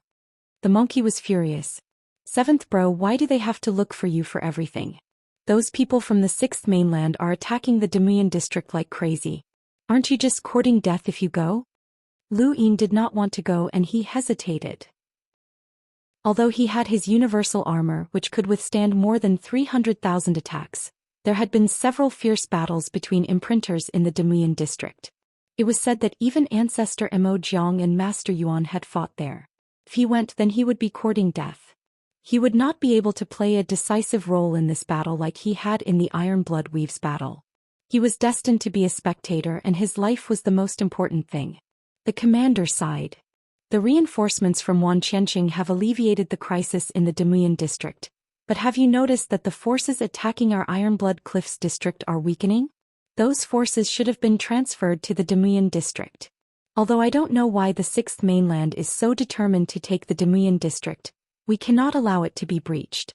As the commander, I cannot leave, and Moonlight Mavis is the only power left to resist the imprinters.